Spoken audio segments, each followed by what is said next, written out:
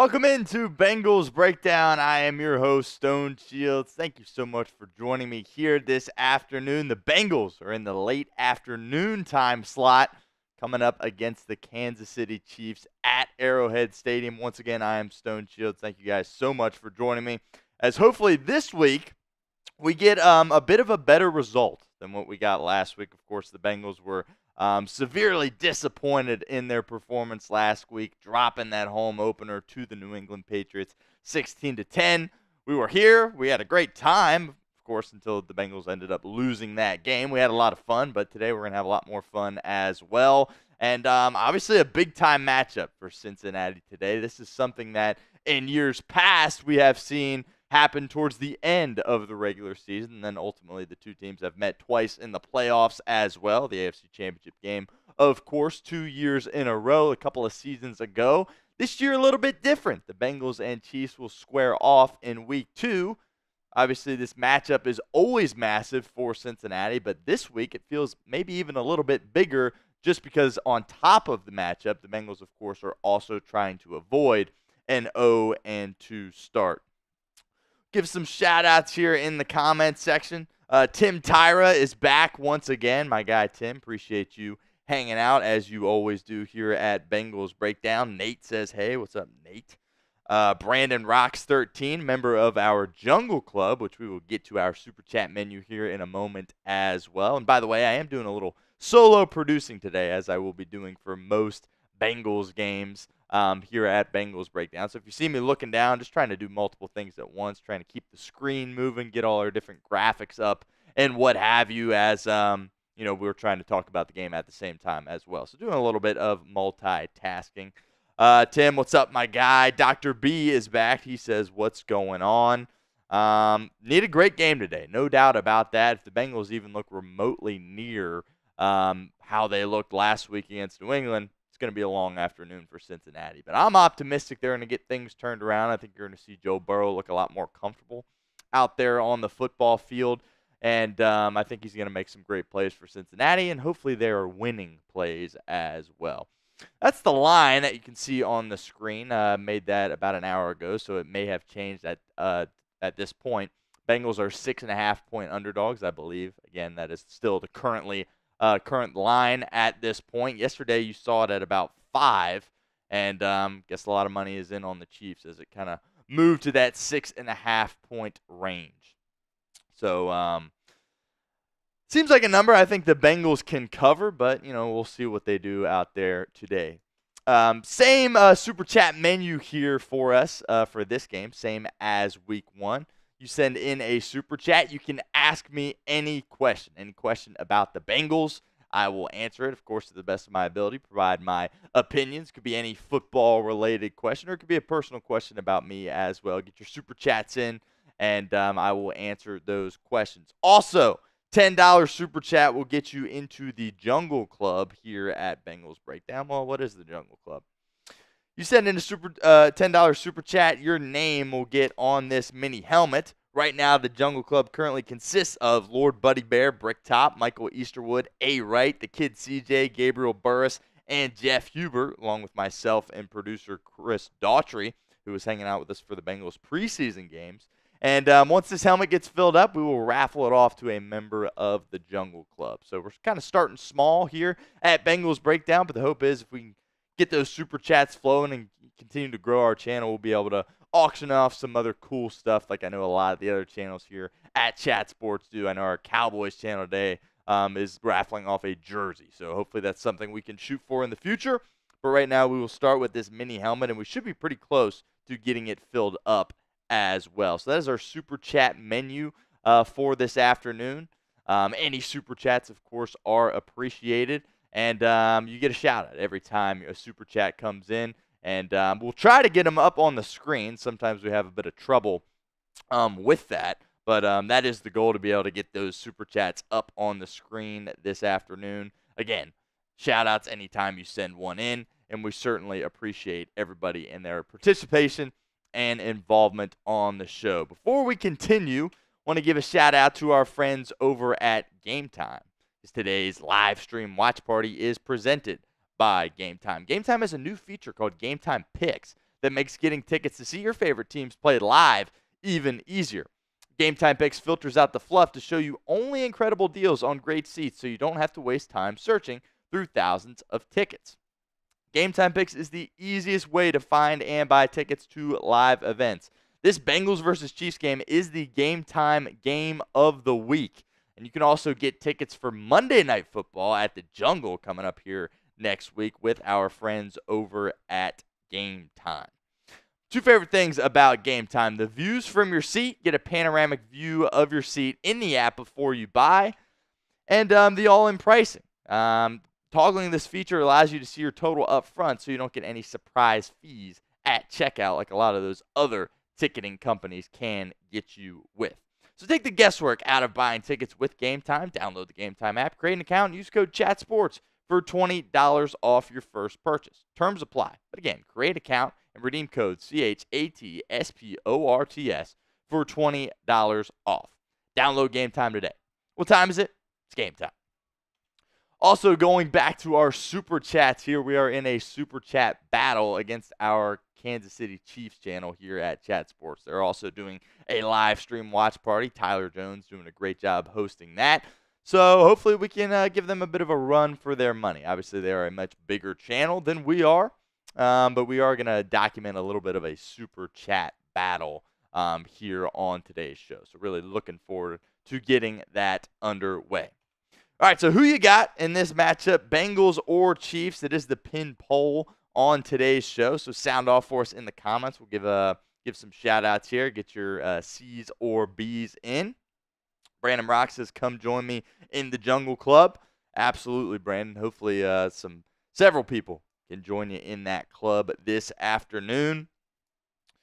Brandon Rocks also says, need the run defense to step up. Absolutely no doubt about it in this matchup. That kind of was the biggest concern that I had going forward with this football team into the 2024 season, was how they were going to look on that defensive line. DJ Reader is a guy that's really held that down for Cincinnati for a long time. Obviously, he's dealt with some injuries as well, so the Bengals are used to, I shouldn't say used to, but they have had to play without him before, and they really need guys to step up, and that interior was just not good. I didn't think Sam Hubbard was particularly good either in week one.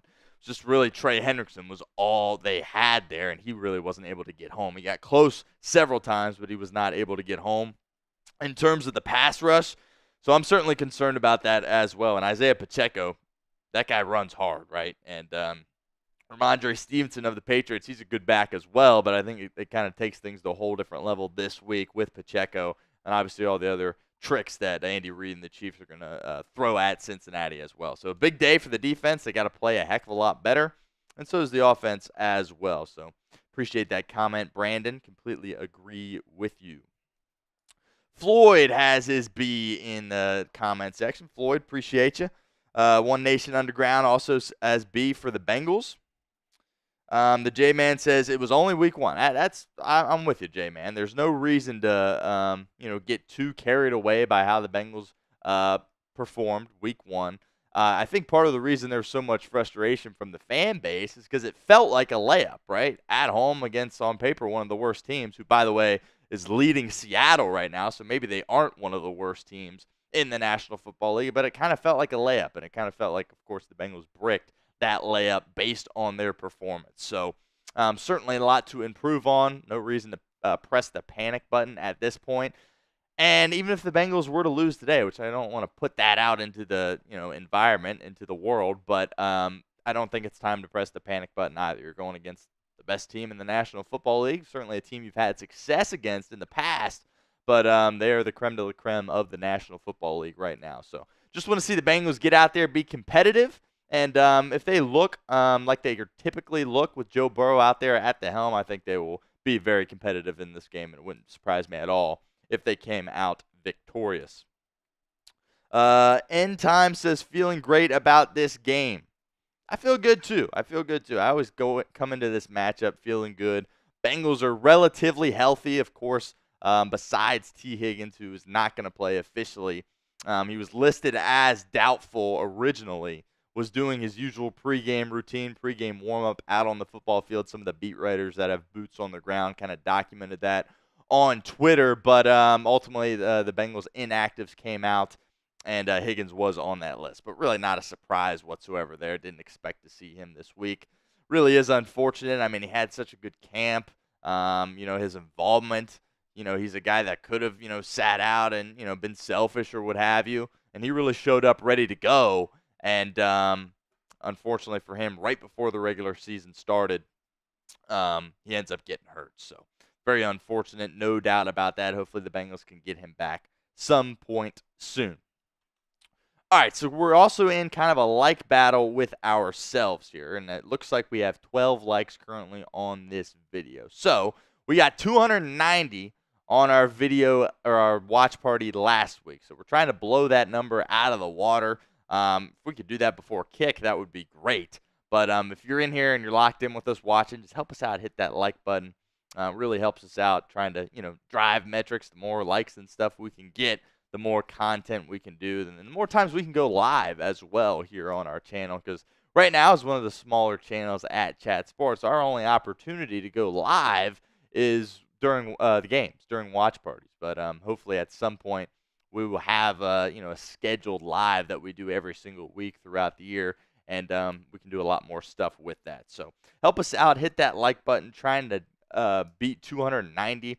I don't know if we'll be able to get that before the game starts, but I think certainly before halftime we can hit that mark. Looks like we're at 15 now. So appreciate all of you guys that have hit that thumbs up icon, and make sure to do that for every one of our Bengals videos. Tim says, we all know the Bengals start off slow. Who day? Yeah, I mean, unfortunately, this is what this team does. And, everybody gets out there and is excited that the season's back, and then they go out there and lose the first game. That's just kind of what happens here with this team. Makes you a little sick, right? Especially when you're in a favorable matchup like they were last week. But at some point, it needs to get addressed, and it's something that's got to get nipped at the bud and something they have to improve on. But for now, it's what we're stuck with here in Cincinnati. But it's not about how you start; it's about how you finish. And they've proven to be a great finishing team in the past. So again, by no means pressing the panic button at this point with Cincinnati. And I think we can expect them to look a lot better. We're going to see a team that has a sense of urgency in this game.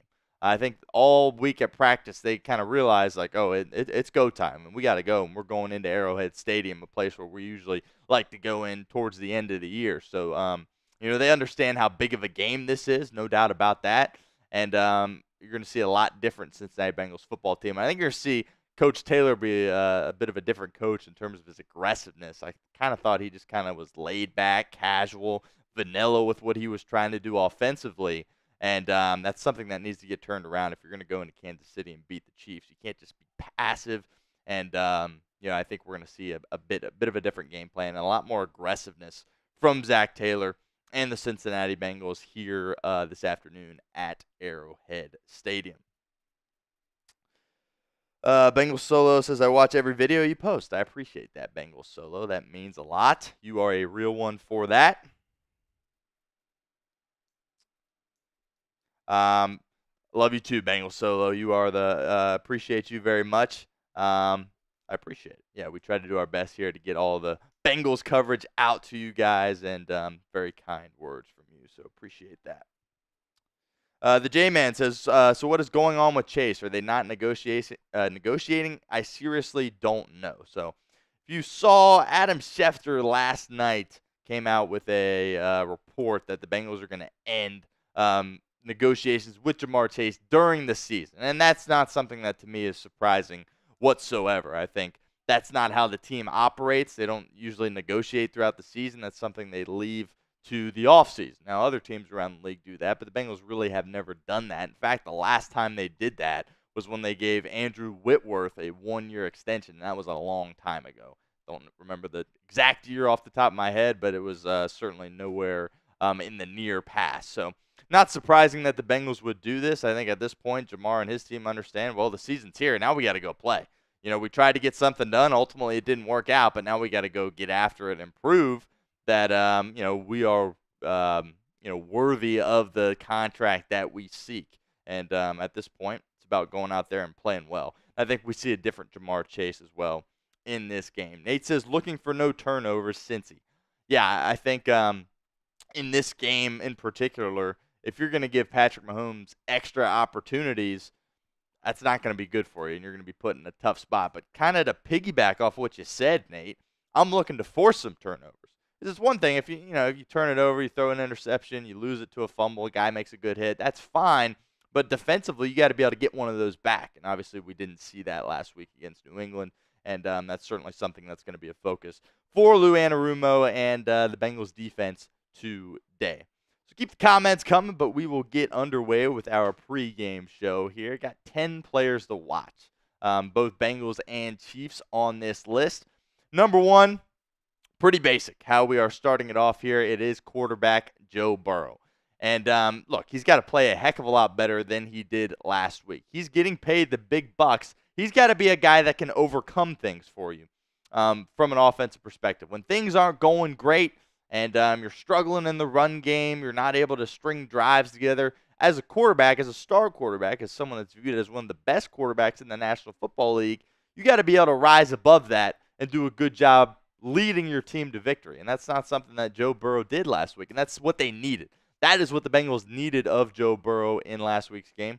And unfortunately, he wasn't able to do that. So I think this game will certainly bring out the best in Joe Burrow. These big games always tend to do that. It's kind of been proven throughout his career. So I'm excited to see him take the field today. I think we're going to see, like I said, a much different quarterback this afternoon. But one thing that was a little bit concerning, I guess, is he didn't look like he was seeing things perfectly right. He didn't look like he was, making decisions, being really decisive and making decisions with a lot of conviction out there last Sunday. I think, when his first guy wasn't there, you kind of saw him, freak out a little bit in the pocket. He alluded to the happy feet that he had when he was in the pocket last week against New England. So hopefully that's not something that takes multiple games to kind of smooth out. Again, this is a guy that hasn't played football in a long time, and then you throw him right back into the fire after one series in the preseason. I mean, you're going to expect some of that to happen. So hopefully he looks a little more calm in the pocket. I know mentally he's not, worried about, nerves or anything like that, but just based on how he reacted, his body in the pocket, he did not look comfortable last week. So hopefully that's something that can change. If you have Joe Burrow on the list, obviously you got to put the other quarterback on that list as well, Patrick Mahomes. The Bengals have done a good job against Mahomes. Lou Anarumo, it's kind of where you earn the nickname Ludini, based off how he plays against quarterbacks like Patrick Mahomes, who, of course, is the best quarterback in the National Football League. He's never really killed the Bengals. Obviously, he's made great plays on the games that they've won and they've lost that have kind of allowed Kansas City to get over the hump. But he hasn't been I've never ended a game and thought, oh, Mahomes just absolutely killed us. I don't think the Bengals have ever allowed him to really do that. And they're going to obviously need to do that again today if they want to be successful in this game. I'm really interested to see how Lou Anarumo approaches things. And the pass rush is certainly a concern. If you can get a hit or two on Mahomes, that certainly bodes well for you for the rest of the game. But Bengals really weren't able to do that at all to Jacoby Brissett last week. And, we're not seeing any personnel change on the defensive line, so it's going to be those same guys out there. How are they going to be able to affect Patrick Mahomes in the pocket? And if they get him out of the pocket, are they going to be able to take him down? Or, obviously, in my opinion, that's where Mahomes is, the most dangerous, when he's outside of the pocket. Well, if he's outside of the pocket in Cincinnati, are you going to be able to cover well long enough so, he has to throw it away, or are you going to perhaps be able to take him down behind the line of scrimmage? That's certainly something that the Bengals are going to have a field day trying to stop. And again, you're not going to stop Patrick Mahomes entirely in this game, but are you going to be able to make him not look like Superman? I think is really the goal for Cincinnati, and just play really good situational football. So those two guys, the two main guys, not a surprise at all there, the two star quarterbacks there, guys that I am watching. Another opportunity for you guys to get interactive here as our pregame show kind of rolls along here. Who plays better this afternoon? Type JB for Joe Burrow or PM for Patrick Mahomes. Let us know in the comments section. Bengals Solo says JB, spamming JB in the comments. I hope so. I hope he looks a lot more calm than he did last week. And I would like to see him be more aggressive. He always says, "Oh, I take what the defenses give me." That's fine, but at some point you got to push the football down the field. If you're just throwing little 4-yard routes all game long, that's not going to beat anybody. And clearly it didn't work out last week as well. The J-Man says JB as well. End time says JB, baby, number 9. I'm excited about this game. I'm really excited about it. I think that Joe Burrow and Jamar Chase are two guys that are going to be really fired up to play in this game. Bengals Solo says throw it to Jamar. We'll get to Jamar here in a little bit on the show. But Jamar, I feel like, with him last week, I know he had the food poisoning, but he didn't look like himself out there. And throughout the course of the week, he's been running his mouth a little bit, which is a great sign for the Bengals because that means Jamar's back. The old Jamar, that's what Jamar does. He runs his mouth a little bit in the media, takes some shots at the Chiefs. That guy absolutely does not like the Kansas City Chiefs. So I would like to see him back it up today with his performance on the field. I would like to see him be more fired up out there and more locked into the game. So keep the comments rolling, JB or PM, in the comment section of today's show as we get ready for some Bengals football. Late afternoon slate, 4:25. About a half an hour from now, we'll see if the game starts on time. By the way, what's currently on CBS right now is Cleveland-Jacksonville. The Browns have a 3-point lead as it looks like we are at the 2-minute warning in Jacksonville. So hopefully the Jags can put something together, get a victory there, and certainly help the Bengals out in the division. Of course, the Ravens are 0-1. They're currently playing the Las Vegas Raiders right now. And then the Pittsburgh Steelers will play at the same time as the Bengals against Denver. So that's kind of what's going on around the AFC North. The Bengals really didn't lose too much ground with that Week 1 loss. Pittsburgh was the only team that was victorious Week 1. So not completely behind the 8 ball here yet. Obviously only 1 week, but certainly noteworthy as we continue. No Channel says, how much you want to bet they don't play Burton and get smoked? Taylor needs to be fired. I don't care if they replace him with the Panthers coach. Wow. I mean, that's pretty aggressive, No Channel. No doubt about that. We'll see if Burton plays. But as far as I'm concerned, that's Jermaine Burton's problem, why he hasn't been out there. He certainly has the talent, but the things he's doing behind closed doors clearly is not good enough for the Bengals to trust him to get him out there in the game. And it has nothing to do with him being a rookie. You see rookies all across the league playing. But for whatever reason, the coaches don't have a trust in him right now. I don't think Joe Burrow has that trust in him. I remain confident that he's going to be a great player for this team going forward. But until that changes, I don't think we're going to see a ton of him, unless, of course, injury happens and he's kind of forced out there. As far as the Zach Taylor criticism, I've been called a Zach Taylor apologist. I think that's probably true. I absolutely love Zach Taylor. But I was pretty hard on him throughout the course of this week because I think he was a big reason that they lost that game. And when you start out flat like that, that always goes on the coach, right? Coach is someone that has to go out there and set the tone for your football team and make sure they're prepared. And the Bengals didn't look prepared. This whole offseason they've been practicing. Didn't look like they were practicing. That's for sure. So, big game for Zach Taylor to kind of get the trust of the fan base back. But I think if he shows his aggressiveness, which is what he's always done here, but didn't do it last week. But if he shows that in Kansas City this afternoon, I think people will be a little bit more welcoming of Zach Taylor.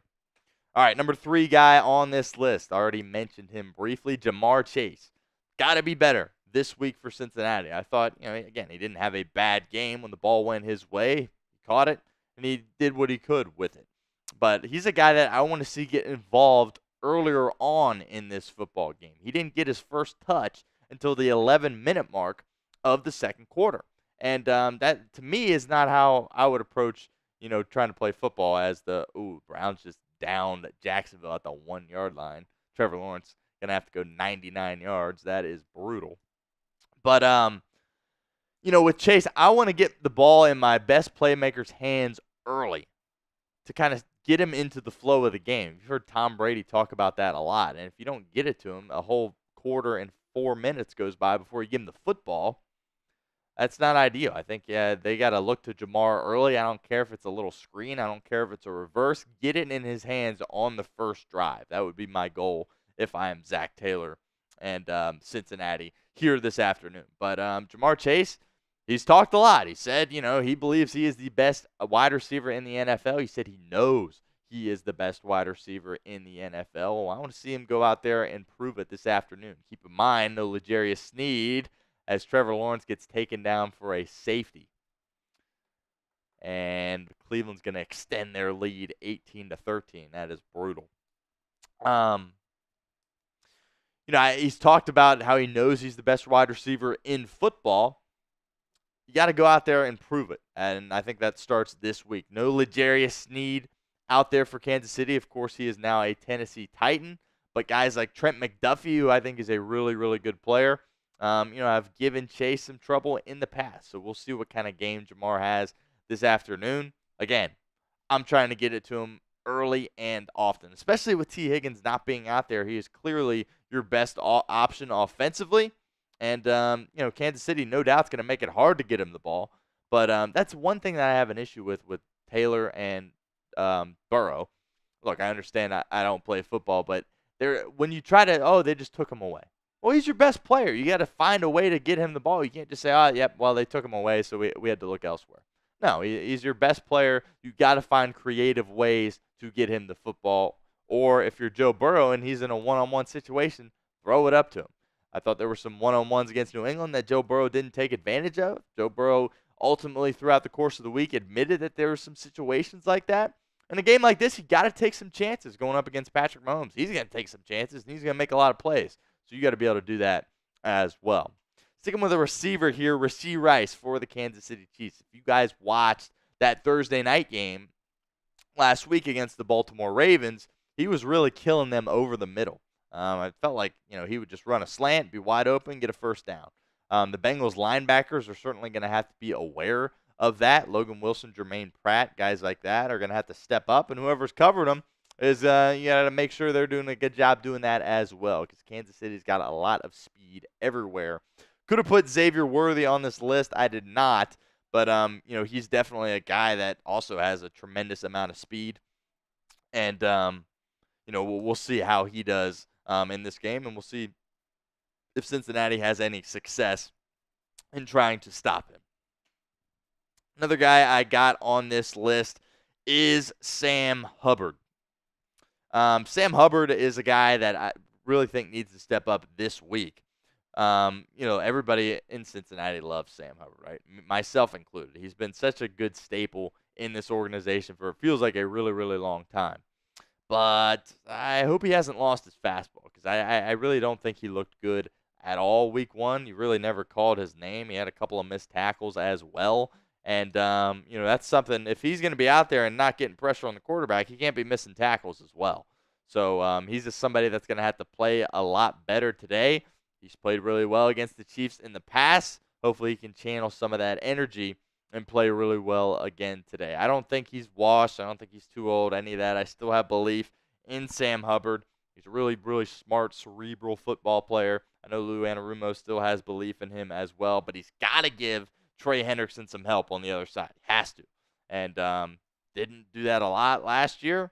Certainly had his moments, but didn't do that in week one either. So from a pressure perspective, got to be better, but also from a tackling perspective as well. And that goes with the entirety of the defense.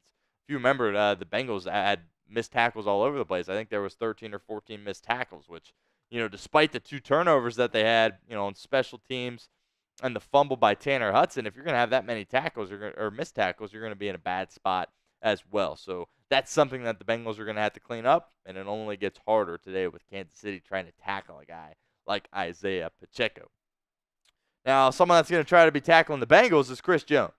And certainly some concern, always some concern going against a guy like Chris Jones. Bengals offensive coordinator Dan Pitcher said that Chris Jones is one of the toughest defensive players you got a game plan for in the entirety of the league. He is somebody that is a game wrecker, no doubt about that. The Bengals have done decent against Chris Jones. I think a lot of that has been the way Joe Burrow has, handled Chris Jones. He's going to get home sometimes, but Burrow's done a nice job of, escaping. I think, Burrow's had a lot of opportunities where it looks like Chris Jones is going to sack him, and then he gets his way out of it. So that's something that is, really positive for Joe Burrow, and I think that hopefully he can continue that today, get some of that feel and awareness back in the pocket. But Chris Jones is absolutely somebody that can totally wreck a game for you.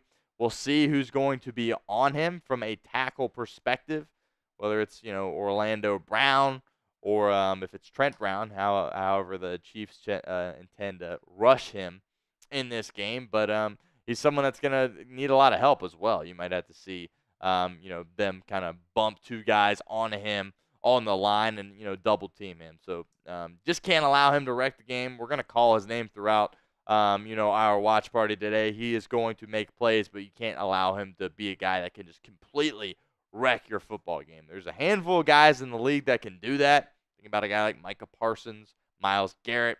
Chris Jones is on that, TJ Watt. Chris Jones is on that short list, Max Crosby, as guys that can do that, and the Bengals cannot allow him to completely wreck this game if they are going to be victorious here on Sunday afternoon. Again, the late afternoon window here. Should be getting underway in about 20 minutes. So another opportunity for you guys to get involved with our live stream watch party here at Bengals Breakdown. What is your concern level going against Chris Jones?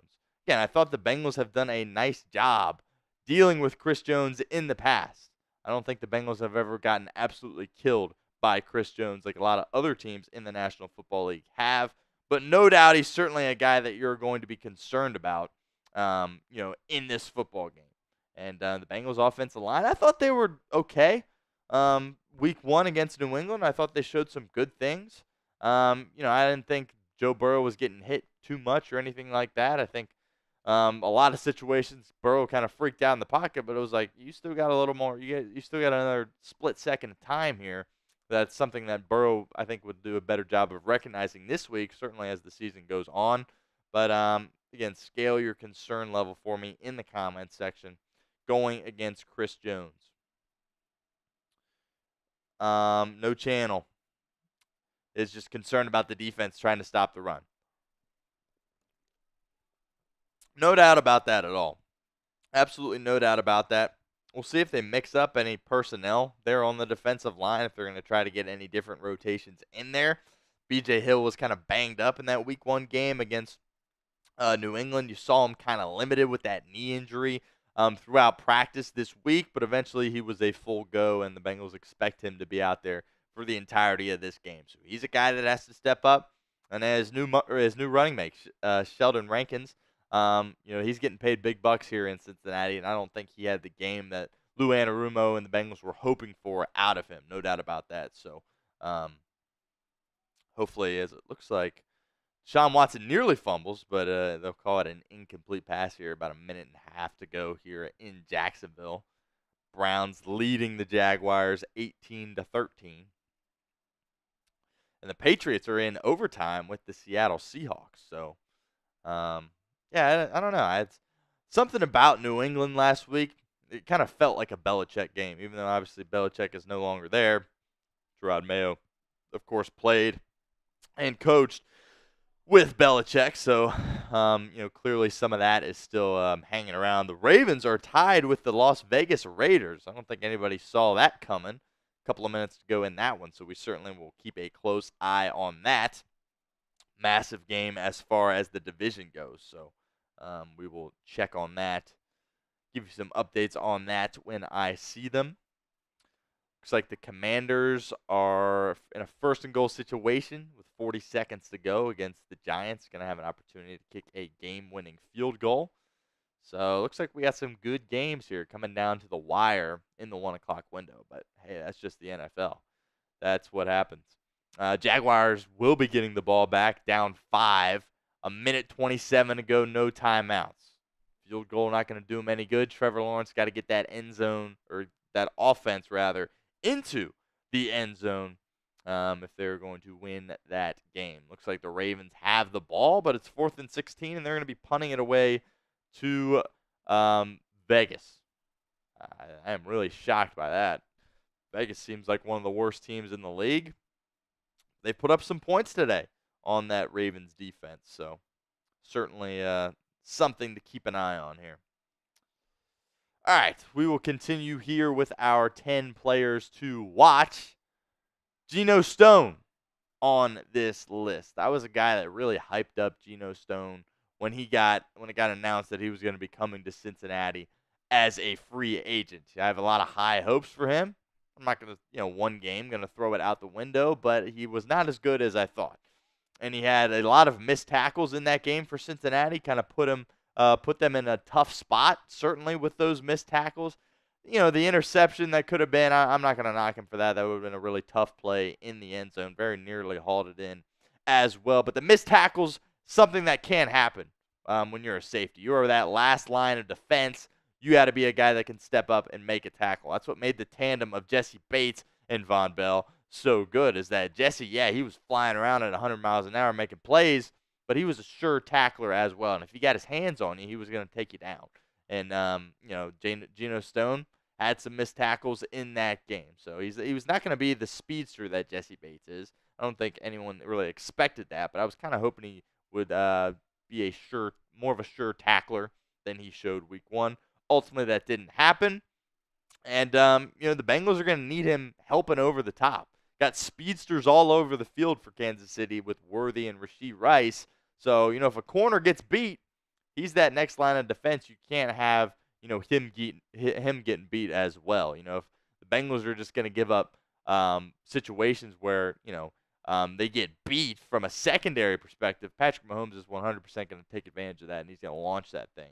And that's going to be certainly problematic for Cincinnati. So Geno Stone, expecting him to be a lot better this week. Of course, played with the Ravens, basically won the game in week 2 last year at home for Cincinnati, picking off Joe Burrow. So at some point, this defense is going to settle down. They're going to be, making tackles, going to be in the right spots at the right times, creating some turnovers. That's something that the Bengals are going to have to do defensively at some point. We didn't see that week 1. Hopefully that changes. Patrick Mahomes is going to be aggressive, so there might be a situation where he gives you an opportunity to make a play if you're the defense. So we'll certainly keep an eye on that. And hopefully we see that, transpire a lot better for the Bengals here today.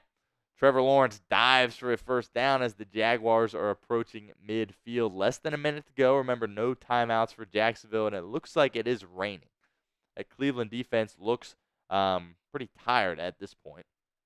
50 seconds to go. Jacksonville got to go quick. Lawrence to the boundary. Pass is caught.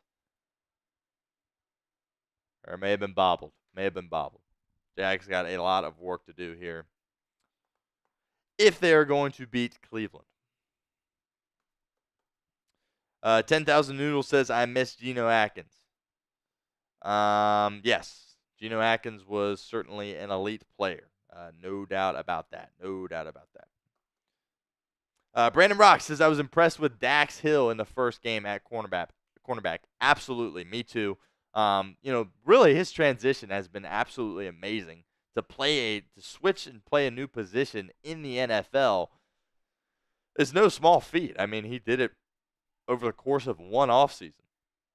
The Bengals were like, we're going to need you to play corner now. And it's the guy that's played safety. And, people thought that DJ Turner was going to be a shoo-in to win that job. And that certainly proved to not be the case because, I think Dax Hill had a really great camp when he played in the preseason. He looked really good. And I completely agree with you, Brandon. I thought he played really, really well for Cincinnati in week 1. Going to need another big game out of him as well. Another player to watch. Had to get this guy on the list. Travis Kelce. Again, he is a guy that is obviously a great player, future Hall of Famer. But the Bengals in their matchups have never let Kelce kill them.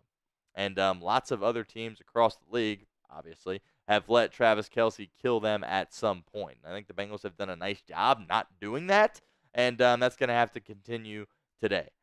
There's people out there that say, he's lost a step. He doesn't have it like he used to. Let's not test that out. When Mahomes is getting out of the pocket, when the play breaks down, who's he looking for? He's looking for number 87, somewhere over the middle, and he usually tends to somehow get open. And when the ball hits his hands, he catches it for the most part. So he's a guy that the Bengals are really going to have to keep an eye on. It'll be interesting to see who gets matched up with Travis Kelce. They've done some different things with that matchup in the past.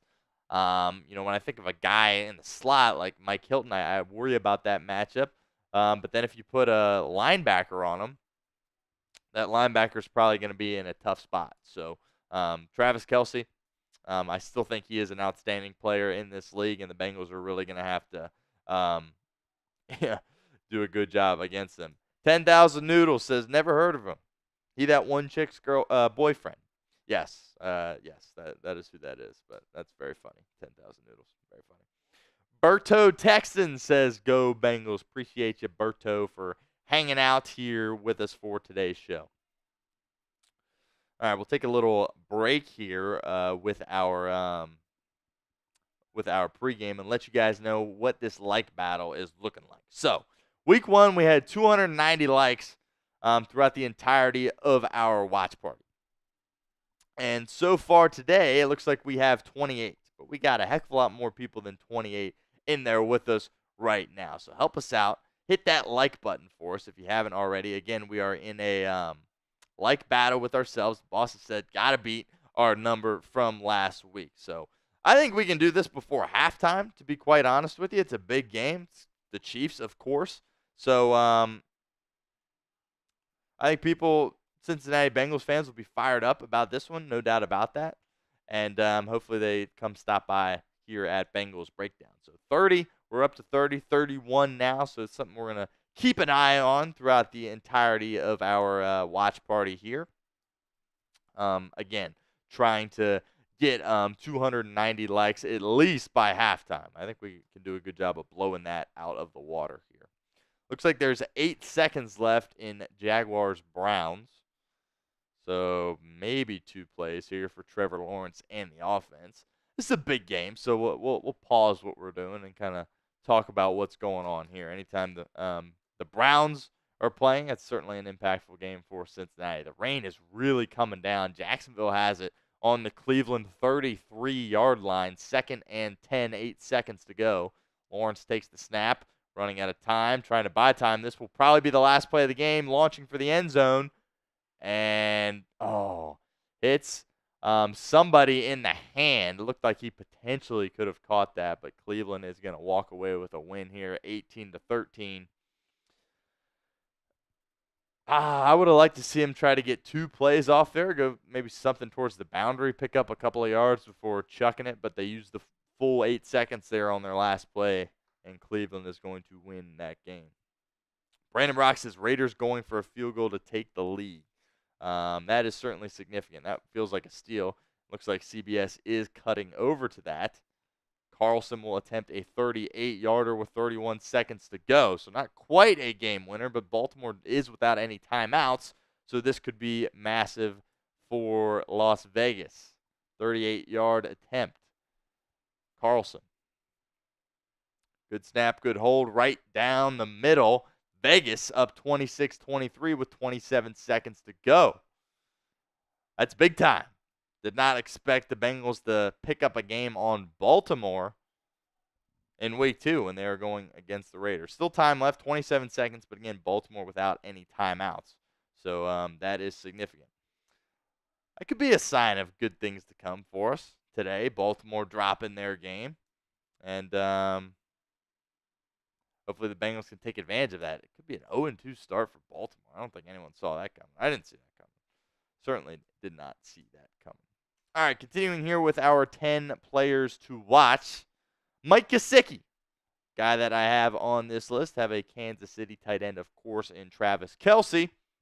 Adding Gesicki for Cincinnati as well. Look, I didn't think he was involved nearly enough in the Zach Taylor game plan last week.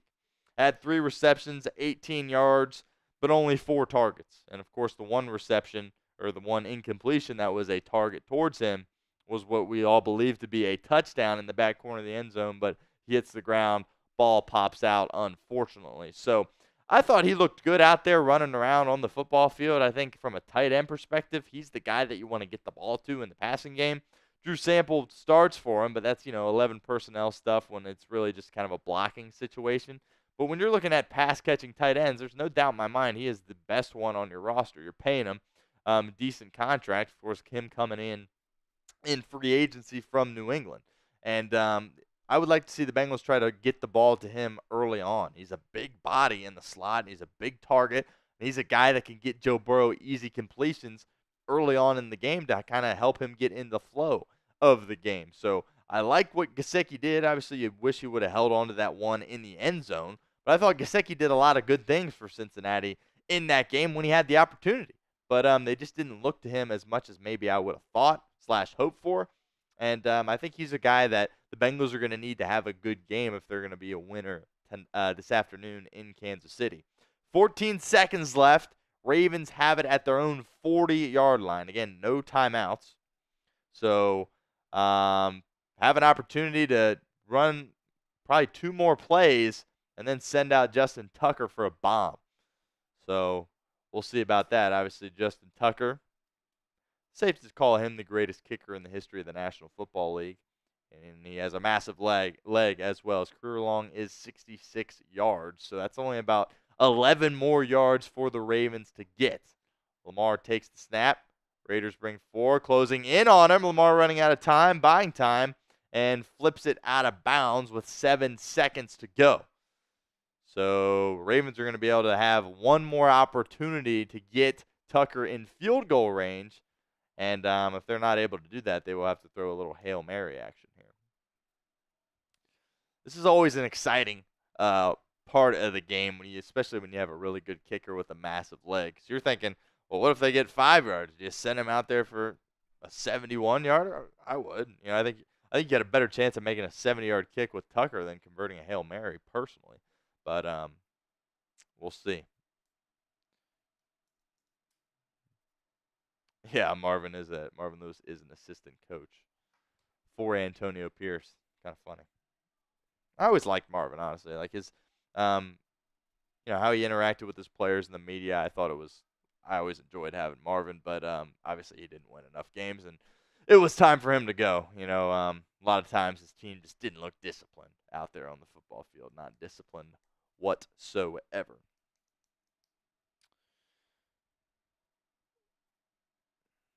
Twandell Harvey says, I believe we will go 0-2 like we do every season.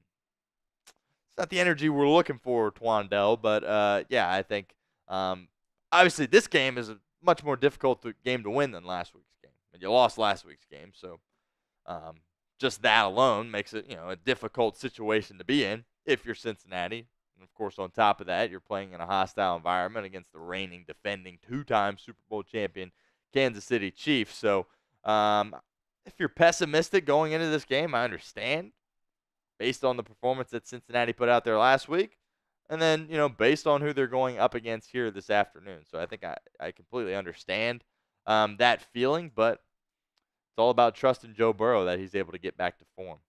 Lamar sideline intended for likely incomplete, but there is going to be 1 second left on the clock.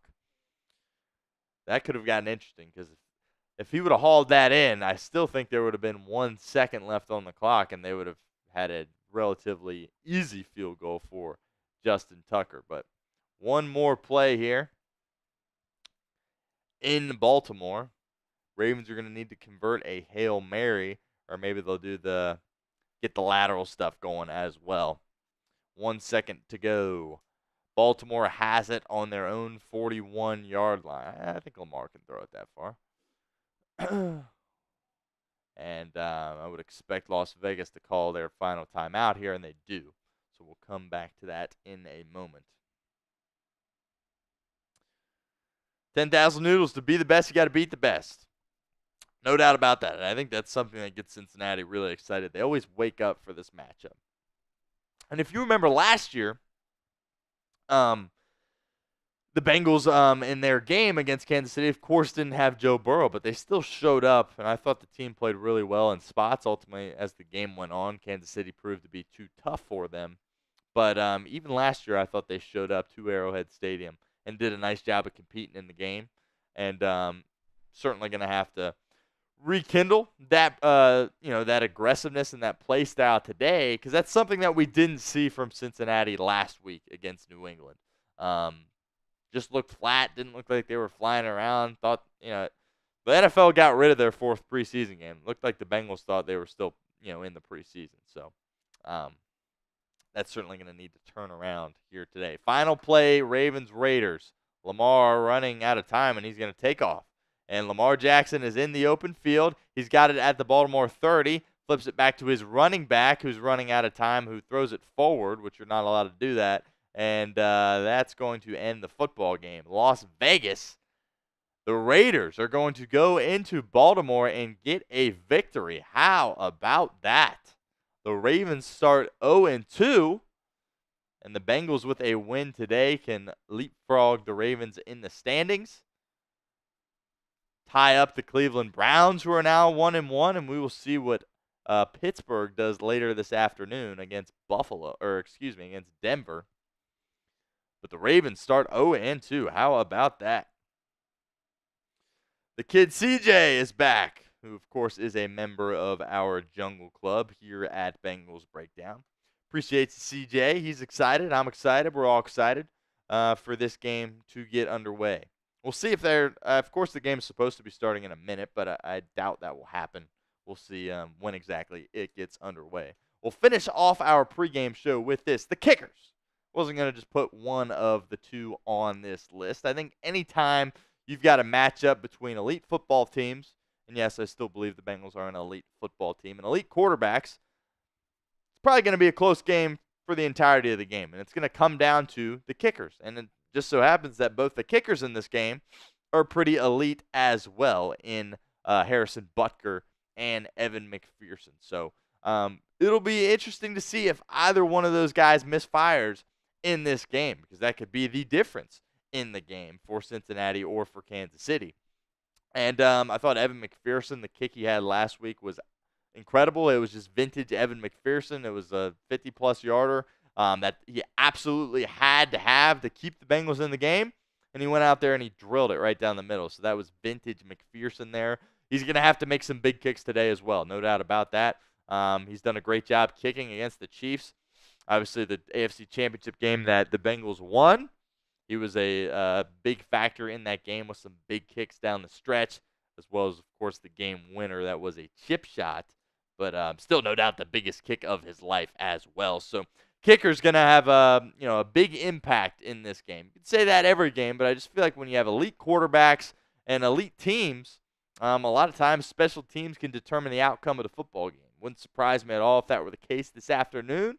I feel confident in who the Bengals have out there at that kicker spot in Evan McPherson. But I know the Chiefs feel really confident about who they have as well. Harrison Butker's made all kinds of kicks against the Bengals as well. So it's kind of been like a side battle against these two teams, as both these kickers have just been so good in the games that they have played against one another. And we'll see if anything gives at this point, or if they will continue to be great in this football game. So you have it. Those are our 10 players that, obviously, last one is 2, but 10/11 people I've got an eye on for the Bengals, here this afternoon, as they're going to be taking on the Kansas City Chiefs. All right, let's update our like battle here. It looks like we have 46 likes at this point. And we got over 300 people watching, and it looks like we just cut right into the action, and the game is underway in Kansas City. So they got that underway very quickly here. So I get it up here on the television.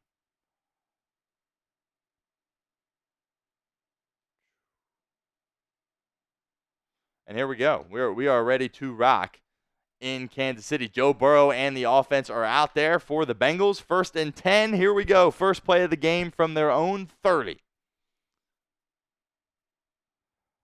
Burrow, play action, dumps it off to his tight end. It is Drew Sample who's got some space, and he fumbles the football.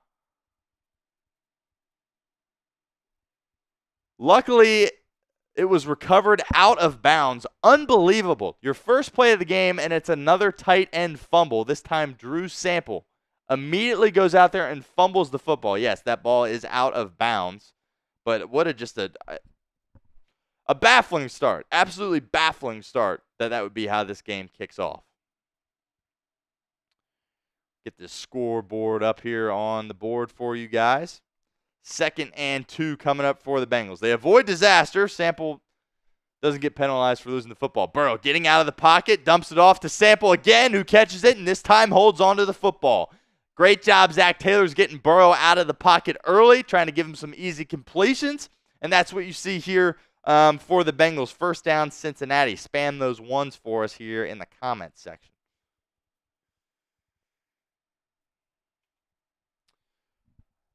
Bengals Chiefs underway here at Arrowhead Stadium. Bengals have a nice drive going. They have their first down of the ball game, which of course didn't happen for a long time in week 1, but they get it out of the way here. Try to run the ball, hand it off to Zach Moss, and he gets it back to the line of scrimmage, but nothing beyond that. 2nd and 10 coming up. I don't want to see this football team be stubborn in the run game with Zach Taylor. If it ain't there, it ain't there. You're going against Patrick Mahomes and the Chiefs. You're going to have to be able to push the ball down the football field. 2nd and 9 officially for the Bengals. 13 minutes to go in the first quarter. If you're just joining us, Drew Sample fumbled on the very first play of the game for Cincinnati, but luckily it went out of bounds before it was recovered by Kansas City. Burrow with time over the middle to Chase. Pickup of about 6. There we go. Jamar Chase with his first touch 3 minutes into the football game. Way better than the quarter and 3 minutes from last week's game. So Zach Taylor doing a good job adjusting, getting his best player the ball on their first drive. Love to see that for Cincinnati. 3rd and 4 coming up for the Bengals. 12.5 minutes to go.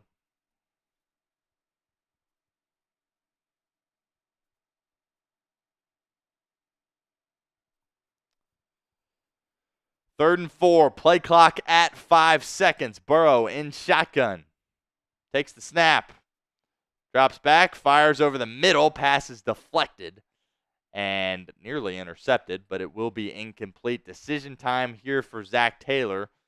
And it looks like the offense is going to stay out on the field. So all the things we talked about that the Bengals needed to change up, it appears as though they are doing just that. And Joe Burrow just simply did not see the linebacker. Very lucky that was not intercepted. But Taylor's going to be aggressive here and keep the offense out on the field in drive number 1 for the Bengals. I absolutely love this. What we didn't see last week was this kind of aggression. Zach Taylor trying to set the tone on drive 1. 6 seconds to go on the play clock. See if they're just trying to jump, get him to jump, or if they snap it. They do snap it. Burrow running out of time, fires over the middle. Pass is caught by Gesicki. Gesicki inside the red zone. Gesicki all the way down to the 5-yard line. 1st down, Cincinnati. Spam those ones. I tell you what, it's only been a few plays, but Joe Burrow looks a heck of a lot more comfortable in the pocket, as we suspected. Things starting to collapse around him. He doesn't panic. Takes his time, goes through his progression, and fires over the middle to Mike Gesicki. And Cincinnati is in striking distance early. 1st and goal from the 5-yard line. Caught the 6. Burrow under center in the I formation. Zach Moss is the running back. He gets the give. Cuts it upfield, gets about 2 yards down to the Kansas City 4-yard line. Touchdown here would be a great tone setter for Cincinnati. No question about that. 11 minutes to go in the first quarter. Something about this game, it just feels big. Everything about this game feels big, and it always does. Kind of caught me off guard that we're experiencing it in week 2. It feels like a late season matchup, but here we are. Bengals on the road. Joe Burrow in shotgun has his tight end Sample out next to him. Chase Brown comes in motion. Burrow over the middle to Chase. Nearly caught, but it will be incomplete. Great coverage by Kansas City there. Trent McDuffie, who's going to be all over Jamar Chase all afternoon. Ball falls harmlessly to the ground for an incompletion. Great coverage there by Kansas City. Good throw by Burrow. I don't think anything really Jamar could have done there. So just great coverage by the defense. 3rd and goal coming up from the Kansas City 4-yard line. Spam those 3s in the comments. Chase Brown is the running back in the game. Gesicki lines up in the slot. And looks like we have a stoppage in play. Somebody calling timeout here. Zach Taylor wants to use one. I like that timeout from Taylor. This is a massive drive. Obviously, really early in this football game, but a massive drive nonetheless. Want to make sure you're organized, everybody's on the same page, and doing a good job of locking in here. Big third down coming up. Gotta love what you've seen from the Cincinnati offense to this point.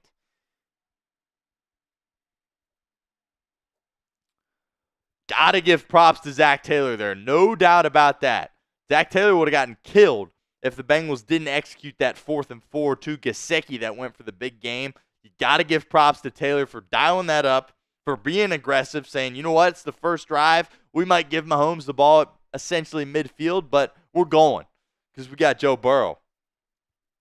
And that's exactly what he did. Deserves major props for that. 3rd and goal for Cincinnati here at the 4. Burrow in shotgun. Running back is still Chase Brown in the game. Jamar Chase motions into the slot for Cincinnati.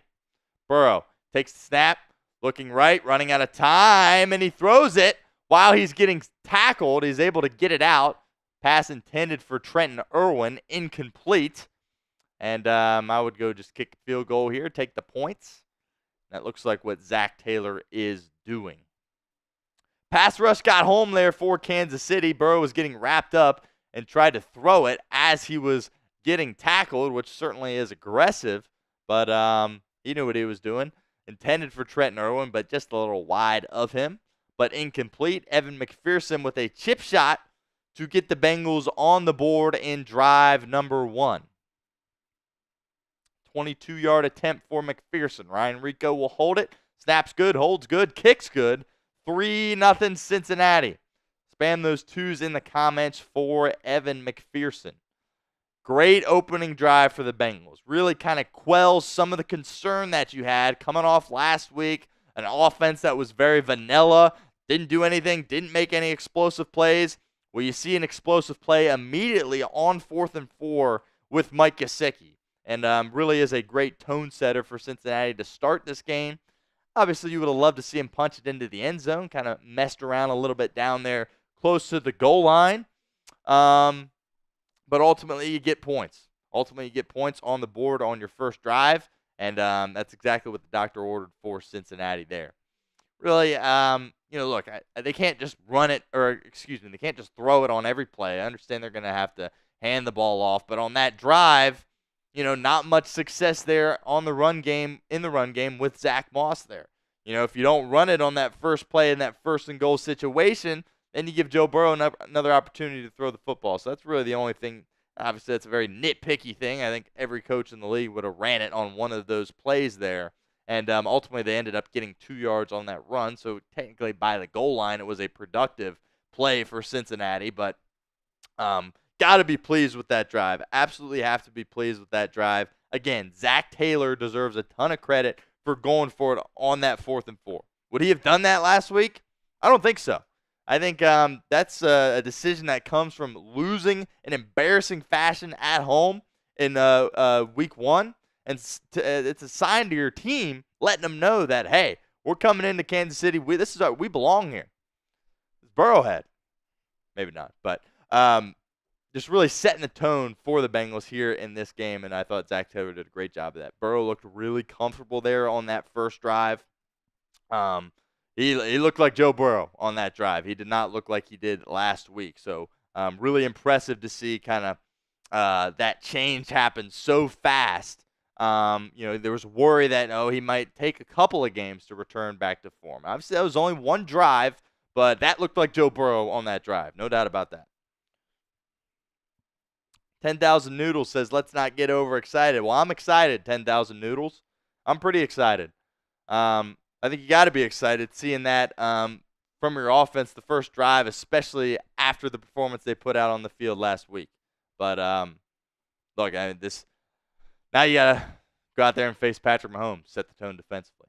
So we will see what happens there.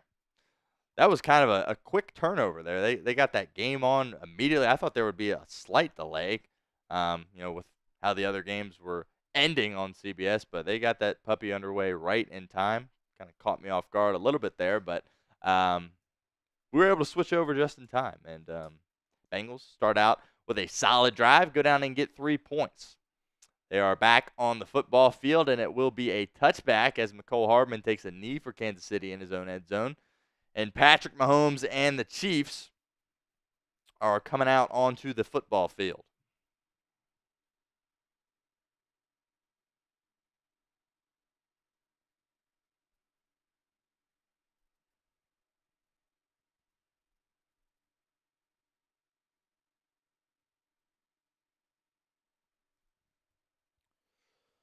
First and 10 for Kansas City.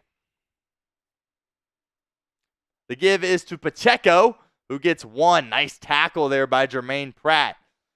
That's going to be a massive concern for the Bengals throughout this game. They cannot let Isaiah Pacheco just run directly through him. That's a good start. Only a 1-yard gain for Kansas City. 2nd and 9 coming up.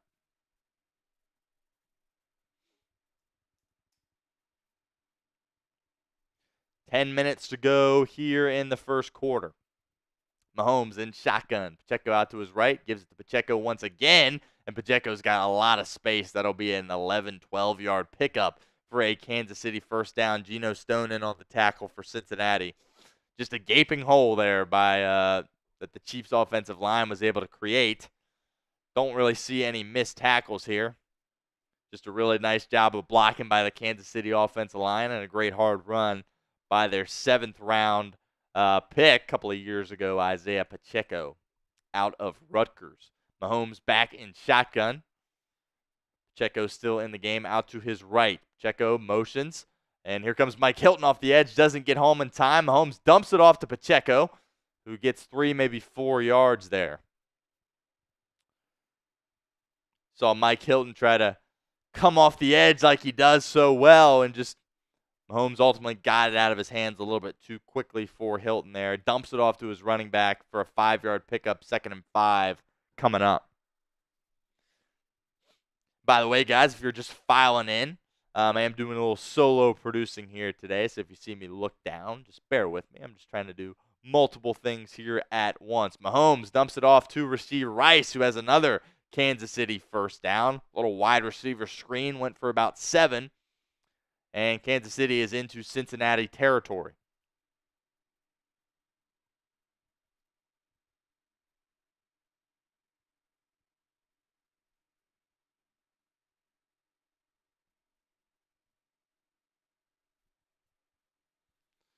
Eight and a half minutes to go in the first quarter. Mahomes under center. Xavier Worthy coming in motion. Play action. Mahomes deep drop, running out of time, and he is going to take off. And he's got green grass in front of him. It'll be a pickup of about 9.5. May have gotten the first down there. Dax Hill shoved him out of bounds. And it will be 2nd and short coming up for Kansas City.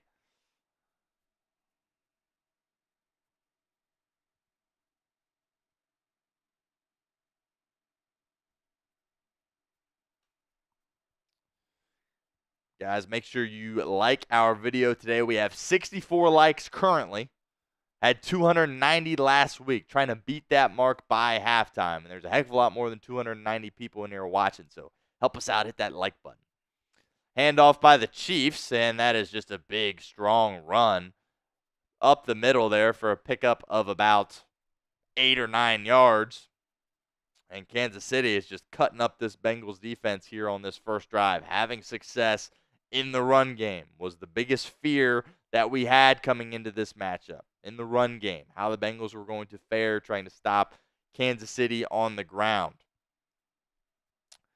And that is Carson Steele that was on the carry there for Kansas City. They keep it on the ground, this time with Pacheco, and it's another massive gain for the Chiefs as they enter the game time red zone. Pick up about 6, maybe 7 for Pacheco.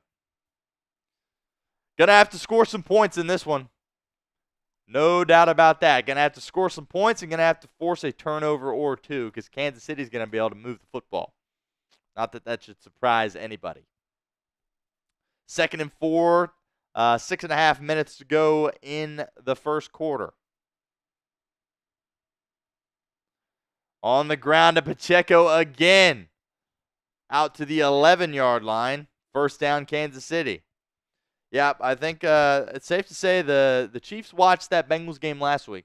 They were very familiar with what the Bengals had in terms of their troubles trying to stop Isaiah Pacheco, or Ramondre Stevenson last week. No doubt about that.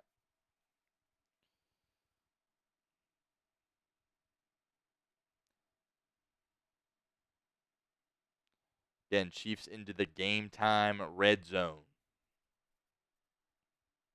Wide receiver screen. Chiefs have it. And it's Watson who gets 5. Second down coming up for Kansas City. Bengals defense. Are we going to see some bend but not break here? It'll be 2nd and 4 for Kansas City.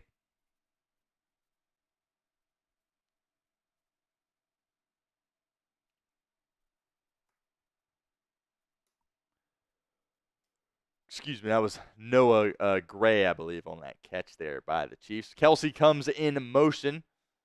2nd and 4 from the Bengals, 7. Mahomes fires, pass intended for Kelsey. It looked like that may have gotten tipped at the line. Or Mahomes just spiked it into the ground, one of the two. 3rd and 4 coming up, spam those threes.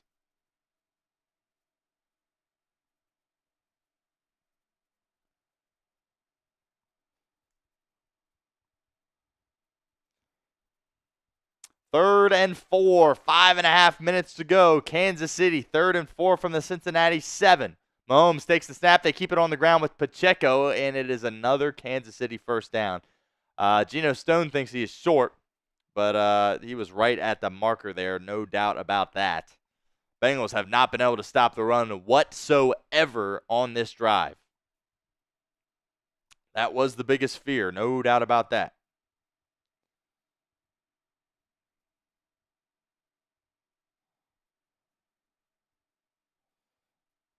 Looks like they're taking a look to make sure it is a first down. Oh, they say 4th and 1. 4th and 1 for Kansas City. Mahomes has the offense out there on the field. They do snap it. Mahomes stumbles, hands it off to his fullback, and it will be a first down. I thought for sure Pacheco had enough on 3rd down, but they don't take a look at it. They mark him short. Andy Reid keeps his team out there, and it's a nice 4th down conversion for Kansas City. Mahomes stumbled, looked like one of his linemen stepped on him. That could have been disastrous for Kansas City. Great for Cincinnati. And, Creed Humphrey stepped on his right toe. And Mahomes nearly fell. The give is to Pacheco again, and the Bengals this time stuff him short. 2nd and goal coming up from the 2-yard line. 4 minutes to go here in the first quarter.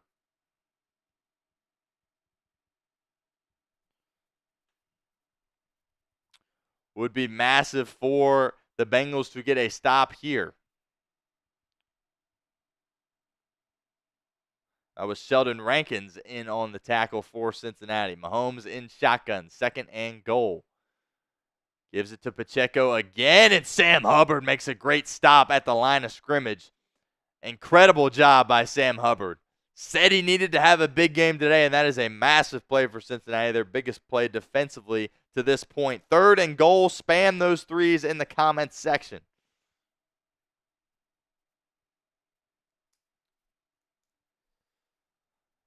The Ohio State Buckeye, Moeller graduate, Sam Hubbard, comes up big for the Bengals on 2nd and goal there. 3rd and goal, Kansas City at the Cincinnati 2-yard line. Mahomes in shotgun. Pacheco out to his left. Mahomes with time and dumps it off to Pacheco. Will anybody be able to make a stop? Great job by Von Bell. Tackles Isaiah Pacheco at the 1-yard line. Decision time for Andy Reid. It's a 4th and goal situation. Do you take the chip shot field goal from the 1-yard line, or do you keep your offense out there? Harrison Butker is on the field. Kind of surprising. Thought Andy Reid would go for it here, considering how well the Chiefs have run the ball so far. But it looks like they will kick it as the kicking unit is out on the field. 19-yard chip shot for Butker. Snap, hold, kick right down the middle, and we are tied at 3 here at Arrowhead Stadium. Bit of a surprise there. You didn't see Mahomes chuck it around at all that drive, hardly. Just kept it on the ground with Pacheco. Carson Steele got himself a carry as well. The Bengals defense bends, but they don't break. And Cincinnati is able to only force a field goal try out of Kansas City. And we are all tied at 3 here at Arrowhead Stadium. While we have a break in the action, I want to give a shout out to our friends over at Game Time. Game Time has a new feature called Game Time Picks that makes getting tickets to see your favorite teams play live even easier. Game Time Picks filters out the fluff to show you only incredible deals on great seats, so you don't have to waste time searching through thousands of tickets. Game Time Picks is the easiest way to find and buy tickets to live events. Bengals versus Chiefs is the Game Time game of the week here at Chat Sports and at Game Time. My 2 favorite things on Game Time, 2 favorite features. First up, the seat views. Get a panoramic view from your seat in the app before you buy with Game Time.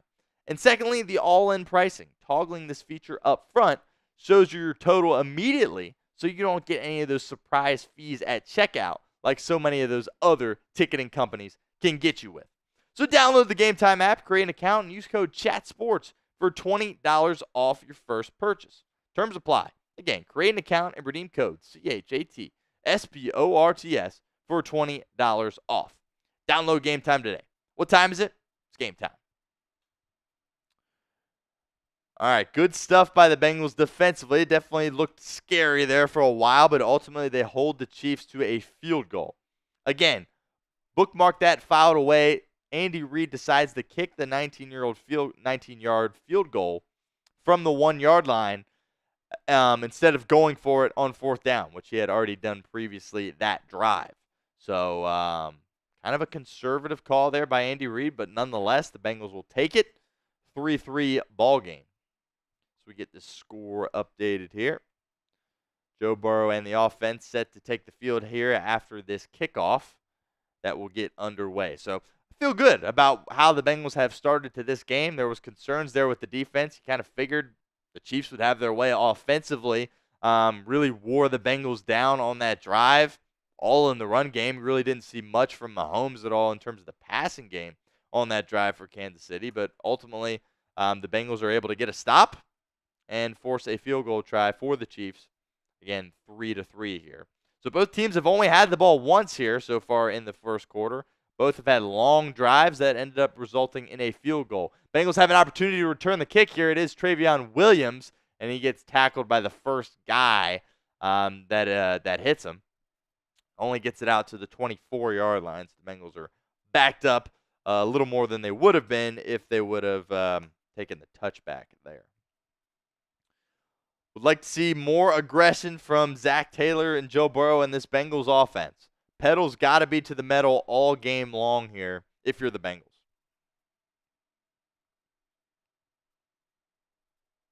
Burrow will start this drive out under center.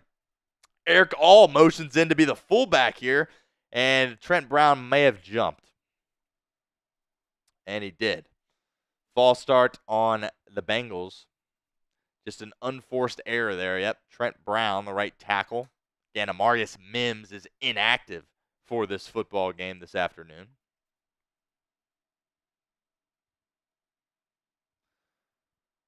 We will see when we get see our first look at Amarius Mims. He's a guy I'm really excited about, but dealing with that strained pectoral. He's been limited in practice the past couple of weeks. I would assume the Bengals just taking it slow with him. Trent Brown was solid in week 1. Burrow in shotgun. Takes the snap, looking, firing over the middle, passes behind his intended target, Andre Yosivas. 2nd and 15 coming up for Cincinnati. Not Burrow's best throw there on that one. Looked to be behind Yosivas. Pittsburgh takes a 7-0 lead against the Denver Broncos on a Darnell Washington 5-yard touchdown. Steelers have a 7-0 lead. 2nd and 15, 2 minutes to go in the first quarter. Bengals' second drive on offense. Burrow in the shotgun, Hands it off to Zach Moss, who has a little bit of space, and he works it forward for a gain of 4, maybe 5 yards, 3rd and long coming up. Spam those threes in the comments section. 3rd and long. Haven't seen Chase Brown get a carry so far in this one.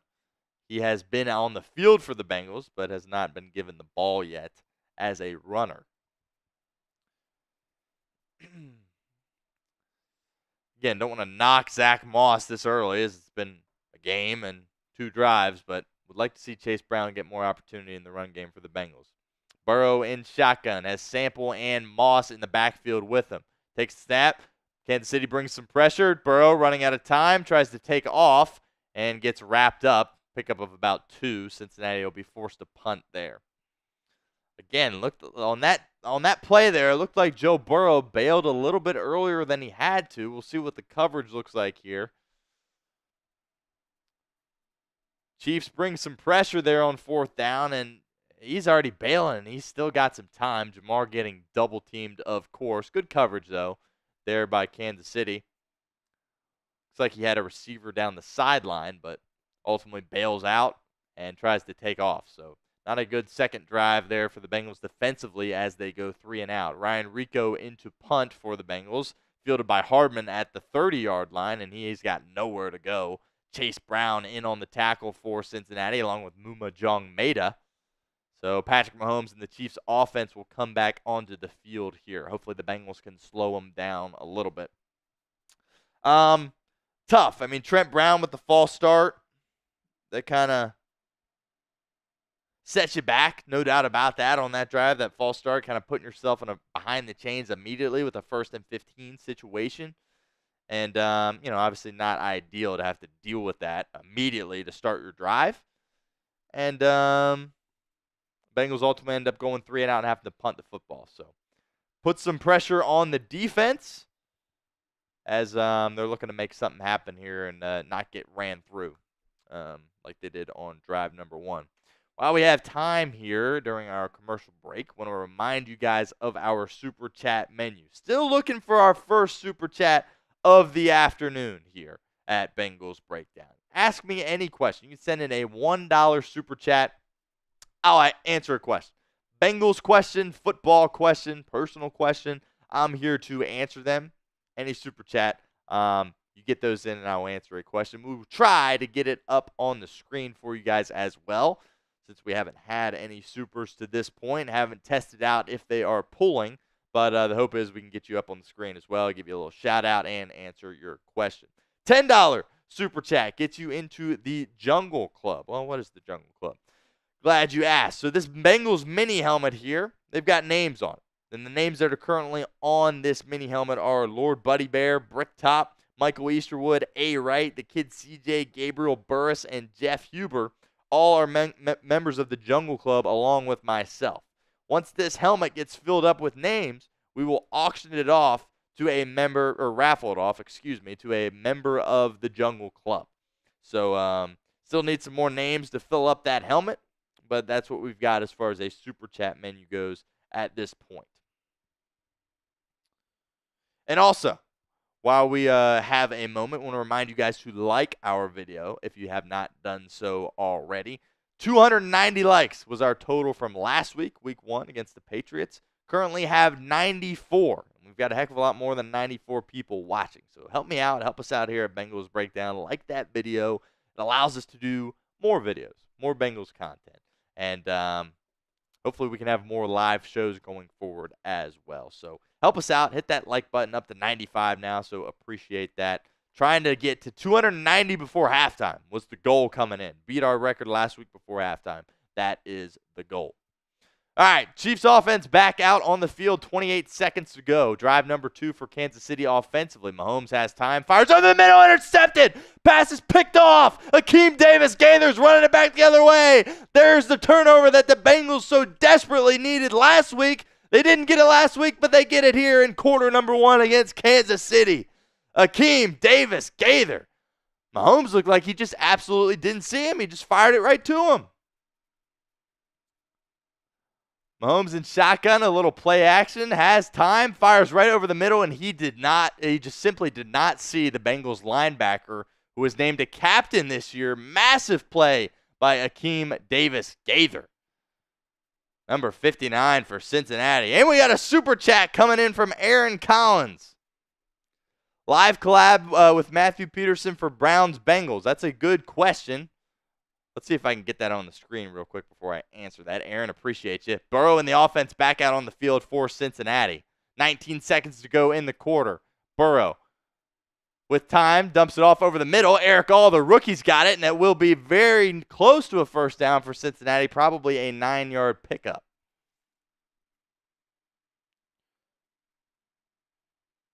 And looks like we got action here as far as the super chats go. There we go. Aaron Collins, appreciate you. First super chat of the afternoon for us here at Bengals Breakdown. Live collab with Matthew Peterson for Browns Bengals. Obviously, PD will be live on his Browns channel, I would assume, for that game. He does covers the Falcons as well, and one other channel that I'm currently blanking on. So he's got a lot going on, but hopefully he will be live for that game on the Browns channel.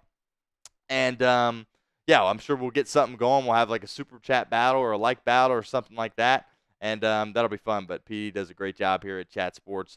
Is a phenomenal host, and he is the host of 3 channels here. So not sure how he manages all of that, but yeah, would love to get a little something going with PD. But Aaron Collins, appreciate you for the $5 super chat. You are the man, my friend. Appreciate you. How about Akeem Davis-Gaither stepping up, making a play, a captain for Cincinnati this year? Granted, Mahomes threw it right to him, but as a linebacker, shows some quality ball skills there and was able to reel it in for the interception. Again, something that the Bengals so desperately were looking for from their defense last week. If you're gonna, be in a situation where you're just giving up tons of yards on the ground, at some point you've got to be able to, balance that out and create a turnover for yourself. Lou Anarumo and the defense do that right there with Akeem Davis-Gaither getting an interception. See if the Bengals can't capitalize on this field position that they got. Don't typically see that from Mahomes. You see him, when he's trying to be aggressive or what have you, maybe force one.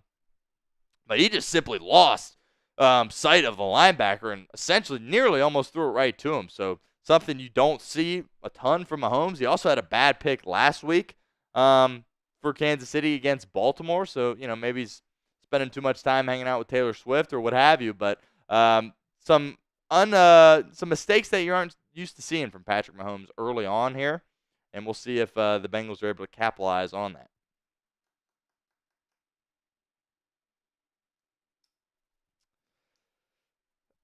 Aaron says that's the most Bengals thing ever, letting a Browns fan send the first super chat. Well, Aaron, fair, but I appreciate you stopping by our stream. I mean, so do you hate the Bengals, Aaron, or what? I mean, if I was a Browns fan, I wouldn't be here. But Aaron, we certainly appreciate you 100% for being here and showing you sending in that super chat. But yeah, good win for your Browns today. Getting back to 500 after last week's rough outing against Dallas. But yeah, I don't know what's going on with Jacksonville, man. I guess they've got way too much talent to be as bad as they are, but things have not panned out for him thus far. Joe Burrow on a QB sneak on 2nd and 1, and it will be a first down for the Bengals. Okay. Just trying to restart the chains there, get a little first down action. Wonder if that was something that was called up or if Burrow just liked the numbers that he saw there. Joe Burrow is running off the field right now. Well, he just ran over to the sideline. Looks like for a quick moment to talk to Zach Taylor about something. Now he's running back. 1st and 10, and we are in quarter number 2 here. And we have a $10 super chat from Desert Ranger Jesus, which we'll get to in a moment. Appreciate you, Jesus. The give is to Chase Brown, and we got some space and a 7-yard pickup for Cincinnati. Some good things happen when you get the ball to Chase Brown, huh? Desert Ranger Jesus said, let's get this win. Appreciate you, Jesus. Jesus, of course, won one of our raffles that we had during the preseason, raffled off a Bengals hat, and he won that. So hopefully we can do another raffle here in the near future. But Jesus, appreciate you, man. $10 super chat. That is awesome. And that gets you in the Jungle Club. I may have, let me know in the comments, Jesus. I may have forgot to write your name down. For some reason, I thought you were in the Jungle Club already, but you're not on my sticky note. So if you're not in it, if that is actually true, then I will, of course, get you in the Jungle Club. So I appreciate that. Who day, baby. First down coming up for the Bengals.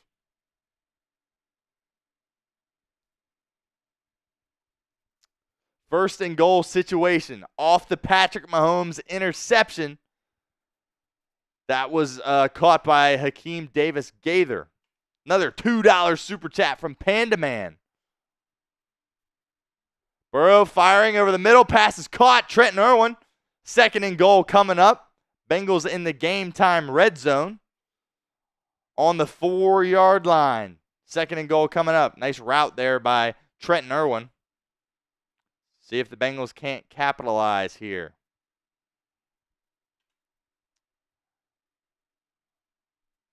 The super chat go to you. It doesn't go directly to me. Goes to the channel, but it allows us to do great things going forward. So appreciate all the super chats coming in over the past couple of minutes. Panda Man, appreciate you getting involved, sending us a couple of bucks in the process. Burrow, play action, second and goal, running out of time, trying to buy more time, scrambling, and just throws it away. Chase Brown was the closest guy in the area in the back corner of the end zone. Good job by Burrow, just taking his meds. Has another down to work with here. Looked like good coverage across the board from Kansas City. Haven't really called Andre Yosivash's name so far in this one. Yoshi, I believe, just has the one target in the game that Burrow kind of threw a little bit behind him. But third and goal coming up. Spam those threes in the comments section.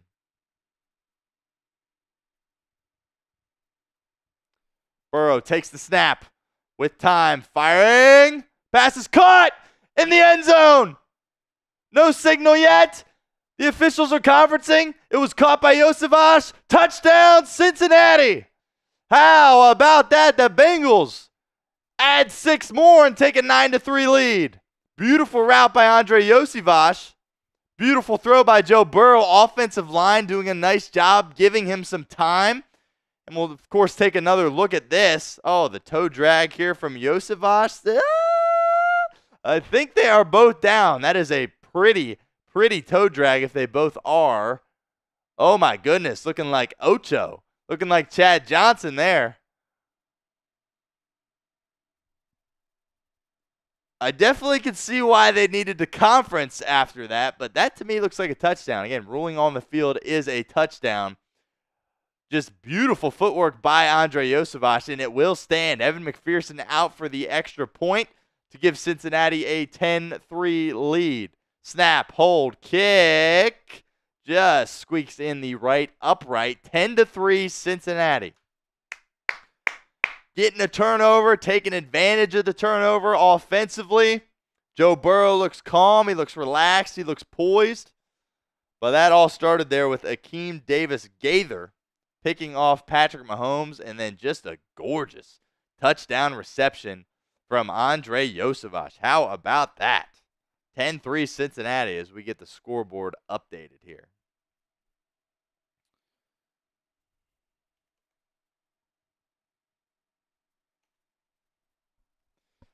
Big time drive by the Bengals offense, of course, having the great position set up, field position set up by the interception, and did a great job of executing.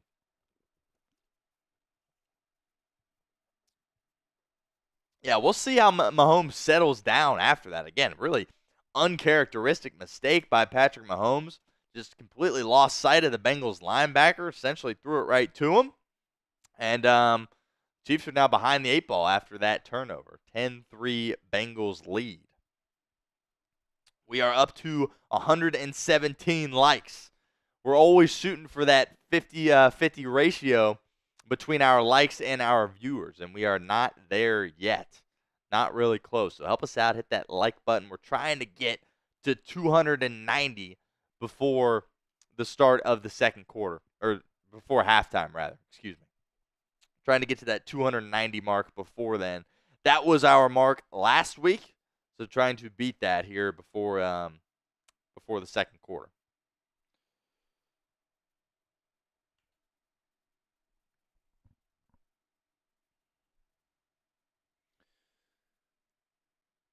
T-Wiz Dragon says, "Who day, baby? Appreciate you." Liam's Hype says, "Let's go." Ian Wood is back. Who day from the UK. Michael Easterwood says, "Give our defense credit, Stone." No doubt. Absolutely no doubt. I think they were, like kind of what we alluded to, they were getting ran through there on that first drive. And when something like that's happening for your defense, you got to step up and create a turnover. And they were able to do that. Akeem Davis Gaither, team captain, did a great job there. So huge play by the defense. Hopefully the Bengals can find a way to stop the run a little bit better as the game goes along, which, of course, isn't usually how things work, right? Usually start out the game stopping the run well and get worse at it as the game goes on, but can't really get worse than that first drive defensively in terms of stopping the run. But no doubt, massive play there by the defense, getting a turnover, and got to be happy about that. I got to be happy about everything thus far in this game for Cincinnati. Offense gets the ball to start the game, goes down the field. Zach Taylor's aggressive on fourth down. They execute. They end up kicking 3, taking the lead. Defense bends but doesn't break ultimately. Doesn't look great there on that first drive. And then second drive, defense goes out there and creates a turnover. So really great start for Cincinnati to this game. Incredible. Mahomes will be back out onto the field with Kansas City. It'll be interesting to see if they stick to the ground game, especially after that interception, or if Andy Reid cuts it loose with Mahomes. Now, Mahomes is a guy, of course, that, someone else throws an interception, you might think, oh, we've got him. But Mahomes is probably just going to get a heck of a lot better from this point going forward. Fakes the handoff, dumps it off to the speedster, Xavier Worthy, who gets about 6 yards. Tackle made on the play by Dax Hill, who's looked really good at that cornerback spot. Really happy with the way Dax Hill has performed thus far through a game and a quarter.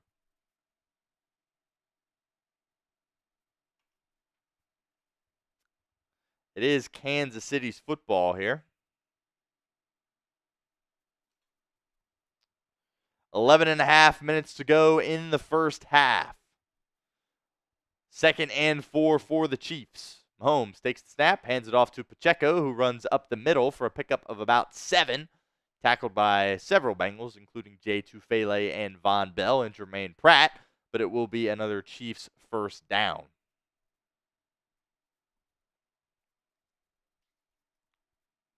Whoa, the Cardinals are beating the Rams 24-3. Rams got really beat up that first game against Detroit, but did not expect to see that score. All right, 1st and 10 for Kansas City at their own 45-yard line. Mahomes, a little trickery here. Here comes Xavier Worthy on the reverse, and he's got a pickup of about 5. Nice job there by, I believe that was Geno Stone, who got him out of bounds. Looked like Worthy ran into one of his own blockers there. That kind of set him off pace. Looked like he would have been able to get a first down had that not occurred. And yeah, and you can give credit to Dax Hill for that. Dax Hill just ate that block. My goodness, Dax Hill. What a start to his 2024 campaign. 2nd and 6 for Mahomes. Pacheco, the running back in the backfield again, gets the dump-off pass, and a nice tackle by Akeem Davis Gaither, fresh off his interception. 3rd down coming up. Spam those 3s for us in the comments. Bengals doing a much better job of tackling so far in this game. Of course, the Bengals had 14 missed tackles last week. Lou Anarumo was very frustrated with that. Zach Taylor certainly as well, as B.J. Hill's getting what could be a breather on the bench, or he might have just re-aggravated that knee injury. That's something we certainly will keep an eye on here. 3rd and 5 for the Chiefs. Mahomes takes a snap. Here comes some pressure. Trey Hendrickson not able to get home. Logan Wilson tackles Mahomes, but it looks like Patrick Mahomes was able to extend that ball across the first down marker, and he did. What an incredible play by Mahomes. My goodness. Mahomes was able to escape. Trey Hendrickson was bringing some heat. from the right side. Great tackle there by Logan Wilson, but just an incredible play by Patrick Mahomes. My goodness. And Wilson has him wrapped up, but Mahomes just lunges forward for the first down. First down, Kansas City. 9 minutes to go here in the first half. Mahomes takes the snap. He's going to take a shot down the field, and he's got a man, and it is caught. Rashee Rice into the end zone for a touchdown. My goodness, that was a dime from Patrick Mahomes as he had just a step on the Bengals corner. We'll see who that is. I think that was Cam Taylor-Britt, and it was. I mean, that is an absolute ball in the bucket there by Patrick Mahomes. Cam Taylor-Britt gets beat here. And Rashee Rice just showing that speed. I mean, Britt just kind of gave up on the route. He just slowed down. Not exactly sure why. And it will result in a Kansas City touchdown. Butker on to attempt the extra point, and that is right down Broadway. 10-10 game here at Arrowhead Stadium. Gonna have to score some points in this one, no doubt about that. Gonna have to score points if you want to win this football game.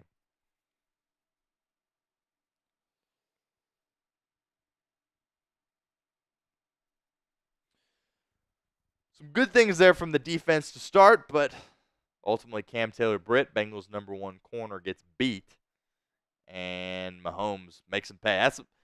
If you get beat, Mahomes is gonna make you pay, no doubt about that. All right, while we have a commercial break here, I want to give a shout out to our friends over at Game Time, because today's live stream watch party is presented by Game Time. Game Time has a new feature called Game Time Picks that makes getting tickets to see your favorite teams play live even easier. Game Time Picks filters out the fluff to show you only incredible deals on great seats, so you don't have to waste time searching through thousands of tickets. Game Time Picks is the easiest way to find and buy tickets to live events. Bengals versus Chiefs is the Game Time game of the week. And obviously, if you are with us for today's game, you didn't get tickets at Arrowhead Stadium to watch this football game. But look, I've gotten tickets with Game Time to go to Arrowhead, and they just do a great job of making things as easy as possible. Two favorite features on Game Time: the seat views. You get a panoramic view from your seat in the app before you buy with Game Time. So take the guesswork out of buying tickets with Game Time. Download the Game Time app, create an account, and use code CHATSPORTS for $20 off your first purchase. Terms apply. Again, create an account and redeem code CHATSPORTS for $20 off. Download Game Time today. What time is it? It's game time. 10-10 ball game here at Arrowhead Stadium in Kansas City. We've seen some fireworks offensively from both teams. Certainly expect this to be a high-scoring affair today. The over-under was set at 47.5 points.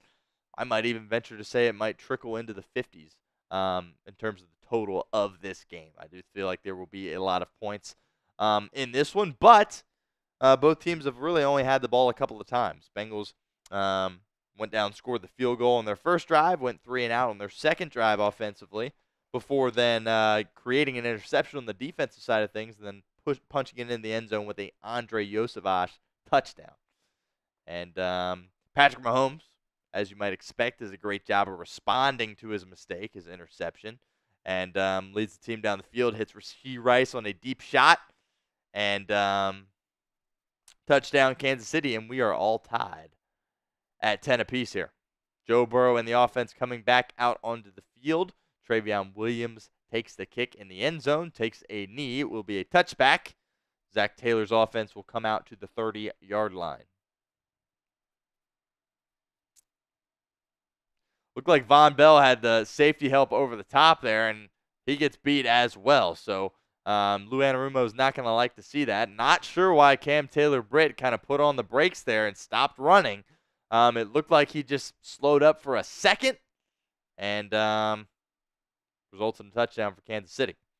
Burrow and the offense back out onto the field. Burrow under center is changing the play at the line of scrimmage. Little audible action here from Joe Burrow. He needs it now. 2 seconds left on the play clock. Burrow takes the snap, fires, passes caught. Drew Sample holds on to the ball, thankfully, for a pickup of 7 or 8 yards on the first down play by the Bengals. 8.5 minutes to go in the quarter.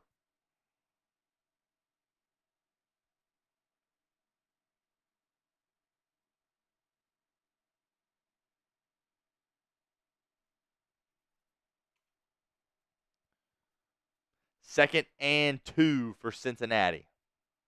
Burrow under center. Zach Moss is the running back in the game once again. And the give is to Moss, and he's got the first down. Pick up a 3. Nice run for Zach Moss. Spam those ones in the comments section. Yep, nice play by Drew Sample on the play prior. No doubt about that. Of course, had the fumble. It was very nearly a fumble, but went out of bounds on the Bengals' first drive. But Burrow has gone back to him twice, and he's made good plays. 1st and 10 coming up. 10 minutes to go on the play clock. Joe Burrow looks frustrated as he's walking over to the sideline. It appears as though he had to just burn another timeout.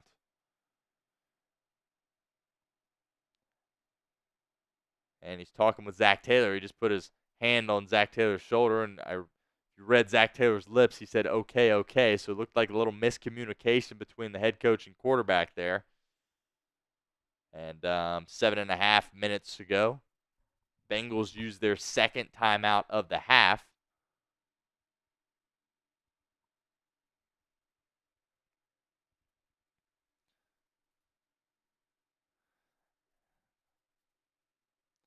I don't know if there was some issue with the headset or the play call or what. Burrow looked over at Zach Taylor, put his hands up in the air.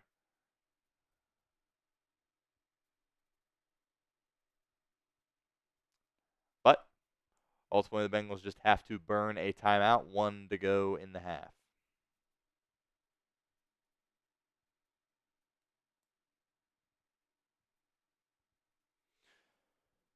First and 10 for the Bengals. Here comes Chase in motion.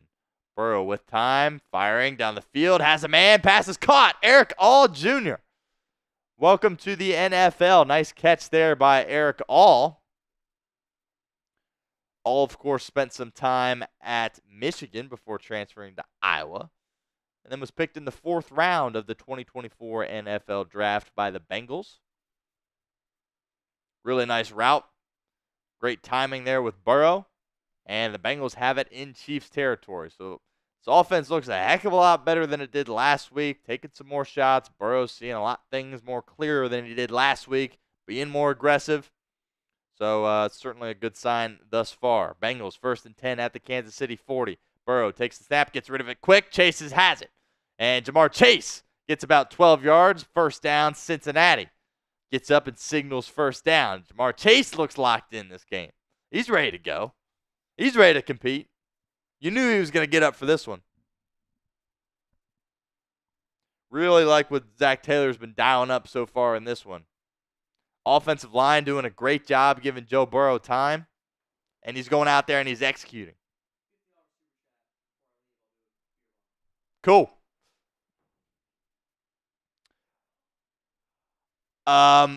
Tom Downey just came in and said if we get a $50 super chat, he will come in and do a beer bong. So $50 super chat, you heard it, Tom Downey. I guess he needs it because his Dallas Cowboys did not play well this afternoon. That is for sure. So the offer stands, $50 super chat, and we will get that from Tom Downey. 2nd and 8 coming up for Cincinnati. We take a look at our sub counter here. 10,546 is the current number. Looks like we've gotten 46 so far on this watch party.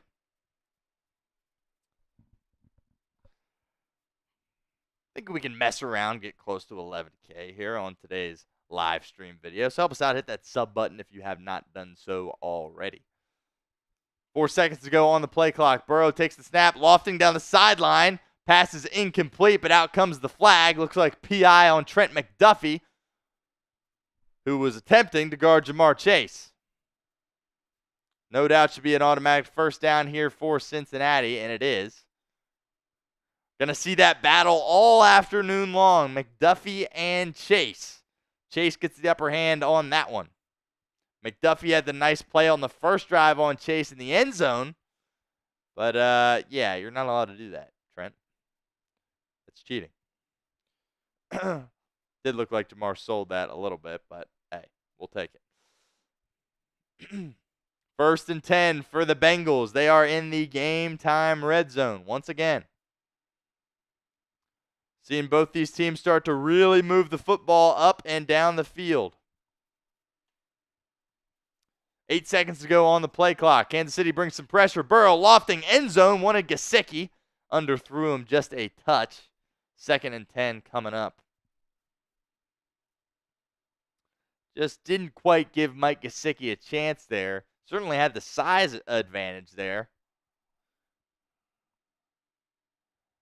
And, yeah, Burrow just kind of, that's not his best ball there by any stretch of the imagination. Looked like Gesicki wanted to go to the back pylon, kind of a jump ball situation. And Burrow was going towards the front pylon there, so maybe a little miscommunication between quarterback and tight end. 2nd and 10. Burrow in the shotgun once again. Appeared to be a false start, but no flags. Burrow rolling out to his right, firing, end zone! Incomplete. Intended for Trenton Irwin. Great coverage on the play by Kansas City. But just the way Burrow's moving around, he's seeing the field, he appears to be back. Let's see here. Looked like the Kansas City defender was just a hair early. Or maybe he was just right on time and it was great defense. But 3rd and 10 nonetheless. No flag on that one. Spam those threes in the comments section. Bengals in the game time red zone. Looking to add another touchdown here in this one. 4 seconds to go on the play clock. 1st and 10 from the Kansas City 12. Burrow gets it off in time. Kansas City bringing some pressure, and Burrow's going to go down and get sacked. Will be a loss of 2. Offensive line didn't hold up on that one, and you can expect an Evan McPherson field goal attempt here. Bengals did a nice job of moving the ball there, but ultimately it stalls out in the red zone. Hopefully special teams can execute. Looks like Trent Brown kind of got blown up a little bit there. And Burrow goes down for a sack.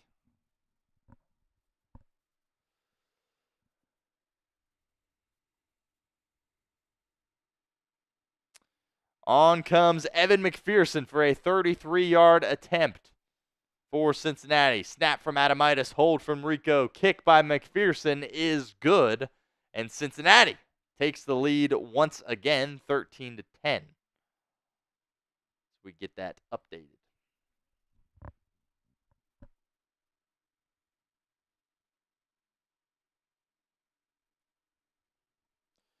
Good stuff from the Bengals offense so far in this game. Really like what we have seen from them. Again, Joe Burrow looks a lot more comfortable. Zach Taylor's game plan looks a lot better. He's not just trying to sit there and try to run the ball so much. He's not so stubborn with trying to establish the run game.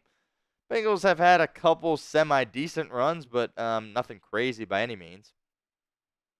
And this is a game where I'm not really too worried about trying to establish the run game or what have you. You're not going to, wear this team out in the run game. You're going to be in what's going to be a high-scoring football game where you need to score points at a moment's notice. And so far, so good for Cincinnati. Obviously, you would like to see them kind of convert a little bit more in the red zone. 1 of 3 at this point as far as touchdowns go. You hope maybe they get one more than that, but nonetheless, they have a lead. And I think Bengals fans should be pretty happy with that, given how they performed last week. If they would have rolled that performance back out on the table again this week, they'd be getting blown out of the building, and that certainly hasn't been the case. So, good start for the Bengals. Let's see if the defense can't get a little bit of a stop here as the first half continues to wind down. There's about 4 minutes to go in the first half as we'll get that clock updated as well here.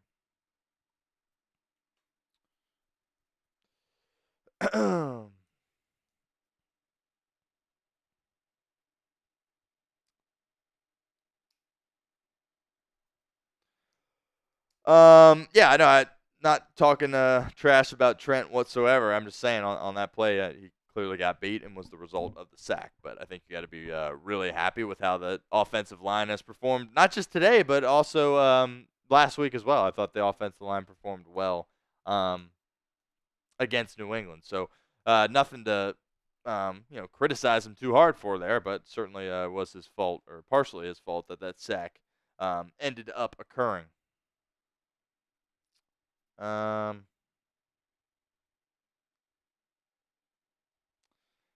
Who are you talking about, CJ, as far as fan favorite? Let me know in the comments who you are referring to.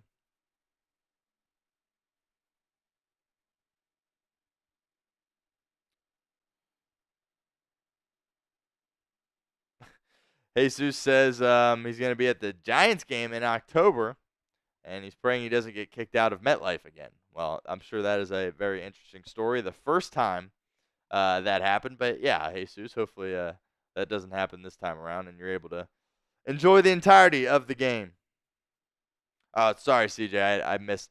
By the way, if you see the bots in the comments, spam B here. As I'm doing this by myself, it is a bit difficult to try to take care of the bots as well. But I must have missed your previous comment, CJ, because of all these bots. So just type B to block the bots. That's what we do here at Chat Sports. So I try to get some of them here out of the chat. But Kansas City back out onto the field. The give is to Pacheco, who gets about 9, maybe 8 yards. Second down coming up. 4 minutes to go here in the second quarter. Kansas City football. Remember, folks, hit that sub button if you haven't done so already. We will have daily, nearly daily, Bengals videos, sometimes 2 videos a day. Of course, all of our watch parties as well. When Bengals breaking news happens, we'll get you covered in some capacity, whether a video or a short. So don't miss out on that. Hit that sub button.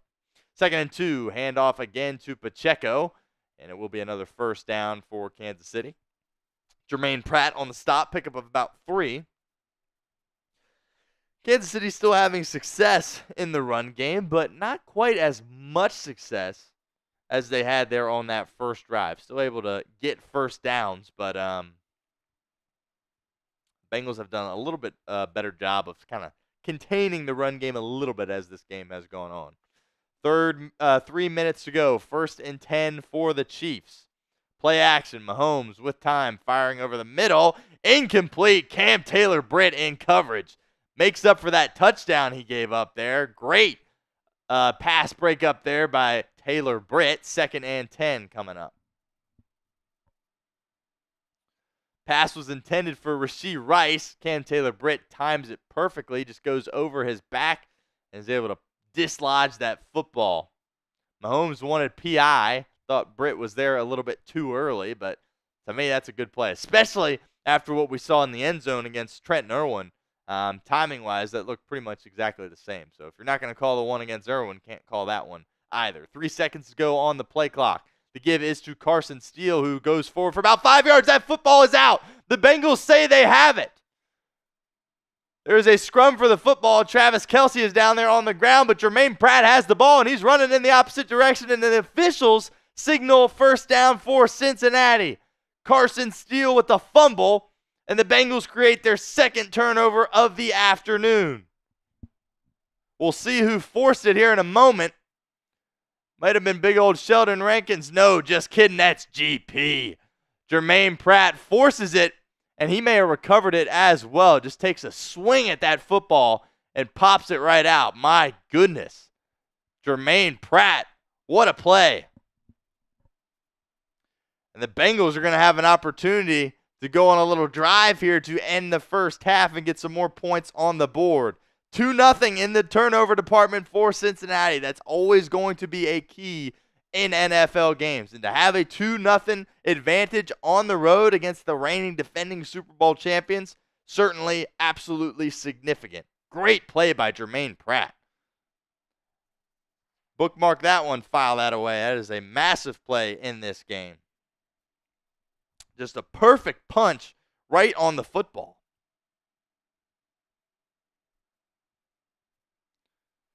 Bengals have really done a great job setting the tone early on in this game. Now it just comes down to whether or not you capitalize and can get more points on the board. Because based on how all things have gone to this point, by the way, it looks like we had about 3 minutes to go in the half. You would expect Cincinnati to have the lead, and they have the lead.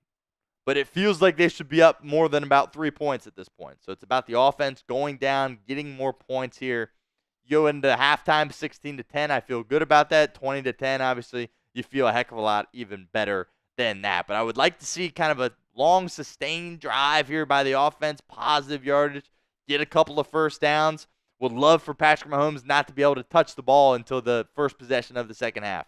Would really like to wind this clock down. Again, 3 minutes to go in the half as we get that updated here.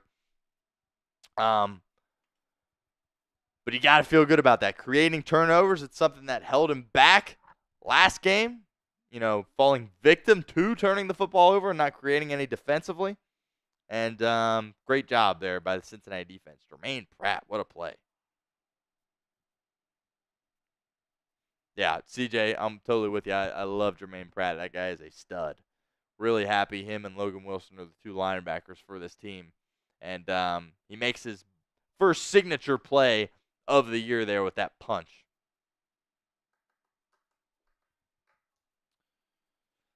Looks like we're up to 61 subs so far on the show. Oh, and Michael Easterwood is in with a $50 super chat. I believe Tom has to come in and enjoy a beer. I guess that was the agreement. So, Michael Easterwood, you are the man. We'll get that on the screen here in a moment. Bengals have it in Chiefs territory. Burrow running out of time, dumps it off to Eric All, who gets tackled behind the line of scrimmage. Michael Easterwood, you are the man.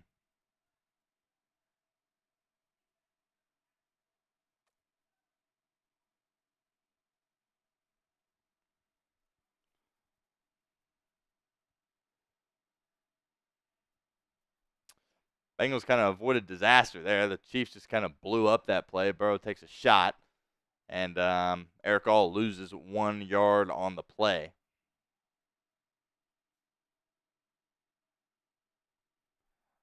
There we are. Michael Easterwood, appreciate you. $50 super chat. Biggest one we've ever had here. Pass is caught over the middle by Mike Gesicki for another Cincinnati first down. Type those ones in the comments section. Yeah, that's big time there by Michael Easterwood. Appreciate that.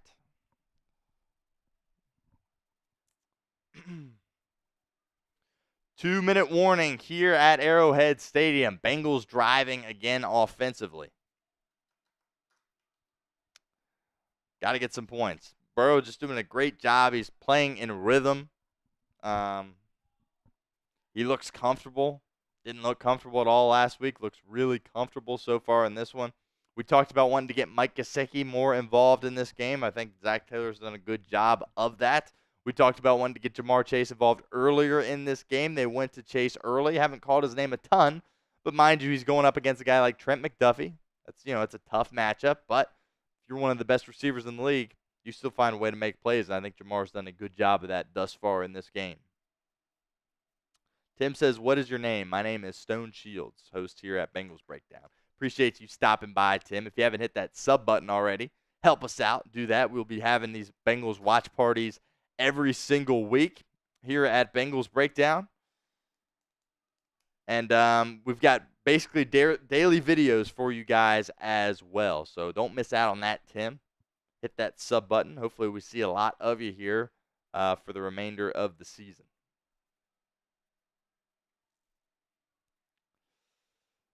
Big shout out to Michael Easterwood with that $50 super chat.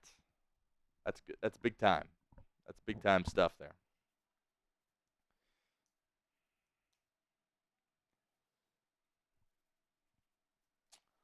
Is the 2-minute warning here in Kansas City. We'll get that clock updated here really quickly. And it is the Bengals who have the football here, as they're looking to add some points before the end of the first half. Seen a lot of good for Cincinnati in this game, a heck of a lot of good. And got to pay it off by getting more points. 13-10 wouldn't feel like enough at halftime. It really wouldn't. And to be able to start on the right foot like that, and this one is certainly significant. I think it's CJ brings up a good point. The Bengals have had a tendency of not always starting out fast, especially in terms of just the season. Week 2, I think there was a lot of people that were concerned about their performance last week, kind of carrying over to this game, but has not been the case whatsoever.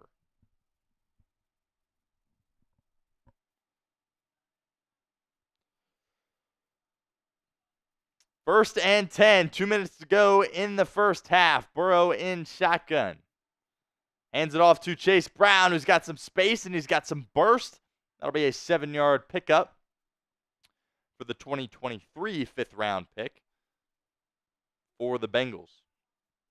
2nd and 4 coming up. Kansas City calls timeout. Look for Andy Reid to try to salvage some time here on the clock. Trying to get the ball back in his quarterback's hands before the half. So far in this one, Joe Burrow has completely outplayed Patrick Mahomes. Mahomes only 71 yards passing through the air. Burrow with 131. Mahomes does have the costly interception as well that Akeem Davis-Gaither was able to haul in. 16 seconds on the play clock. 2nd and 4. Zach Moss back into the game. Flanked out to Burrow's left. 4 seconds to go on the play clock. Seems to be some confusion. Burrow gets it underway. Kansas City brings pressure. Burrow lofting deep. End zone. Incomplete. Pass intended for Jermaine Burton. First time we have called his name this afternoon. He's into the game, getting a valuable rep there. I know some people will be excited to see him out there in the game after really not playing at all last week. Certainly has a lot of talent, the 3rd-round rookie out of Alabama. And somebody whose name we really haven't called today is Travis Kelce. He hasn't done anything. Not a singular thing so far for Kansas City. 3rd and 4 for the Bengals at the Chiefs' 29-yard line. Kansas City brings pressure again. Burrow gets rid of it quickly, and it's just outside of the stretch of Mike Gesicki. Looked like a catchable ball. There are some flags here on the field. Gesicki wanted a defensive holding call. We'll see if the Bengals get it. And instead, it'll be pass interference on the Bengals. We'll see if Kansas City declines this or not. Let's see here. Looks like they're going to get Trenton Irwin for a little pick play here. Just tries to kind of free up Gesicki and bounces off Gesicki's hands, but wouldn't have mattered anyway, as bounces off Irwin. Kind of undercuts the corner there in coverage on Gesicki. And it will be offensive pass interference. But Andy Reid accepts the penalty, so it is 3rd down and 14 coming up for the Bengals. 13 seconds to go on the play clock. Burrow takes the snap, dumps it off to his tight end Gesicki, who catches it, makes a man miss, makes a move upfield down the sideline. Positive chunk there by Mike Gesicki and the Bengals offense, and I would imagine they're just going to trot out Evan McPherson for a field goal attempt on 4th and 5, and that's exactly what Zach Taylor will do.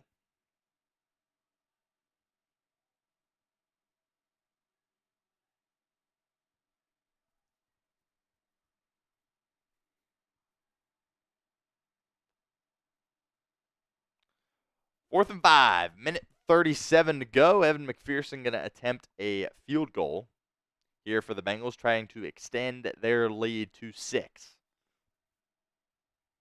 So the offense has had opportunities to kind of make a little bit more noise than what they've made. But if this goes through, I think you're still very happy where things are at. The Bengals did not enter the game time red zone here, so still just 1 for 3 as far as red zone appearances and touchdowns. 48-yard attempt for McPherson. Cal Adamitis will snap it. Ryan Rico will hold it. There's the snap. There's the hold. And the kick is up. And the kick is good. Beautiful kick by Evan McPherson. 16-10. Type those twos in the comment section for Evan McPherson. And we got a minute 33 to go here in this one, in the first half. We get the scoreboard updated here. Bengals taking a 16-10 lead against the Kansas City Chiefs at Arrowhead Stadium. Got to be happy with their performance to this point. Really happy with how the defense has kind of settled down. They've created some turnovers, of course, with the Akeem Davis-Gaither interception and the Jermaine Pratt fumble. So that was awesome to see. We want to remind you guys about our Super Chat menu here. You send in a Super Chat, and you can ask me a question. Any question you want to ask about the Bengals, an NFL question, a personal question, I'm here to answer. So you can send it in for as little as $1 if you'd like. A little $1 Super Chat. We appreciate them all. Here at Bengals Breakdown, our guy Michael Easterwood sent in a $50 Super Chat, 50. So that was awesome. Michael, really appreciate you. Had some great times this preseason with Michael Easterwood, and then he gives us a little $50 Super Chat there. So, Michael, appreciate you so much. Desert Ranger Jesus wasn't in the Jungle Club, but he is in it now. Appreciate you, Jesus. I will get that written down. So, what is the Jungle Club? Basically, you send in a $10 Super Chat, your name goes on this helmet. Right now, the Jungle Club consists of Lord Buddy Bear, Brick Top, Michael Easterwood, A. Wright, the Kid CJ, Gabriel Burris, and Jeff Huber, as well as my guy Jesus, Desert Ranger Jesus, as well. So, once the helmet gets filled up with names, we will raffle it off to a member of the Jungle Club. So the goal here is for us to continue to be able to do stuff like this, and eventually we'll be able to do some more giveaways, raffles that are a little bit bigger than that. Desert Ranger Jesus won a hat a couple of weeks ago in a preseason game, and I know a lot of channels here raffle off jerseys as well. So that's something that we'll shoot for at some point in this season. But when you guys send those super chats in, that allows us to do things like that. So appreciate you, and appreciate you, Michael Easterwood, for being our Super Chat MVP thus far with a $50 Super Chat. Twandell Harvey is back. Appreciate you, Twandell, rejoining us here. Jesus likes the shirt. I appreciate it, Jesus. Mom picked it out, so good choice by her. Said he's rocking the hat right now, though, so appreciate that he won in our raffle here in the preseason. Bengals up 16-10 after another Evan McPherson field goal. He is a perfect 3 of 3 on the afternoon.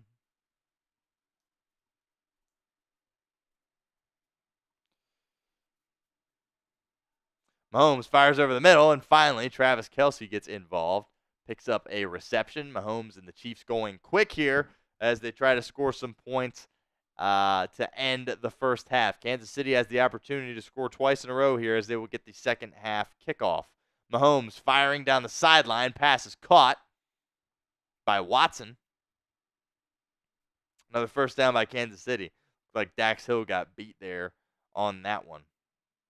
Justin Watson reels it in for the Chiefs. Bengals got to get a stop here, no doubt about that. It would really be a mood killer, a vibe killer, a momentum killer to give up a touchdown here on this last drive. Before half, Mahomes running out of time. Hendrickson nearly sacks him, but he somehow gets it away to Pacheco. Nice hit on the play by Mike Hilton, and the clock will run. And they end up stopping the clock. I did not think he was able to get out of bounds, but they call him out of bounds. 2nd and 9 coming up. Very nearly a sack by Trey Hendrickson. His arms were wrapped around Hendrickson's waist, but Mahomes was still able to get it out. Just unbelievable by Patrick Mahomes for the completion, but great hit by Mike Hilton there on the sideline.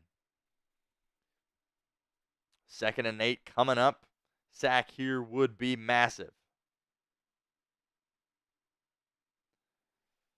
And we got a $10 super chat from Ian Wood. Ian, welcome to the Jungle Club, my friend.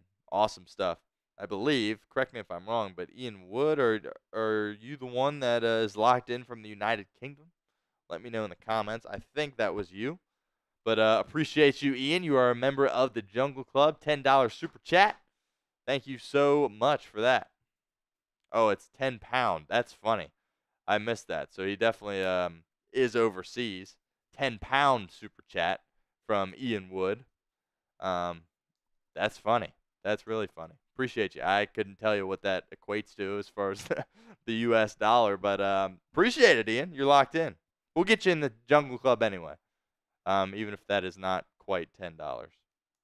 Appreciate you.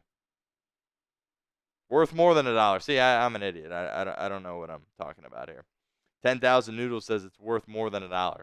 Is that true, or are you guys messing with me? Here. Dollar.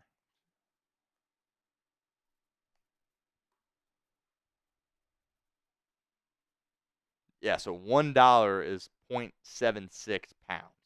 So, yes, you are right. Appreciate that. Ian Wood, regardless, you are in the Jungle Club. Thank you very much, my friend. All right, they're taking a look at something here. Not really sure what. This was Mike Hilton's hit that he had on the sideline. Lou Anarumo wanted the clock to continue running, but the clock stopped. 56 seconds to go in the half.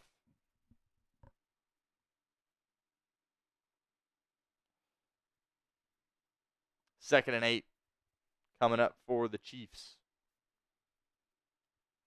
Bengals trying to take this lead into the half. Mahomes in shotgun. Here comes Xavier Worthy. Here comes Trey Hendrickson, and he's there for the sack. The Bengals finally get home as Mahomes gets dumped behind the line of scrimmage by Trey Hendrickson. Unbelievable play by the Bengals edge rusher. Boom. And why he was able to get home there was because Joseph Osai was also providing pressure. 3rd and 19, Mahomes escaping, looking. He's past the line of scrimmage. He'll have to run. He does, and he gets out of bounds, and Kansas City will have to punt. Incredible play there by Trey Hendrickson. And the reason he was able to get home is because his buddy Joseph Osai on the other side was also bringing some pressure as well. That's kind of what went down in previous weeks, or the last game, I should say. Hendrickson was there, but he wasn't getting any help for any of his buddies. And that time he does.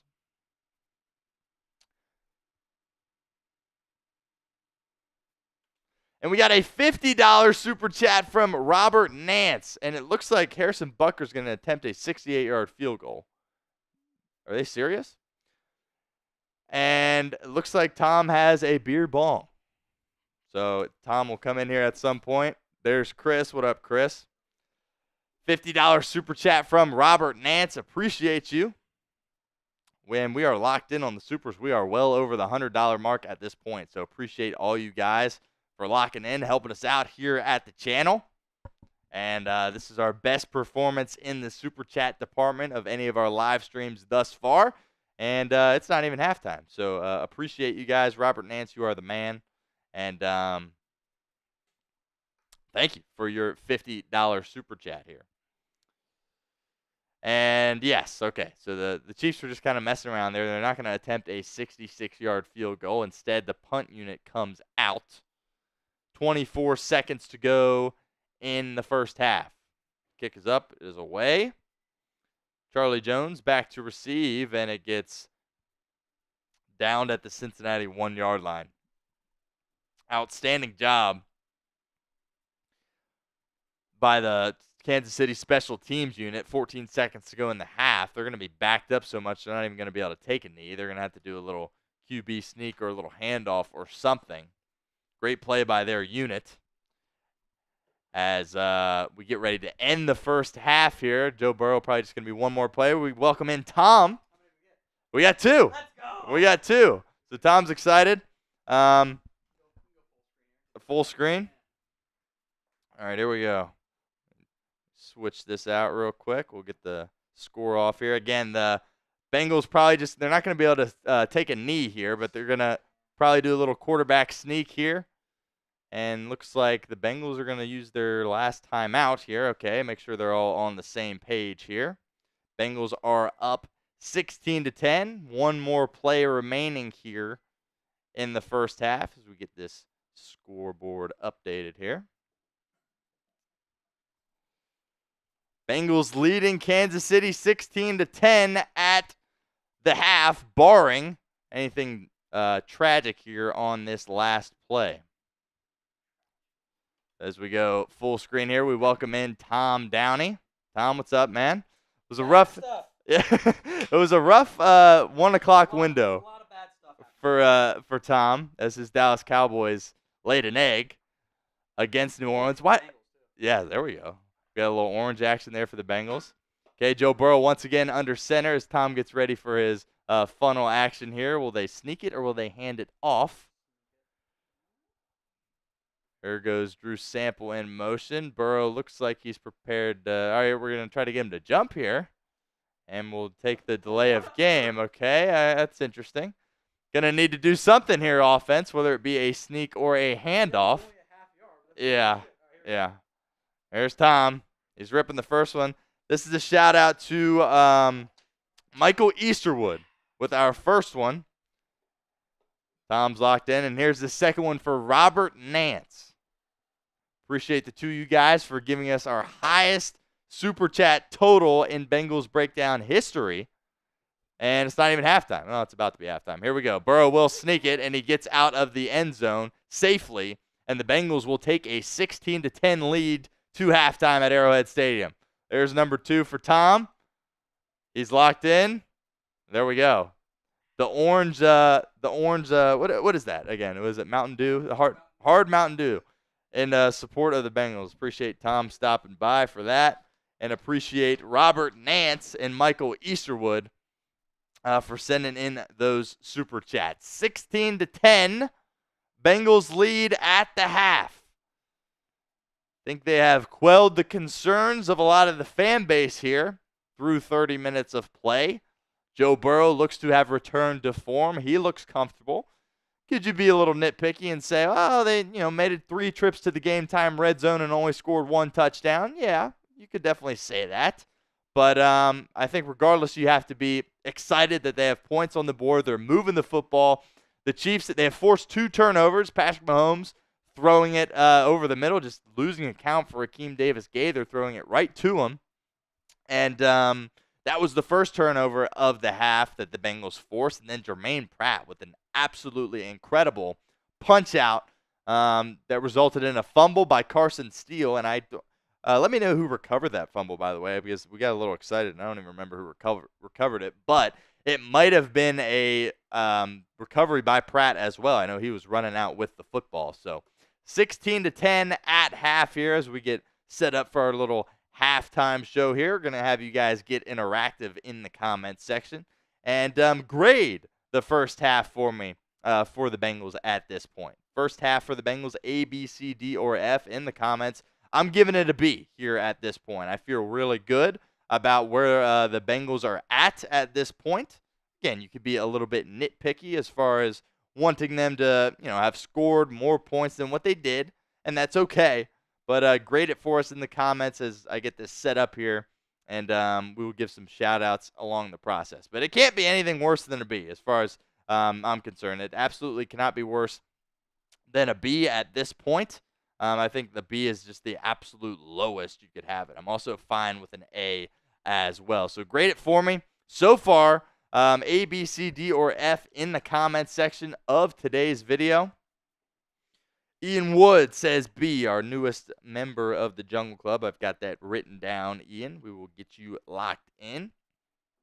The kid CJ says the defense is a C. I mean, I could agree with that, CJ, but how they settled down and forced 2 turnovers, I don't think you could put it a C. So I shouldn't say I agree. I see where you're coming from with that grade based on how bad they were that first drive when it came to stopping the run. But then keep in mind they bent, but they didn't break on that first drive on defense. So I got to push back a little bit on that. I don't think it's a C for the defense.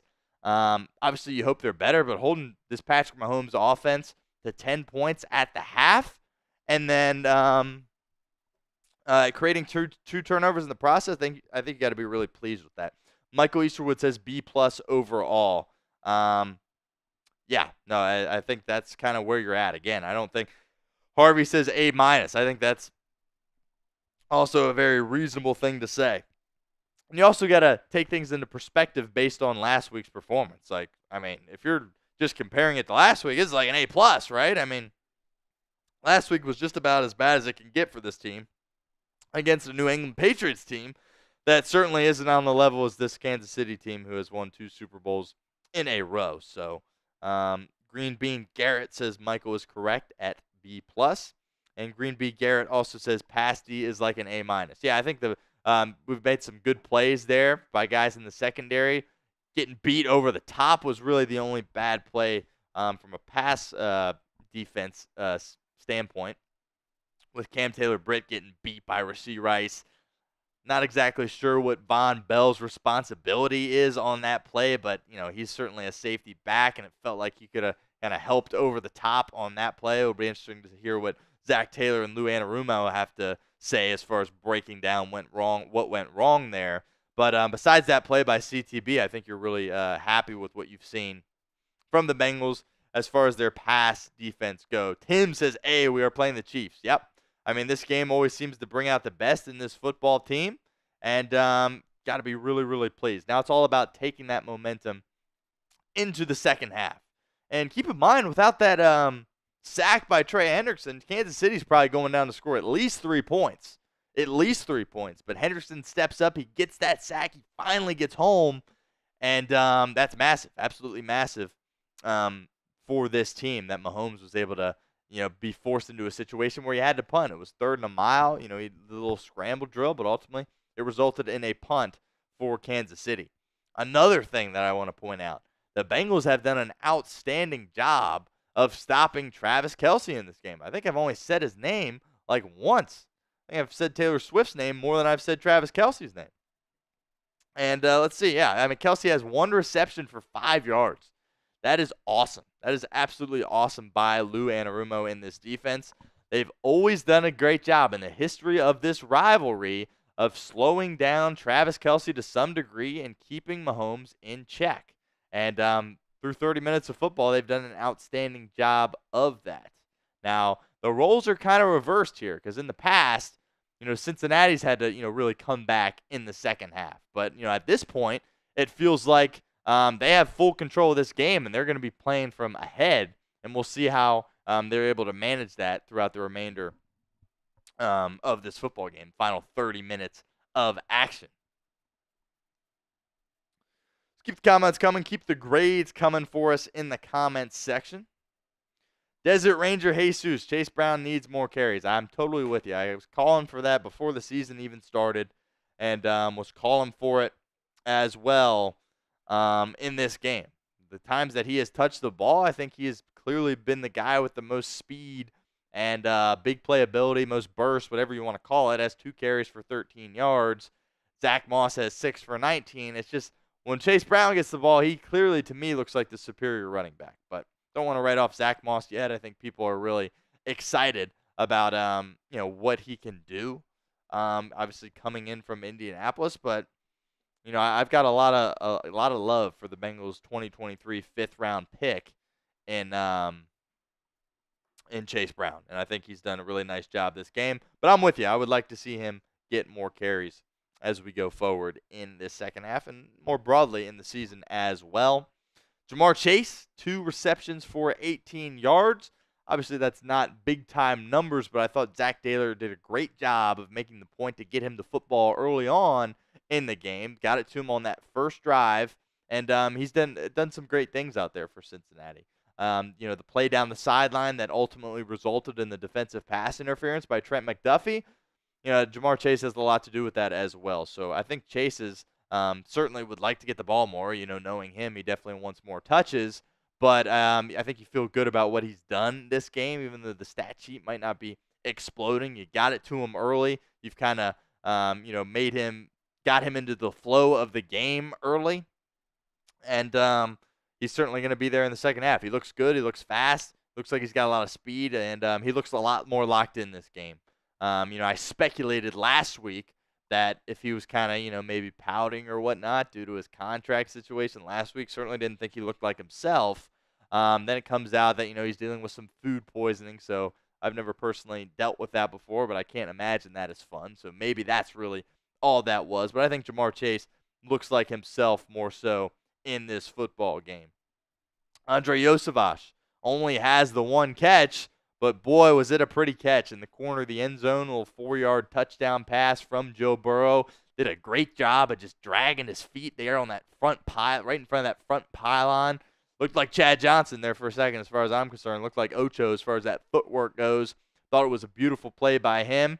Haven't really called his name a bunch, but that's something about Andre Yosevich. When they go to him in a big moment, he seems like he delivers. And he did that again so far this afternoon with that touchdown catch. Eric All, we've called his name a couple of times. He had a nice big first down play as well as 3 catches on the afternoon. And I think he's done a great job. I didn't really think when the Bengals took him, I'll be the first to admit, I wasn't super excited about that pick. I know he's a local guy and, grew up in the area. He actually, my high school played against him when I was there, and I'm very familiar with, him and his game.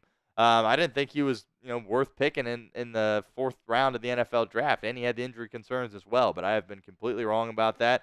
Seems like he's done a nice job of kind of learning the offense. Looks like they trust him. He's been out there a lot.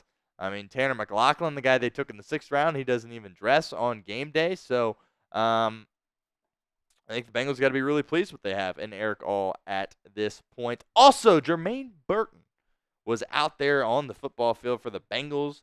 Looked like he had one off the top of my head target. Guess we can look right here. Yeah, 1 target for Jermaine Burton. It was good to see him. I know a lot of the fans were calling for him to get involved. Seeing him at least grace the field and get a ball thrown his way should be a positive sign for him. He must have had a good week in practice. Must have gained some more trust from the coaching staff and Joe Burrow to throw him out there. And we'll see if he ends the game with a catch. So keep the comments coming, but do want to remind you guys to like today's video if you have not done so already. We ended up getting 290 likes on our video last week, our live stream video last week. And the goal was to hit that mark by halftime. Unfortunately, we fell a little bit short of that goal, but the main goal is just to beat that number at some point before this game is over. And 161 likes so far, and we got a lot more than that many people watching. So the goal is always the 50-50 like ratio between likes and people locked in with us viewing what we are doing here at Bengals Breakdown. So help us out if you're viewing and you haven't hit that like button yet. Hit that like button for us. It allows us to do more things going forward. Makes the bosses happy, of course, but allows us to make more content, more Bengals videos. And hopefully, someday we can have more Bengals live streams, because right now we're only going live for our watch parties. I think a lot of other channels here at Chat Sports have, specific times throughout the week where they go live and have live shows.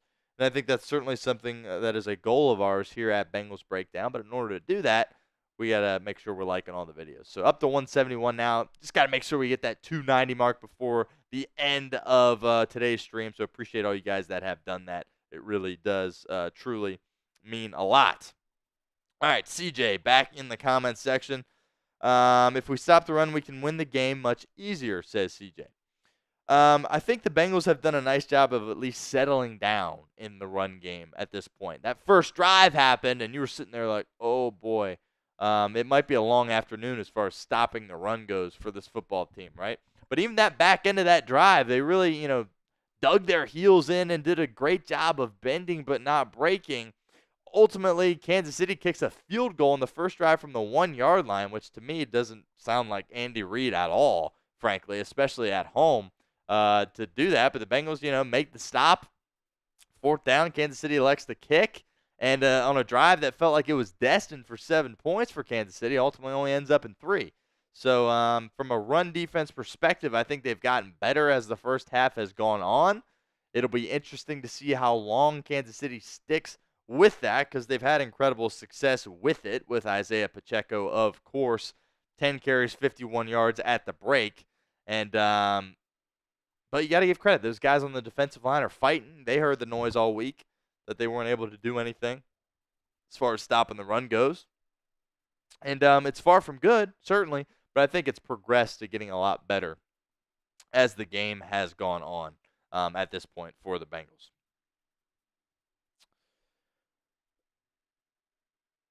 Michael Eastwood says, yeah, they must be getting at least 5 yards per carry. We need to change it. Yeah, I understand. Like, when Pacheco gets the ball, it looks like he's getting positive yardage. No doubt about that. I mean, it seems like he's making a significant play every time he touches the football. But we are all set for the second half of play here at Arrowhead Stadium. Evan McPherson boots it through the end zone, and it will be a touchback. Patrick Mahomes and the Kansas City Chiefs offense will set up shop on their own 30-yard line.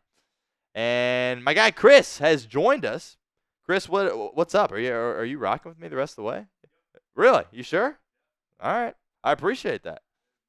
Okay, cool. I don't want to leave you here all day, but if that's what we're doing, then that's what we're doing. So appreciate Chris for stopping by. So no longer solo producing throughout this one. Chris is going to help me out here and take care of all that, and he always does a great job helping us out here at Bengals Breakdown. Okay. Pacheco, the give is to Pacheco on the first play of the second half for Kansas City. Got a little extracurricular going on after the play. Got some pushing and shoving. It'll be a pickup of about 2 yards for Pacheco. And second and about 8 coming up for Kansas City. I think Joe Burrow has very clearly been the better quarterback in this football game to this point through 30 minutes of play. 140 yards to 93 yards, and more importantly, he's taking care of that football. Doesn't have that costly turnover that Mahomes got on their second drive offensively. Wide receiver screen to Xavier Worthy. He's got some space, and he's got some speed. First down, Kansas City out near the 45-yard line. Tackle made on the play by Logan Wilson. 1st and 10 coming up for Kansas City. Worthy is just such a dangerous guy when he gets the ball in the open field. Baltimore certainly learned about that last week on Thursday Night Football. Bengals have done a nice job of containing him. Saw 2 plays in the first half when Kansas City tried to get it to him in terms of a reverse, and the Bengals were able to snuff it out, but a nice play there by Worthy. First down give is to Pacheco. Pick up about 4, maybe 5. Kind of going back to Michael Easterwood's point, it does feel like they hand it off to him, and they're getting at least 4 or 5 yards for the majority of this game. That's kind of what it has felt like, and we'll see if that changes. I think the Bengals' defensive line, as we said at half, has gotten better as the first half went on, but we'll see how that progresses as they get more tired throughout the game. There is a defensive holding play or call on the play. J2 Fele getting flagged for holding.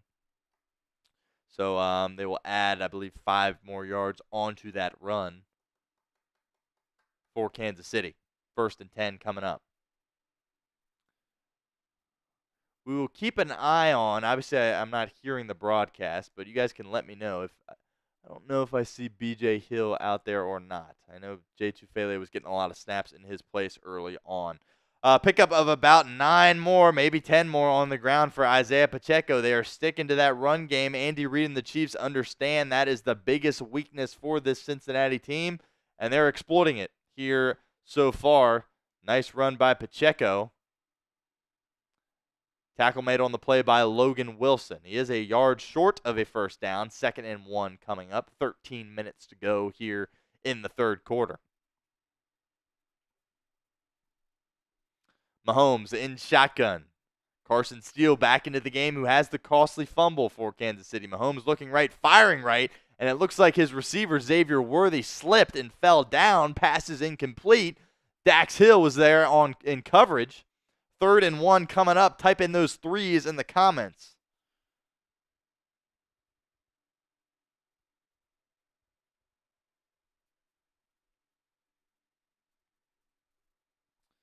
Big 3rd down coming up here for this Bengals defense. Xavier Worthy kind of stretching out his thigh/hamstring over there on the sideline. Direct snap to Pacheco. Takes it. And the Bengals stuff him at the line of scrimmage. I think he's short. I do not think he got enough for that first down. Mahomes thinks they did, but I don't think so. Decision time for Andy Reid and the Chiefs, you would expect them to go for this if he is indeed marked short here. Oh, Logan Wilson just right there at the point of attack. Geno Stone coming up there as well. Sam Hubbard. Several Cincinnati Bengals, and it is 4th down, and Patrick Mahomes and the offense still out on the field for Kansas City. Type in those fours for us in the comments section. Boy, would this be a great start to the second half for the Cincinnati defense. Mahomes gives it off to Steele, who muscles his way forward for a 1st down. 1st down, Kansas City, as they keep the chains moving.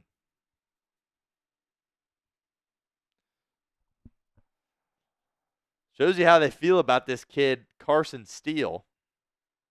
Has the costly fumble early on in the first half, and Andy Reid's kept him out there and keeps feeding him the rock when Pacheco needs a play or two off. So, got to give them credit for that. As the Bengals' run defense continues to struggle here. Mahomes under center. Play action, rolling to his left. Trey Hendrickson trying to chase him down. Mahomes is past the line of scrimmage, and he picks up about 6 or 7 on the scramble. Pushed out of bounds by Trey Hendrickson. That's just got to be exhausting, chasing him around.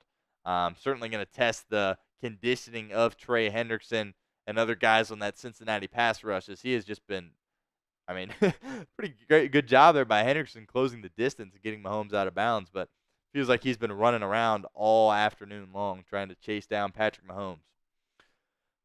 2nd and 3 coming up for Kansas City. Just over 10 minutes to go in the third quarter. Ball at the Cincinnati 25. Dump-off pass to Pacheco. Isaiah Pacheco's got some space, and he's into the game-time red zone and down at the Cincinnati 11-yard line.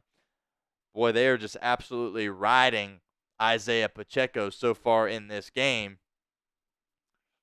Bengals defense trying to preserve the lead here, hanging on to a 6-point advantage. But Kansas City and the Chiefs offense well within striking distance here. Once again, Chiefs are in the Game Time red zone. Download the Game Time app, create an account, use code CHATSPORTS for $20 off your first purchase. Mahomes hands it off to guess who? Isaiah Pacheco, who bullies his way through that Bengals defensive line, picks up about 7 more yards on the ground, very close to another Kansas City 1st down. And it'll be 2nd and 2 from about the Cincinnati 5-yard line. Last time Kansas City was down in this area, the Bengals defense was really able to bow up and did a nice job of forcing them into a field goal situation. We'll see if they can do it again here on the first drive of the second half for Kansas City. 2nd and 2 at the Bengals 4.5, 5-yard line. Mahomes takes the snap, hands it off to Carson Steele, and looks like they give him kind of a favorable spot here. This is what teams are going to try to do to Cincinnati all season long. It is kind of hard to believe for me that they're really just kind of taking the ball out of Mahomes' hands and just running it, but they're having success doing it. And like I said, all year long you can expect this as a Bengals fan unless something changes, whether from a personnel standpoint or just a physicality standpoint on that Bengals defensive line. Mahomes goes under center again. 1st and goal from the 2. Play action. Dumps it off to Travis Kelce. Down just inside the 1-yard line. Felt like for a moment he was going to score there, but he gets stopped just short of the goal line. 2nd down coming up. Sheldon Rankins, great job. Outstanding tackle by Sheldon Rankins there. Was able to get off his block and really just barrel into Travis Kelce. Really nice job there.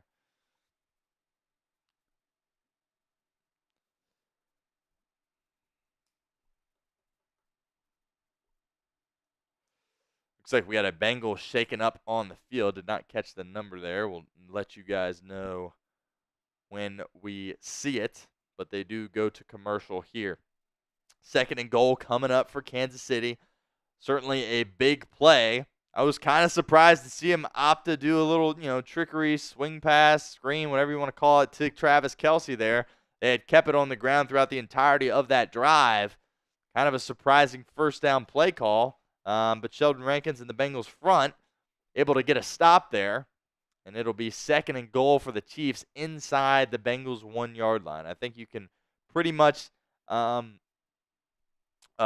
a run here for the Chiefs. I think this is an Isaiah Pacheco run, and it's up to the Bengals if they're going to be able to do anything about it.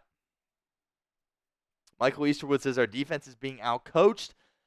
Yeah, I don't know. I think that just from a personnel standpoint, they don't have the guys up front.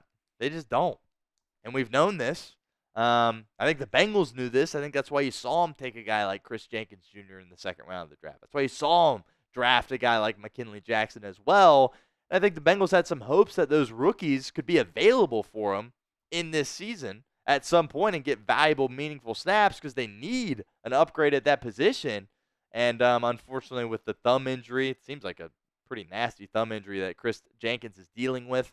McKinley Jackson's had the knee issue that's kind of bugged him for what's felt like, most of the offseason. Certainly didn't see much of him, through training camp. So we'll see if once those guys get back, if that unit can improve.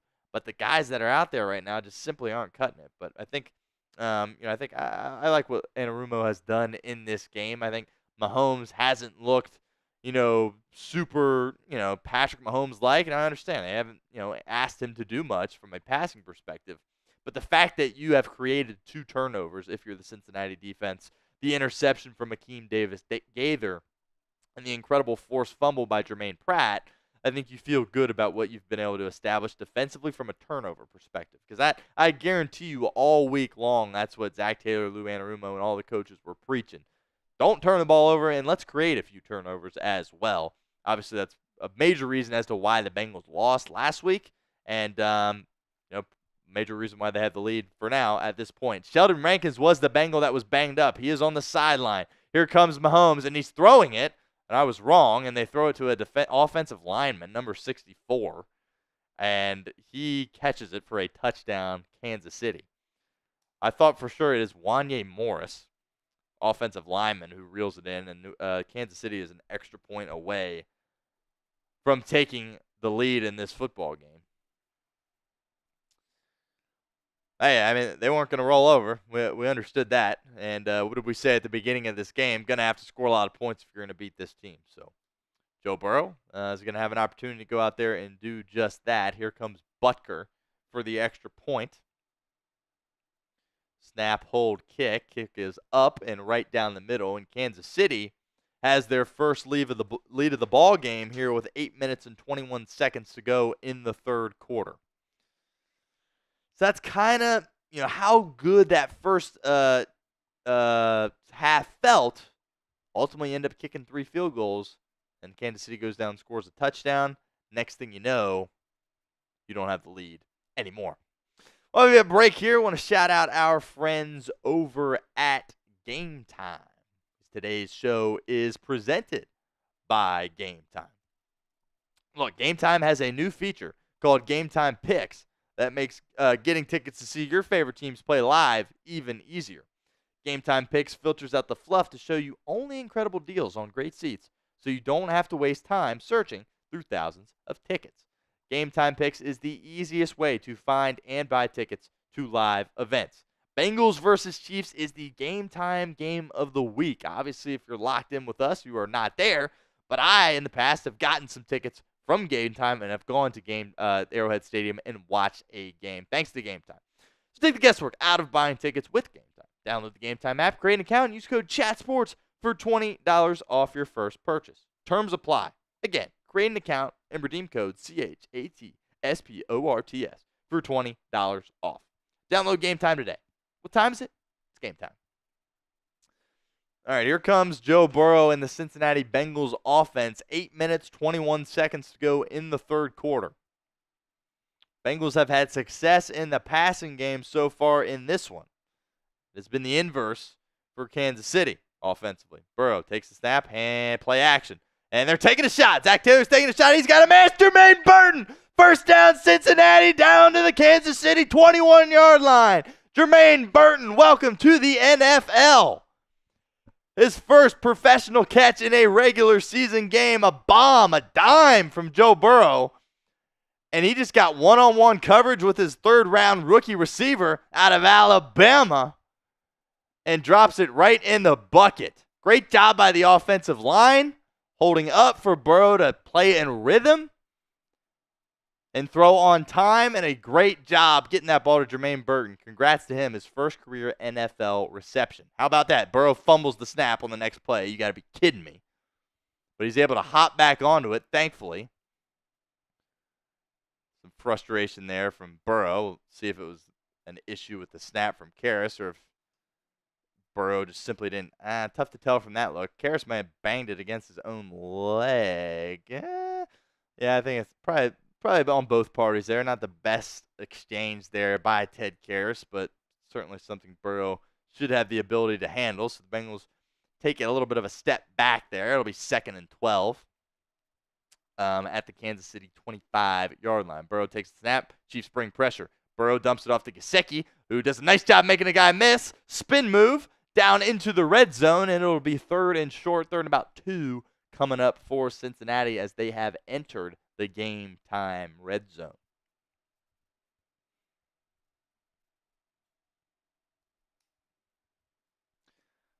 Make sure you guys download the Game Time app. It is the easiest way to find and buy tickets to live events. Big 3rd down coming up for Cincinnati. Spam those threes for us in the comments section. 3rd and 2, 6 minutes and 20 seconds to go in the 3rd quarter. See if Kansas City brings more pressure here. Burrow in shotgun. Here comes the pressure. Burrow running out of time, escaping. Oh, Joe Burrow, and he's fighting for it. That's a 1st down, Cincinnati. He's going to get up and be fired up, and he is. Oh, yeah, Joe Burrow's back. Joe Burrow is back. Heck yeah, 1st down, Cincinnati. Oh, that's the first time we've seen that all year. Oh, that's Joey Burrow right there. Look at that. 1st down, Bengals.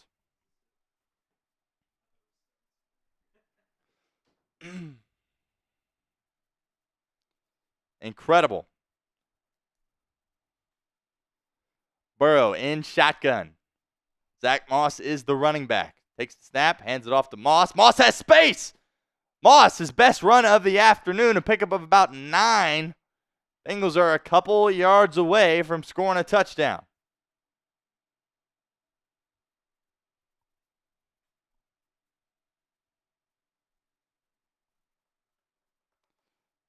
Five minutes, 14 seconds to go in the 3rd quarter.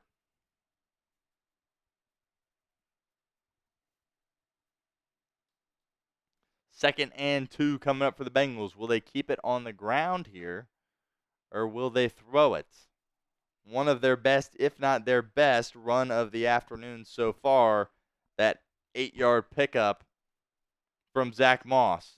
It's like Justin Reed is banged up for Kansas City. We will keep an eye on that. Burrow under center. Everybody bunched up towards the offensive line. No receivers out wide. Zach Moss is the running back. Zach Moss gets the carry. Stutter step. Slips. But the second effort is there by Zach Moss, and I think that is enough for a Cincinnati 1st down. And we got some more extracurricular activity going on the field. Which, by the way, Cody Ford was out there on that play. Yeah, let's get him off the field. Thank you. Great job by Zach Moss staying with it. He tries to cut up field and loses his footing, but he wasn't touched when he was down, so great awareness by him to keep going, not give up on the play. But they still end up marking him short of the line to gain. 3rd and 1 coming up. So maybe he was touched while he was down. Nonetheless, good effort there by Zach Moss. 3rd and 1 coming up. Feels like 2-down territory here for the Bengals despite being down by 1. And the chain gang will come out onto the field here. Make sure this is indeed a 3rd down situation here for the Bengals. And he appears to be short. The official signals he's a couple of inches short. No index card needed from Gene Steratore, but short nonetheless.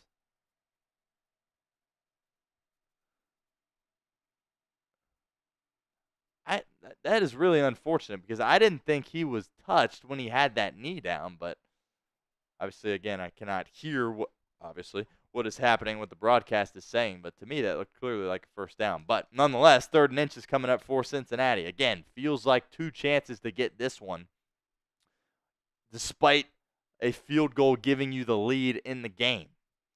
Burrow is in shotgun here, and Zach Taylor has to burn a timeout. Some frustration there by Joe Burrow. You hate to have to use that this early in the second half when you're playing a team like Kansas City. Those 3 timeouts are so valuable to have in your back pocket towards the end of the game because you know it's probably going to be a close game, and you're going to need those timeouts, whether it be to stop the clock in order to get the football back, or if you're just simply trying to operate on a game-winning drive. Having those timeouts is certainly advantageous.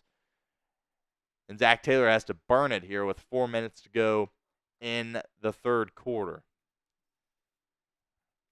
Again, feels like 2 plays here.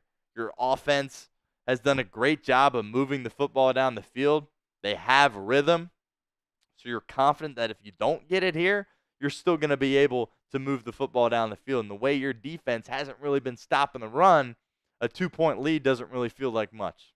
Burrow under center. He sneaks it, and he's got it. He's got the first down. No doubt about that. The Chiefs are saying he's short, but they are chatting because that is very clearly a first down by Joe Burrow. He did get blasted after that, but forward progress certainly should give him the first down here.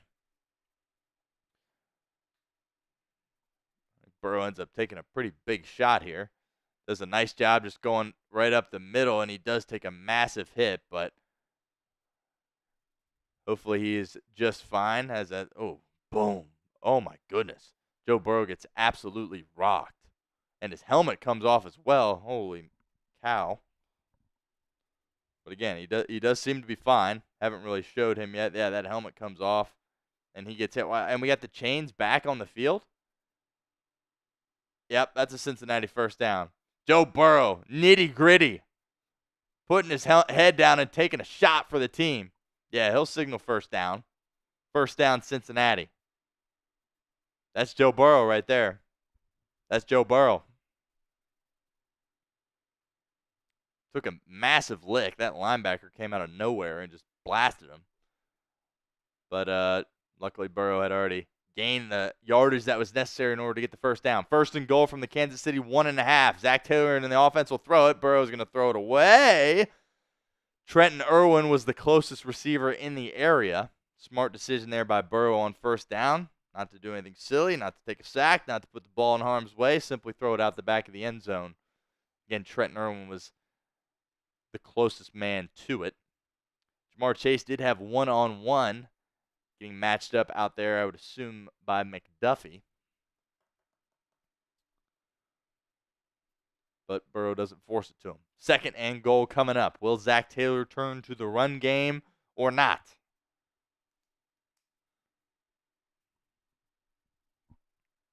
Burrow under center. Zach Moss is the back. The toss is to Moss, and he's running out of space and loses a couple of yards on that one. A 2nd and goal when you run a toss play? Why? I mean, you've had some success running it between the tackles on this drive, especially in situations where you've needed to pick it up. And they go with a toss there. Don't love that. Don't love that. 3rd and goal coming up from the Kansas City 3. If you don't get any yardage here and you don't get it, it feels like now it's a situation where you might just take the points. We will see. Hopefully we do not come to that situation. Burrow in shotgun. Andre Yosevich back in the game for Cincinnati. Jamar Chase in the slot. Zach Moss is the running back. Chiefs sag off, don't bring pressure. Burrow trying to buy time, extending, dumping to Trenton Irwin, and passes incomplete. Irwin wanted a flag. He doesn't get one. Thought for a moment there Burrow was going to try to take off. Instead, he dumps it off to Trenton Irwin. And Zach Taylor is speaking into his headset right now. Could this be a sign that they are going to go for it here on 4th down?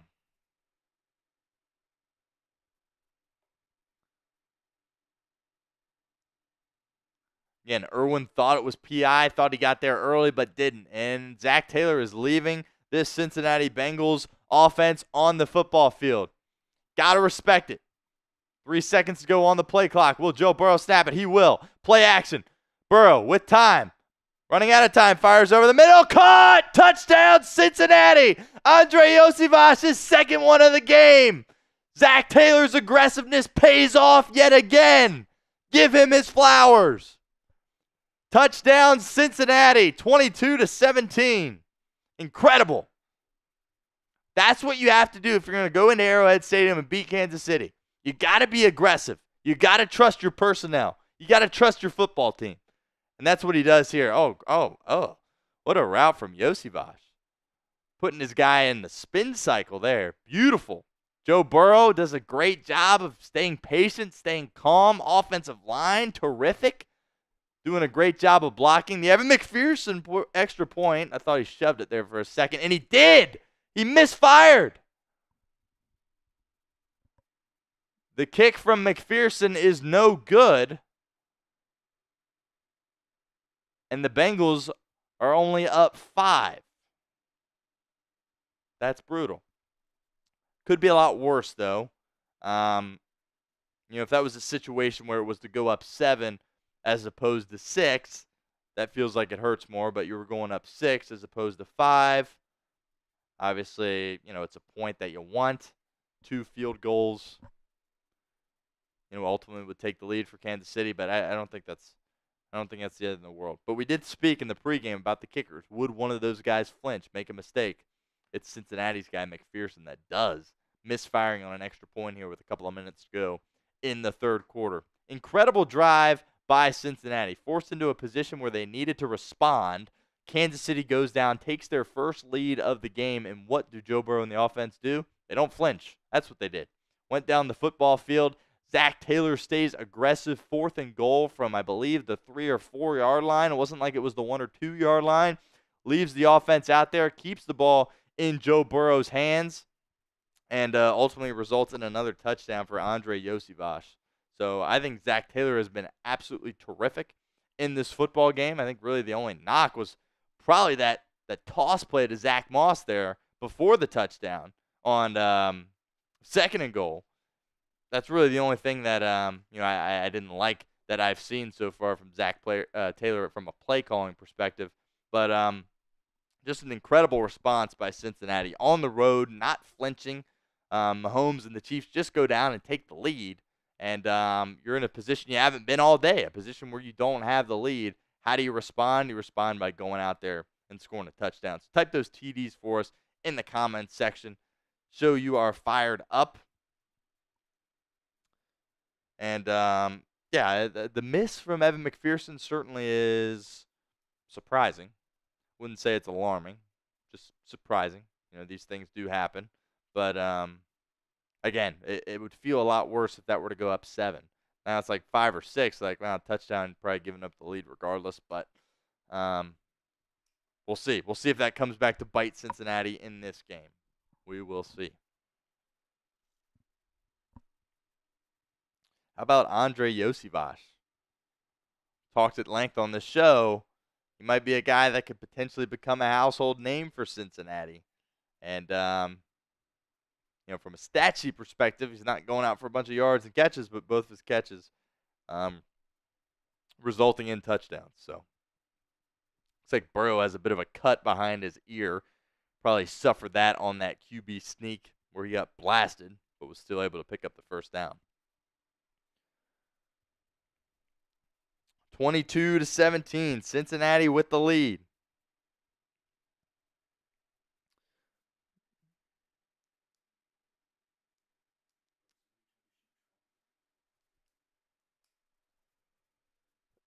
That's not good.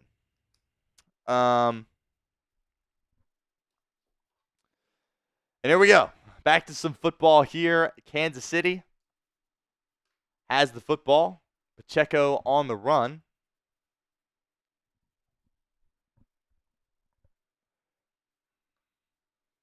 2 minutes to go here in the third quarter. Joe Burrow, Zach Taylor, and the Bengals having their way with Steve Spagnuolo's defense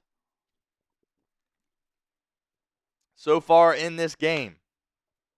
Minute 45 to go, 2nd and 6. Mahomes back there by himself in empty. Little screen pass to Rashee Rice, and the Bengals snuff that out. Logan Wilson and Mike Hilton in on the stop for Cincinnati. 3rd down coming up. Spam those threes for us in the comments.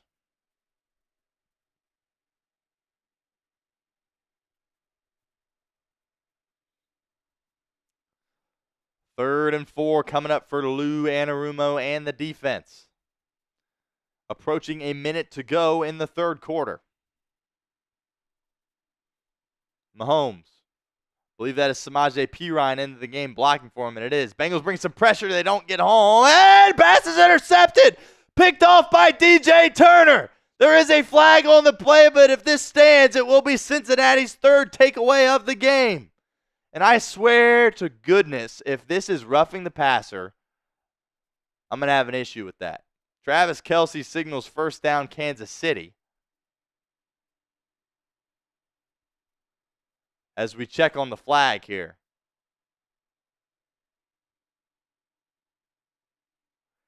Okay, luckily it's not roughing the passer. It's illegal contact.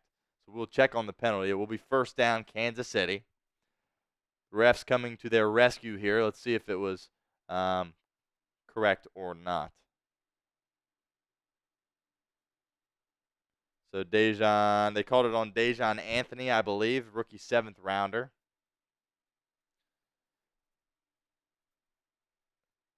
And I don't know. We'll see. Bookmark that one, fouled away. Here comes Bengals on the pressure. Flag in the backfield. Pacheco has it, and it will be an 8-yard pickup. But this has to be a holding, I would imagine. This has to be coming back.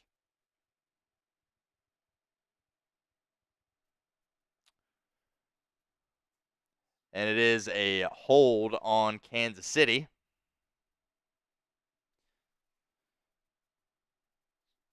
Got a super chat here that we will get to in a moment. It was working throughout the entirety of this game, but it might be starting to give us fits now at this point. So we will get to that. Cinnamon Sun, we will get to you in a moment. But appreciate you sending in $10 super chat. We will get to that as soon as possible. Appreciate you for being locked in with us here at Bengals Breakdown. Mahomes, empty. Fires over the middle, pass caught. And very nearly fumbled.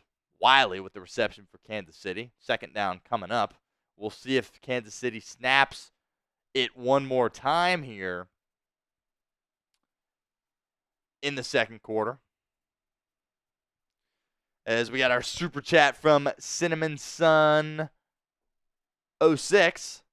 You do a good job. I'm a New York Giants fan, and I just came here randomly. You don't spend the whole time screaming, for one thing, so just keep doing what you're doing. That is very nice. I appreciate you stopping by. All of us here at Chat Sports appreciate you watching all of our streams. Mahomes takes the snap, firing deep down the sideline. Oh! Cam Taylor-Britt, are you serious? With one of the best interceptions you will ever see. One-handed snag as he was falling down. The Bengals will take over. It's Patty Mahomes' 2nd interception of the game. Oh, Cam Taylor-Britt, are you serious? Unbelievable. The 3rd turnover of the game for the Chiefs. The 3rd one that the Bengals have forced. And the Bengals are rolling here as we go to the 4th quarter. Oh, Cam Taylor-Britt, stop it. Stop it.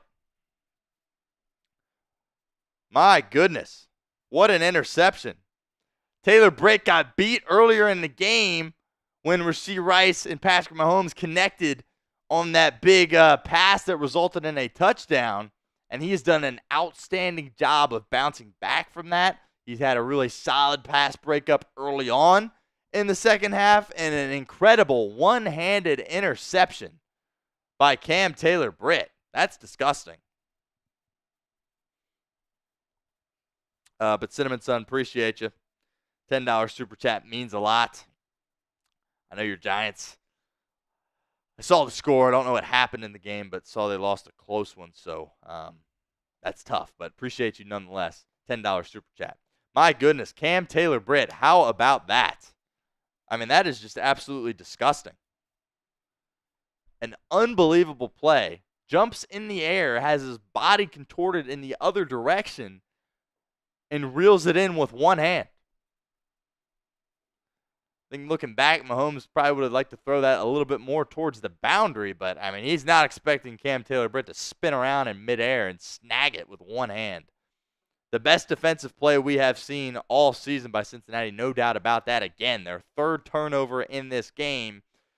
And now you're in a position here with one quarter to go where it feels like you need to 100% win this game. Anything other than a win would be a severe disappointment. You are in position A here. You have forced 3 turnovers in this game. Your offense is humming. Joe Burrow appears to have returned to form. He's in rhythm. He's playing really well. He's making plays. Zach Taylor's being really aggressive. All things that need to culminate if you're going to go into Arrowhead Stadium and get you a win. And so far, so good through 3 quarters for Cincinnati, but have to finish. Need points on this drive. No doubt about that. Mahomes, again, is not going to roll over. Adversity ain't nothing to him. As they show this interception one more time, I mean, the right hand just, he says, give me that. Just snags it out of thin air. Cam Taylor-Britt in coverage against Xavier Worthy. And they're showing OBJ's catch right now on the broadcast.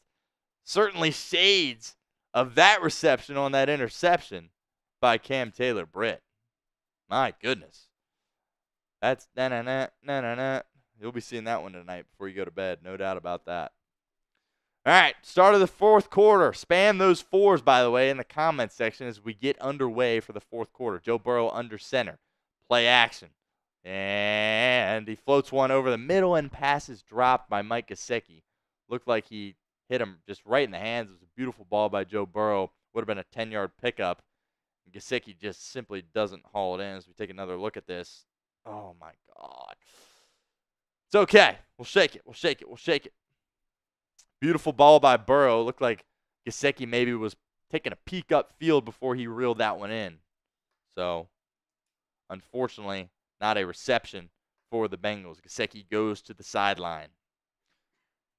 Michael Easterwood with a $2 super chat says, go Bengals. Michael, appreciate you. Michael, of course, sent a $50 bomb earlier. Appreciate that.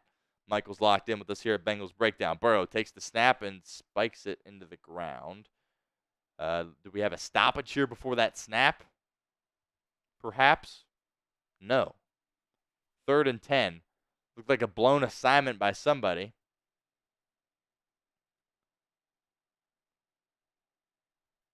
Burrow just throws it into the turf. Kind of felt like he quit on that one. I mean, I understand the play is blown up, but maybe could have tried to at least run for a yard or 2. But nonetheless, 3rd and 10 coming up. Bengals in a tough spot here after the drop by Gesicki and then the miscommunication on the play. Burrow takes a snap. Kansas City bringing pressure. Burrow running out of time, and he gets dropped. The ball comes out, but Joe Burrow, I believe, is down. They haven't blown it dead yet as the Chiefs run it back the other way for a touchdown as of now.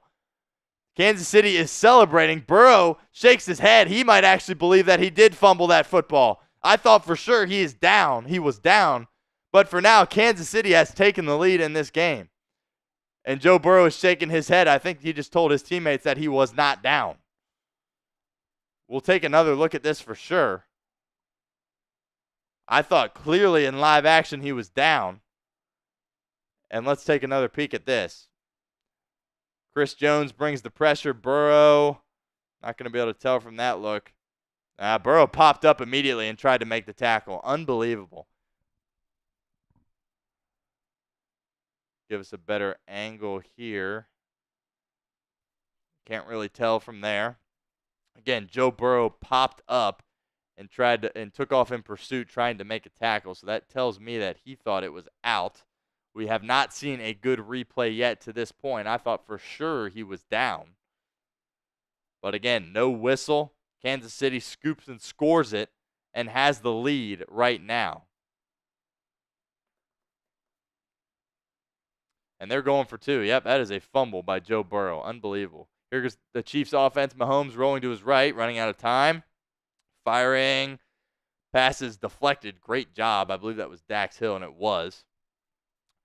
Incredible play by Dax Hill on the Bengals' 2-point attempt. But disaster strikes for Cincinnati after the incredible interception by Cam Taylor-Britt. My goodness, what a play by Dax Hill, breaking up that 2-point attempt. But now all of a sudden the Bengals do not have the lead, and it is 23-22 Kansas City. Bengals commit their first turnover of the afternoon. Still lead the turnover battle 3-1.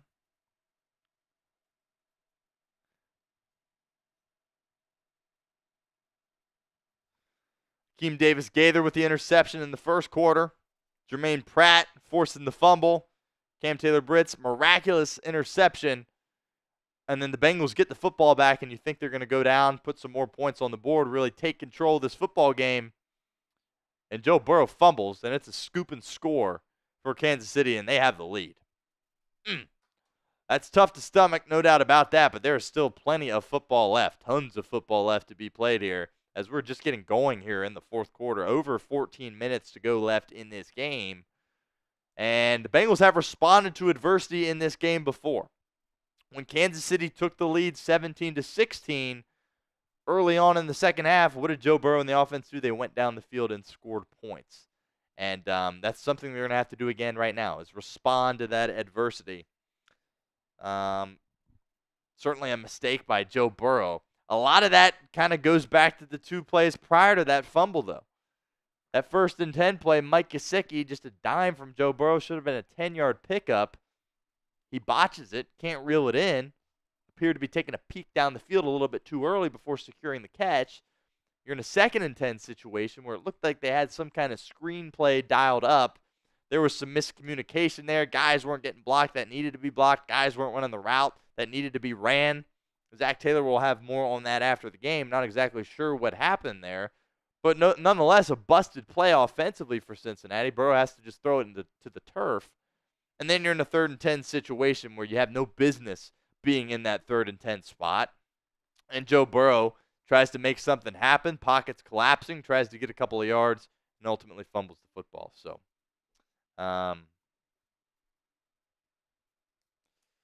Bengals have to respond. But the defense immediately comes back on the field and does an incredible job stifling the Kansas City 2-point attempt. So an Evan McPherson field goal from Cincinnati would propel Cincinnati into the lead at this point. Certainly very noteworthy. Great play by the defense to come right out on the field out of nowhere and get a stop. Dax Hill, major credit to him. Chase Brown takes the return out of the end zone for Cincinnati. Decent pickup. We'll see some more extracurricular activity going on here from the special teams unit. KJ Henry getting a little chippy. Of course, the Bengals claimed him on waivers.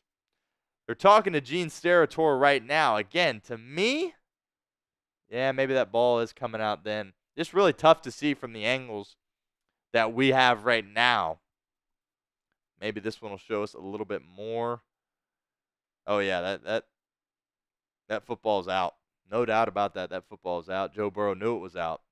Now it's time for them to respond. 1st and 10, 14 and a half to go in the fourth quarter. Burrow under center. Chase Brown is the running back in the game, and he gets the carry. He's got some space. Bounces it to the outside. Solid pickup of about 5 or 6. 2nd and medium coming up for Cincinnati.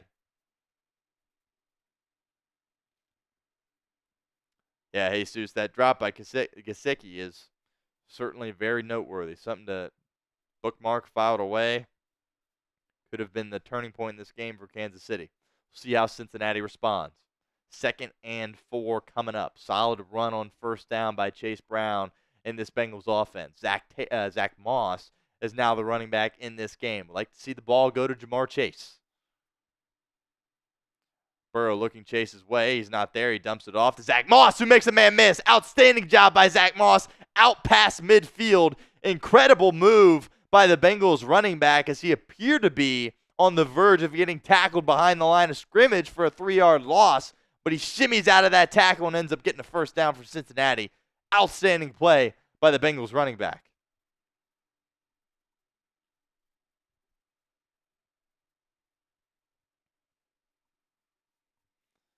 Remember, guys, keep hitting that like button. Got 13 minutes here.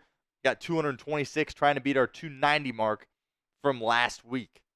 Burrow in shotgun. Takes the snap, hands it off to Zach Moss. Moss, not a ton there, but picks up a decent game, 2 or 3 yards. 2nd down coming up. Bengals have it in Chiefs territory. 2nd and 7.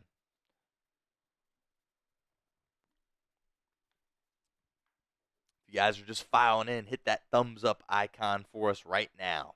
Trying to get that 50-50 ratio between viewership and likes. We are not at that point right now. Help us out. Hit that thumbs up icon. 2nd and 7 coming up for the Bengals.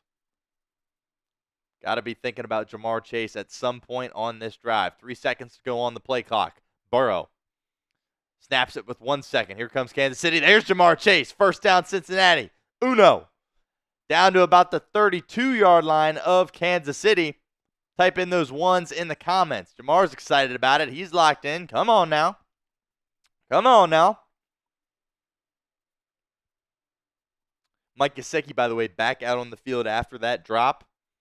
At some point, his number will probably get called again in this game. Will he be able to deliver for Zach Taylor in this Bengals offense?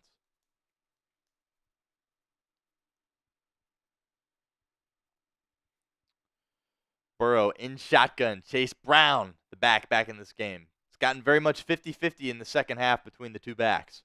Burrow takes the snap, has time, running out of time. There's a penalty flag in the backfield, and it'll probably be a hold on Cincinnati. Burrow scrambled, ran into his right tackle, Trent Brown. Was lucky to get back to the line of scrimmage, but I have a feeling this one's going 10 yards back, and it is. And that'll be on left tackle Orlando Brown Jr., who's been really, really solid so far today for Cincinnati, but a costly holding penalty there nonetheless. Bengals back in a long yardage situation here. Yeah, just kind of ragdolled the ensuing rusher, and unfortunately, you can't do that as an offensive lineman. 1st and 20 coming up. Bengals still have it in Chiefs territory out to the 43-yard line. Burrow in shotgun. Takes the snap, looking, firing back to Mike Gesicki, the tight end, who jumps over the tackler and does a somersault in the air. Nice pickup there by the Bengals. Gesicki, a nice job of bouncing back after that drop. And does a nice job of not landing on his head either. Was able to complete that somersaults in the air. And 2nd and long will still be coming up for the Bengals. So what you got to do there, just get a couple of yards, get back on schedule after a big holding penalty like that. Now 2nd and 11 is a lot more manageable than certainly 2nd and 20. 10:45 to go in the 4th quarter. Burrow running out of time, 3 seconds on the play clock. Kara snaps it, Chiefs bring pressure, dumped off to Ja'Marr Chase, who can't make McDuffie miss. And Chase is animated. He goes right to the referee, and he is chirping him. And Joe Burrow goes and gets his receiver and says, and Ja'Marr Chase just gets a 15-yard penalty for yelling at the ref. Absolutely unbelievable. Joe Burrow tried to go get him and tell him to stop, and he just does right now. Good leadership here from Burrow, trying to tell him to calm down. Really like what I'm seeing here from Burrow, but just an absolute boneheaded mistake by Ja'Marr Chase. You're already in 2nd and long. You pick up a completion. You're in 3rd and manageable. And then you get a 15-yard penalty. You shoot yourself right in the foot. And it is after the play, so they are going to lose the down as well. So now it is going to be 3rd and a mile. People are going to be talking about that from Ja'Marr Chase. That is absolutely unacceptable. Unacceptable. Kansas City might be laughing about that one tonight if they're able to win this football game. Can't have that. Inexcusable. 3rd and 22 coming up. Just trying to get an Evan McPherson range at this point. Burrow in shotgun, takes the snap. Just trying to get some positive yardage here, and they get it to Gesicki, who gets positive yardage down to the 35-yard line of Kansas City. And it will be about a 42-yard attempt for Evan McPherson to take the lead for Cincinnati. Boneheaded, selfish mistake there by Ja'Marr Chase. I understand the frustration. I think he's been getting held for a majority of this game as well. But you can't go chase down the ref and scream at him and expect not to pay the price with a 15-yard penalty. Selfish. And, I mean, Ja'Marr is still, now he's in it with Zach Taylor. He looked like Ja'Marr was on the verge of tears. Get it together, brother. Here's the McPherson field goal attempt. Big kick here from Money Mac, and it is right down Broadway. The Bengals take the lead 25-23. Zach Taylor doing a good job of trying to calm him down. They're going to need Jamar Chase in this game, and he has got to get a control of his emotions because he has lost them completely. Spikes his helmet on the sideline. Not good. Not a good look at all for Jamar Chase. The national media is certainly going to rip him apart for that, especially after, people were already calling him a selfish player given how he handled his contract this offseason.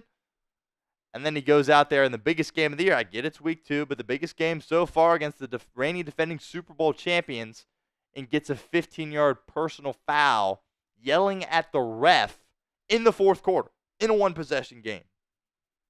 Inexcusable. Absolutely inexcusable. But nonetheless, Bengals take the lead. Now they're going to have to lean on their defense here because a Harrison Butker field goal, all of a sudden, you don't have the lead anymore. And obviously, Harrison Butker has been an outstanding kicker for the Kansas City Chiefs. Really, especially with, a touchback, you're starting at the 30-yard line. That's 2-3 first downs for Patrick Mahomes, and you're in range. So the defense very much up against the wall at this point for Cincinnati. Somebody's going to have to step up and make a play. The Bengals have forced 3 turnovers defensively so far in this football game. Not to say they're going to need a 4th to win, but it certainly would put them in a good position to do so. See if somebody can step up and make a play. If you're Kansas City, I think you get right back to this run game, to be completely honest with you, based on the success that you've had, the game that Isaiah Pacheco is putting together. If you're the Bengals, your biggest fear right now is a long, sustained drive that bleeds out all of this clock here in the fourth quarter and ultimately ends with either a touchdown or field goal by Kansas City. That's something you've got to be worried about at this point. I understand there are 9.5 minutes to go, but if Kansas City has success on the run game that they've been having all game long, there's a real opportunity for the Chiefs to wind down a lot of this clock, and then maybe even to the point where Zach Taylor needs to think about using one or two of those 2 timeouts that he has remaining at this point. So a lot of pressure here on the defense to make a play, and looks like we're about ready to get underway here as we resume to play here. Evan McPherson will kick it off after that field goal. Really nice job splitting the uprights there by McPherson. He shakes the missed extra point. And look, what did we say earlier? We'll see if that extra point comes back to bite Cincinnati. Should be 26-23 right now. Field goal should only tie the game for Kansas City. Instead, they're in a position where a field goal would give them the lead. Here's the McPherson boot. Fielded in the back of the end zone by Kansas City, and they will take a knee. 1st and 10 for Patrick Mahomes and company coming out at the 30-yard line. Peter says he has the script and the Bengals are going to win. So, Peter, I appreciate that. That's outstanding that you were able to get your hands on that. And let's hope that script comes true. I know we certainly are all hoping the same. All right, 1st and 10 for the Chiefs. 9.5 minutes to go. Where do they go? On the ground with Isaiah Pacheco, who picks up 3, maybe 4 on 1st down. Again, I know there's 9+ minutes to go in this game, but just keep an eye on the clock as this drive continues to progress for Kansas City. Jamar Chase and his actions are certainly going to be a storyline regardless of what happens in this football game. 2nd and 6 as the clock dips under 9 minutes to go for Kansas City. Mahomes in shotgun. Pacheco is the running back. Mahomes back to throw, and Trey Hendrickson sacks him in the backfield. It'll be a loss of 5. Outstanding job by Trey Hendrickson. Sam Hubbard provided some pass rush there as well as Mahomes gets dropped.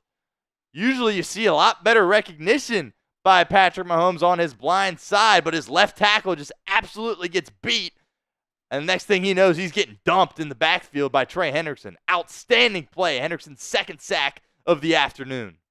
Kansas City lucky Mahomes was able to hold on to that football. 3rd and 10 coming up for Kansas City. Big play here for the Cincinnati defense. Let's see if Lou Anarumo provides any pressure. He does. Here comes the Bengals pass rush. There is going to be a hold on Kansas City. Mahomes fires over the middle. Pass is caught by Kelce at the 50-yard line, and he's going down the football field. Fakes the lateral, has it down to the Cincinnati 30, but there is a flag. Really hope this is a holding on Kansas City, as Mahomes and the Chiefs have them into striking distance at this point. Again, flag on the play, and it will be a holding on Kansas City. This play is coming back. It is going to be 3rd and 20. Bengals kind of escaped disaster there. Certainly would have been a massive play by Travis Kelce and the Chiefs. Had it down to the Cincinnati 30-yard line. Mahomes was able to extend the play and roll out to his right, but luckily a holding call is going to bring this back. There is a Cincinnati Bengal that was shaken up on the play. Again, didn't catch the number as to who that was. I believe it is one of their interior defensive linemen. You hope it wasn't Sheldon Rankins, obviously, but we certainly will check on that when they get back from commercial. So big 3rd down coming up here for the Bengals, a 3rd and 20 situation. These downs against most quarterbacks, you feel good in the 3rd and 20 situation. But going up against a guy like Patrick Mahomes, 3rd and 20 really doesn't feel like 3rd and 20. It feels more like 3rd and 8, to be honest with you, just in terms of the rate at which they are able to execute. So just want to try to do a good job of keeping him in the pocket on this play, not allowing him to get outside of the pocket, and do something like find Travis Kelce down the field like he was able to do that last play, which ultimately was a holding against Kansas City. Again, we'll check on the injury when we get back. And which, by the way, I past couple of minutes I haven't been locked in on the comments section, but if there are Chiefs fans that come in here, that is a ploy by Tyler Jones over at the Chiefs Report. So he's telling them to come in here and mess with our chat. So if you have an opportunity, get over in their chat, Chiefs Report by Chat Sports, and give them a little hooday. If you're locked in here and you don't want to leave, that's totally fine. I completely understand that. But if they're bugging you a little bit in here, just hop into their chat, give them a little hooday, hop back out, and come back over to us here at Chat Sports Bengals Breakdown. But that is a ploy by Tyler Jones, by the way, if there are multiple Chiefs fans in here. Chris is going to get that link in the comments for you guys in just a second if you're going to want to hop over there into that Chiefs stream. And just give him a little hooday, just give him a little hooday, and get out of here. Come on back to Bengals Breakdown, and hopefully the Bengals can finish off this game and get a big Week 2 win. But we are still 8 minutes of game time away from deciding the result of this one. 3rd and long coming up for Kansas City.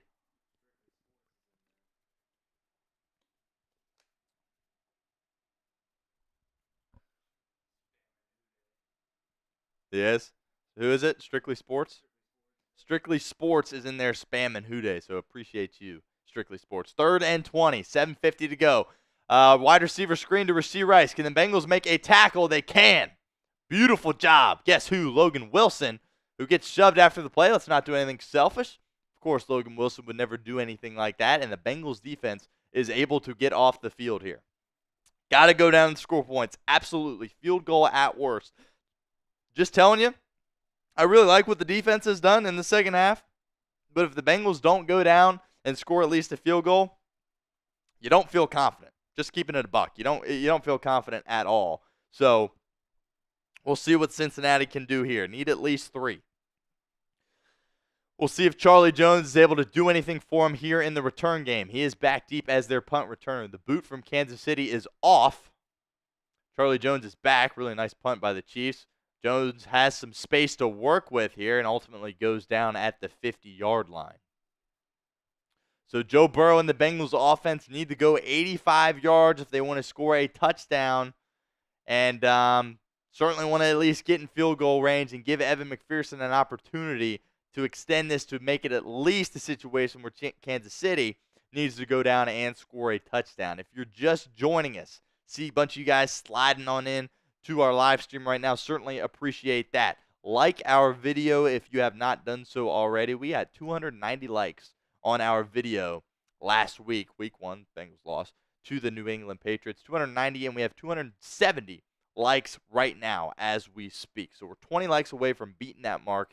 If you're filing in here, looks like we got close to about 1,000 people locked in with us right now. Help us out. Hit that like button for us. If you haven't done so already, it allows us to continue our Bengals coverage, do more Bengals videos, and that's good. Obviously, good for us, but it's good for everybody as well. While you're here, also hit that subscribe button if you have not done so already. We will be doing these watch parties every single week throughout the season. And also, we have pretty much daily videos that will be out on our channel as well. When Bengals breaking news happens, we have you covered, whether it be with a typical video or a YouTube short. We will get some form of content out there for you guys as we do pass our like number, 297. So appreciate you guys hitting that like button for us right now. And, if you haven't subbed, make sure you do that as well. And, hopefully at some point we can be live more often than just game days here on the channel. That is the goal moving forward. So we get our numbers up. We continue to grow our community here at Bengals Breakdown. We will be able to do that. So appreciate you guys helping us out with all of that stuff. Back to the game. Feels like a massive game. This is late afternoon slate, CBS. Nance and Romo are doing the game. Obviously, we're doing it here at Bengals Breakdown. It's a massive game between, in my opinion, the two best teams in the AFC, and they have been over the last few years. The issue last year with Joe Burrow getting injured, but I think they are playing like the two best teams in the AFC, in my opinion. Obviously, from a Kansas City perspective, the 3 turnovers are a bit out of the ordinary, no doubt about that. But I also think you got to give a lot of credit to how the Bengals were able to force those turnovers in this football game. Really beyond that first interception from Akeem Davis-Gaither, that certainly was a mistake on Patrick Mahomes, no doubt about that. An uncharacteristic mistake, as it looks like Sheldon Rankins is going to be heading to the locker room, by the way. Certainly not good for the Bengals defensive front that already has struggled in this game. Joe Burrow and the offense back out on the football field in the I formation. Burrow under center, changing the play at the line of scrimmage. Eric All Jr. motions out to his left. Zach Moss is now the lone running back. Play action. Burrow rolling to his left, dumping off. Pass is caught by Eric All Jr.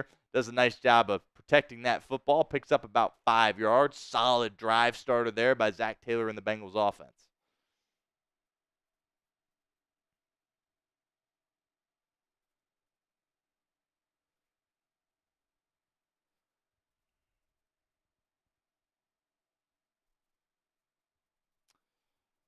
Second and 5 coming up for Cincinnati. 6.5 minutes to go. Certainly a big drive here for Burrow and the Cincinnati offense. Burrow in shotgun. Again, Zach Moss is the running back in the game, and he gets the give here. Stiff arm from Zach Moss, but unfortunately is only able to get back to the line of scrimmage. 3rd and medium coming up. Type in those threes for us in the comments. Big, massive 3rd down.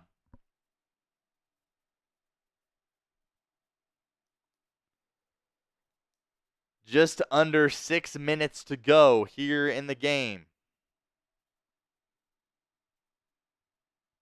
3rd and 5. Who do you look to right now if you are Joe Burrow?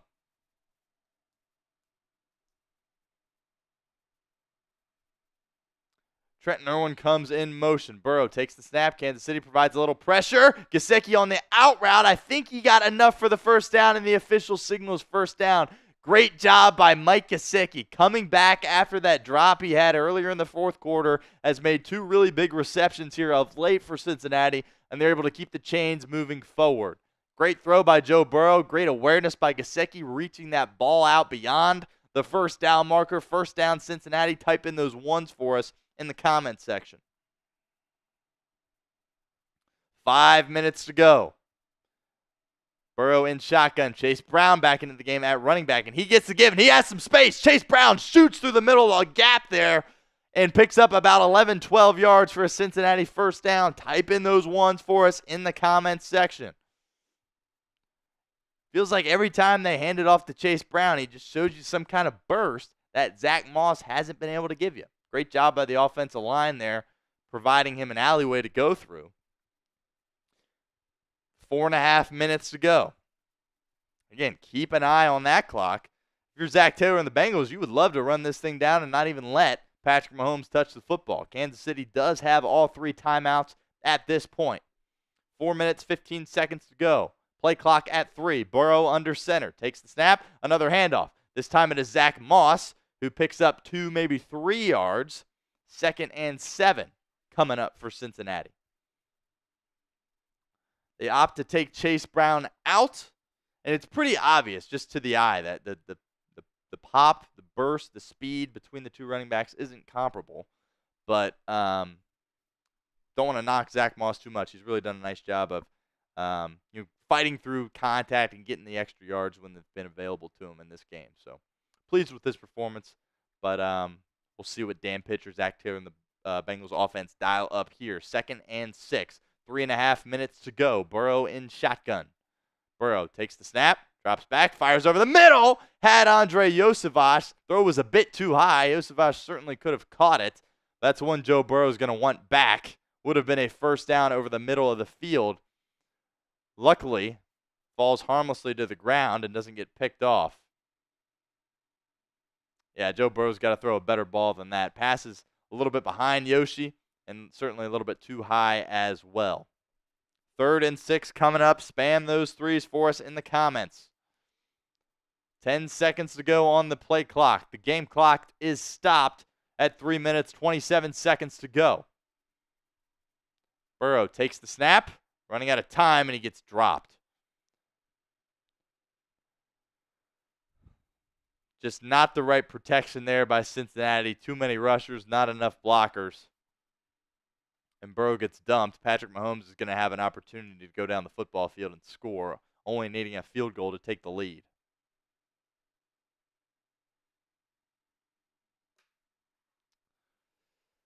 Ryan Rico, Bengals need a big punt out of their rookie.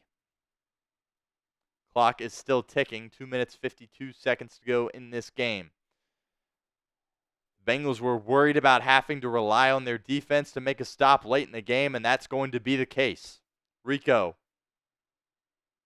Decent punt, fielded at the Kansas City 15 by McCole Hardman. McCole Hardman tries to get the sideline, picks up a couple, and Kansas City will set up shop around the 20-yard line.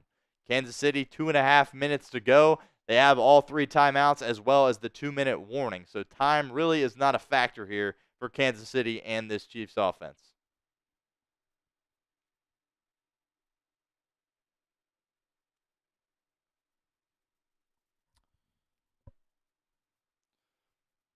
Bengals defense going to have to really put something together here.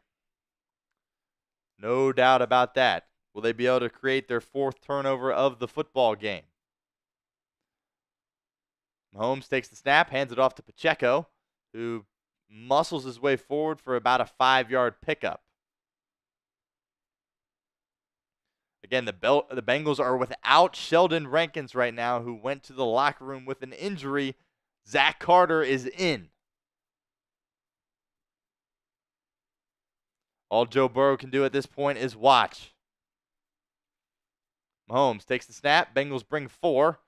And pass is caught by Rasheed Rice, who's wide open. Dax Hill on the tackle. Kansas City has it out to their own 41.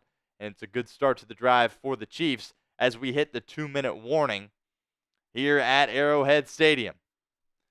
Bengals are in a position where they need to get a stop, and they need to get one bad. A field goal will take the lead for Kansas City after Evan McPherson's missed extra point earlier in the game.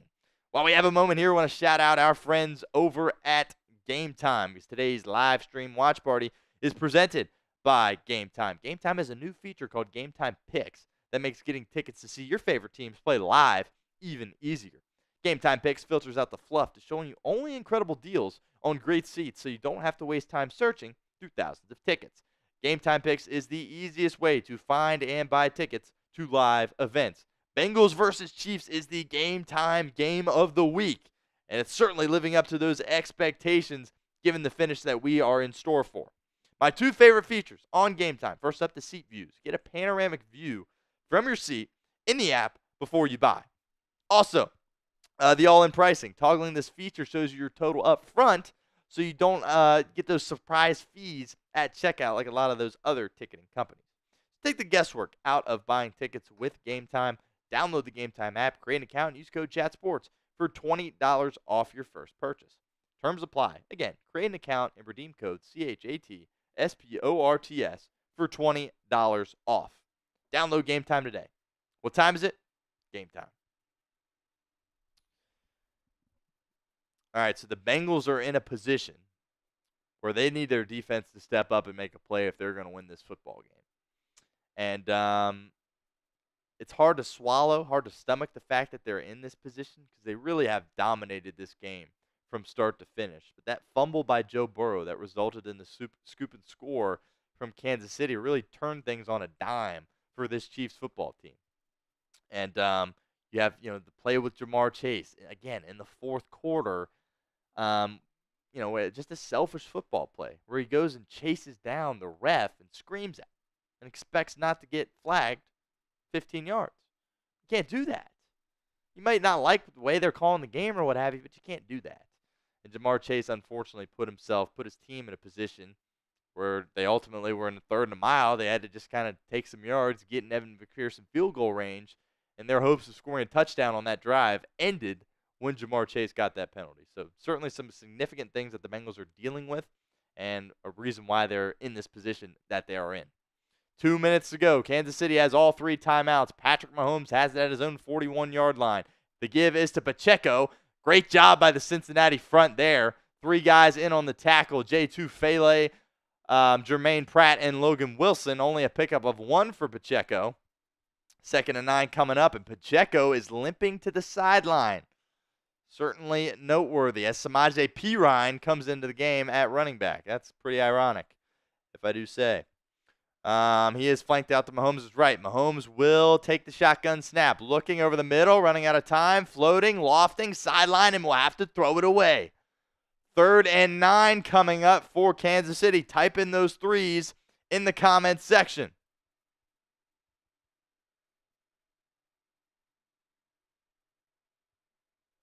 Pacheco is on the ground on the sideline. Looks like the training staff is taking a look at one of his lower extremities as he does kind of get wrapped up there on the play. We'll see if we see him again at some point in this game. Certainly could be something that lingers over the next couple of weeks for Pacheco. 3rd and 9. Type in those 3s. Minute 27 to go. Bengals bring some pressure. Screen pass to Perine. Tackled on the play by Sam Hubbard. Unbelievable job by the Cincinnati kid. 4th down coming up. And I think you will see Kansas City go for this despite having 3 timeouts. And they certainly will. 4th and 6 coming up. That clock is running. Not quite 4th and game if the Chiefs do end up holding on to all of their timeouts here. But a minute 02 to go. Minute 01. We are under a minute to go in this game. Massive play. 4th and 6. Mahomes in shotgun. Zach Taylor calls timeout. Okay. I'm all right with that. I don't love it, but I'm all right with that. It's the biggest play of the game. You're kind of feeling if you're Zach Taylor, if we stop him here on 4th and 6, we're going to win. If we don't stop him, we're probably not going to win. That's probably what you're thinking for Zach Taylor. Not saying that if they convert this 4th down, they're not going to win this football game if you're Cincinnati, but obviously you feel a heck of a lot better if you get that stop here. So I understand the timeout here. Bengals now down to 1 timeout. Again, all the pressure here is on your defense. Isaiah Pacheco is not in the game. That is massive. It is Samaje Perine going against one of his former teams in the Cincinnati Bengals. 4th and 6 coming up for the Chiefs. Massive play. Joe Burrow looking on from the sideline, wondering if he will have an opportunity to take the field again in this football game. Typically, 15 looks for 87 here. He takes the snap. Bengals bring some pressure. Will they get home? No, there is a flag. Pass over the middle. Wide open. Rashee Rice caught for a 1st down, but we'll check the penalty. Could be a holding on the Chiefs. Mahomes puts his hands to his head, and it appears to be a holding on Kansas City. Bring him on back. Bring him on back. Illegal hands to the face instead on Kansas City.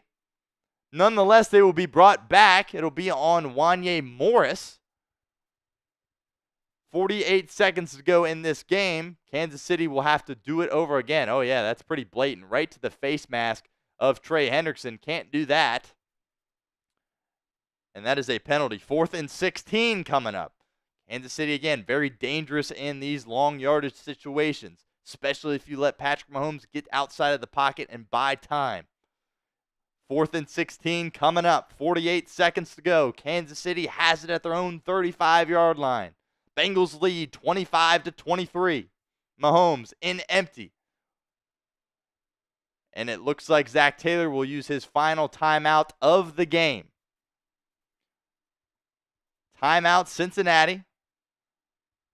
4th and 16 coming up. Bengals are without any timeouts. Don't mind that again from Zach Taylor, kind of pushing all his chips on the table here, understanding if we stop him here on 4th and 16, we deserve to win the game. And if we don't know if we're in a spot where we deserve to get the ball back offensively. Again, Kansas City going to need a lot more than just 16 yards to get into field goal range. But if they convert this, your optimism certainly goes down. But here we go. 4th and 16, 48 seconds to go. Cincinnati going to sag everybody back, only bring 3 rushers here. Mahomes will have opportunity to extend the play. Here comes Trey Hendrickson. Is he able to get home? No. Mahomes buying time, looking, firing over the middle. Pass is incomplete. Deflected, and there's a flag. There's a flag. Are they going to get Cincinnati for defensive pass interference?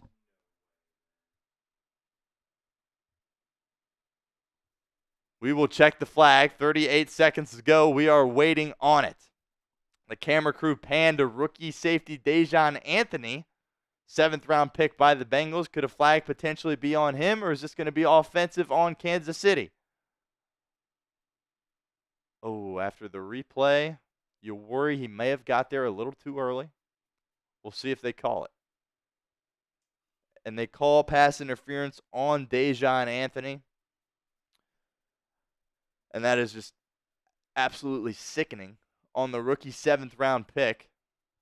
Comes into the game here on this long yardage situation and just arrives a split second too early to Rashee Rice.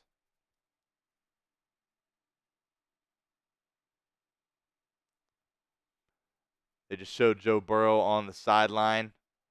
He got excited and then realized there was a flag and spikes his helmet in disgust. Bengals are now without any timeouts. Kansas City has it at the Cincinnati 36.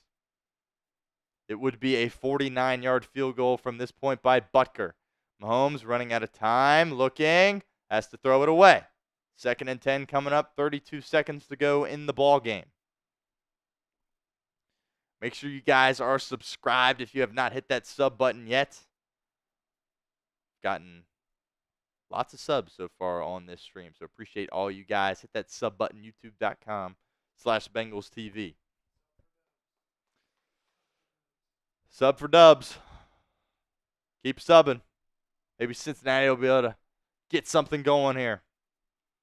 Gonna need a turnover, a big-time negative play. Mahomes in shotgun. And the give is to Carson Steele, who has some space, but a really nice tackle by Von Bell. Outstanding job by the veteran. 3rd down coming up. And the clock is running. Kansas City opting not to use a timeout here. Game clock, under 20 seconds. And it stops at 17 seconds. And Kansas City calls timeout. Now, it's interesting here. Do you kick the field goal on 3rd down to give yourself an opportunity to fall on it if you have a bad snap? Or do you run a play, try to get a little bit closer for your kicker, and then ultimately kick the field goal? That's what I would do here. I don't think it's not a chip shot by any means at this point. I think if you're Kansas City, you're looking to try to get a little bit more yardage here on this 3rd down play. 18 seconds to go. Bengals holding on to a 2-point lead at Arrowhead Stadium in Kansas City. We are in this position because Dejon Anthony, rookie 7th round pick out of Ole Miss, was flagged for defensive pass interference on 4th and 16. Mahomes under center, hands it off to Steele. Steele gets tackled after a pickup of about 1. And Kansas City is going to have an opportunity to win this football game at the buzzer. Cincinnati cannot stop the clock. 4th down coming up. Andy Reid will call timeout here. And we have one more football play left in this football game. 3 seconds to go. Bengals cannot ice Harrison Butker. Butker trying to give the Chiefs a 2-0 start to their season. Cincinnati hoping for a play on special teams or at least a misfire from Butker. Burrow looking down at the ground. Butker lining up his attempt. 3 seconds to go, 18 seconds on the play clock. 51-yarder for Harrison Butker. The snap, the hold, the kick is right down Broadway, and it goes in. Kansas City beats Cincinnati, and just a crusher for the Cincinnati Bengals as they start out 0-2. Didn't feel like there was any way Cincinnati should lose this football game, and ultimately they fall 26-25 on the road at Arrowhead Stadium, and that one is going to sting for a long time, folks. That's going to hurt. That hurts bad. You're in a position all game long where you're doing the right things offensively. Joe Burrow appears to return to form. He's playing well. Zach Taylor really found himself in a rhythm there from a play calling perspective. Your defense does a nice job creating turnovers. You win the turnover battle 3-1. Some incredible turnovers. Akeem Davis-Gaither with an interception. Jermaine Pratt with an unbelievable forced fumble. One of the best interceptions you will ever see with Cam Taylor-Britt, a one-handed grab on Patrick Mahomes. Ultimately, all those things happen, and it still results in a loss. On top of that, Travis Kelce didn't do anything all game long, and you still find yourself on the wrong side of the scoreboard, 26-25, falling to Kansas City. Like I said, I know it's going to sting. Appreciate you guys hanging on for us this whole time. Going to be a lot of questions throughout the week. I think there's a lot of good things to draw from this game, no doubt about that. But certainly some concerns with Jamar Chase, how he handled himself towards the end of that game in the fourth quarter. Personal foul, going after the ref, yelling at him, puts his team in a really bad spot. Dejon Anthony, of course, is going to feel horrible for that last play. The defensive pass interference, you feel bad for him. He's a rookie. He's a 7th-round rookie. He had to fight his tail off to make the team. Had an outstanding training camp and preseason to really put himself in a good position to make the roster. He finds his way onto the field in a massive moment against the reigning defending Super Bowl champions. He's just trying to make a play, and ultimately he arrives a split second too early on Rashee Rice on 4th and a mile. And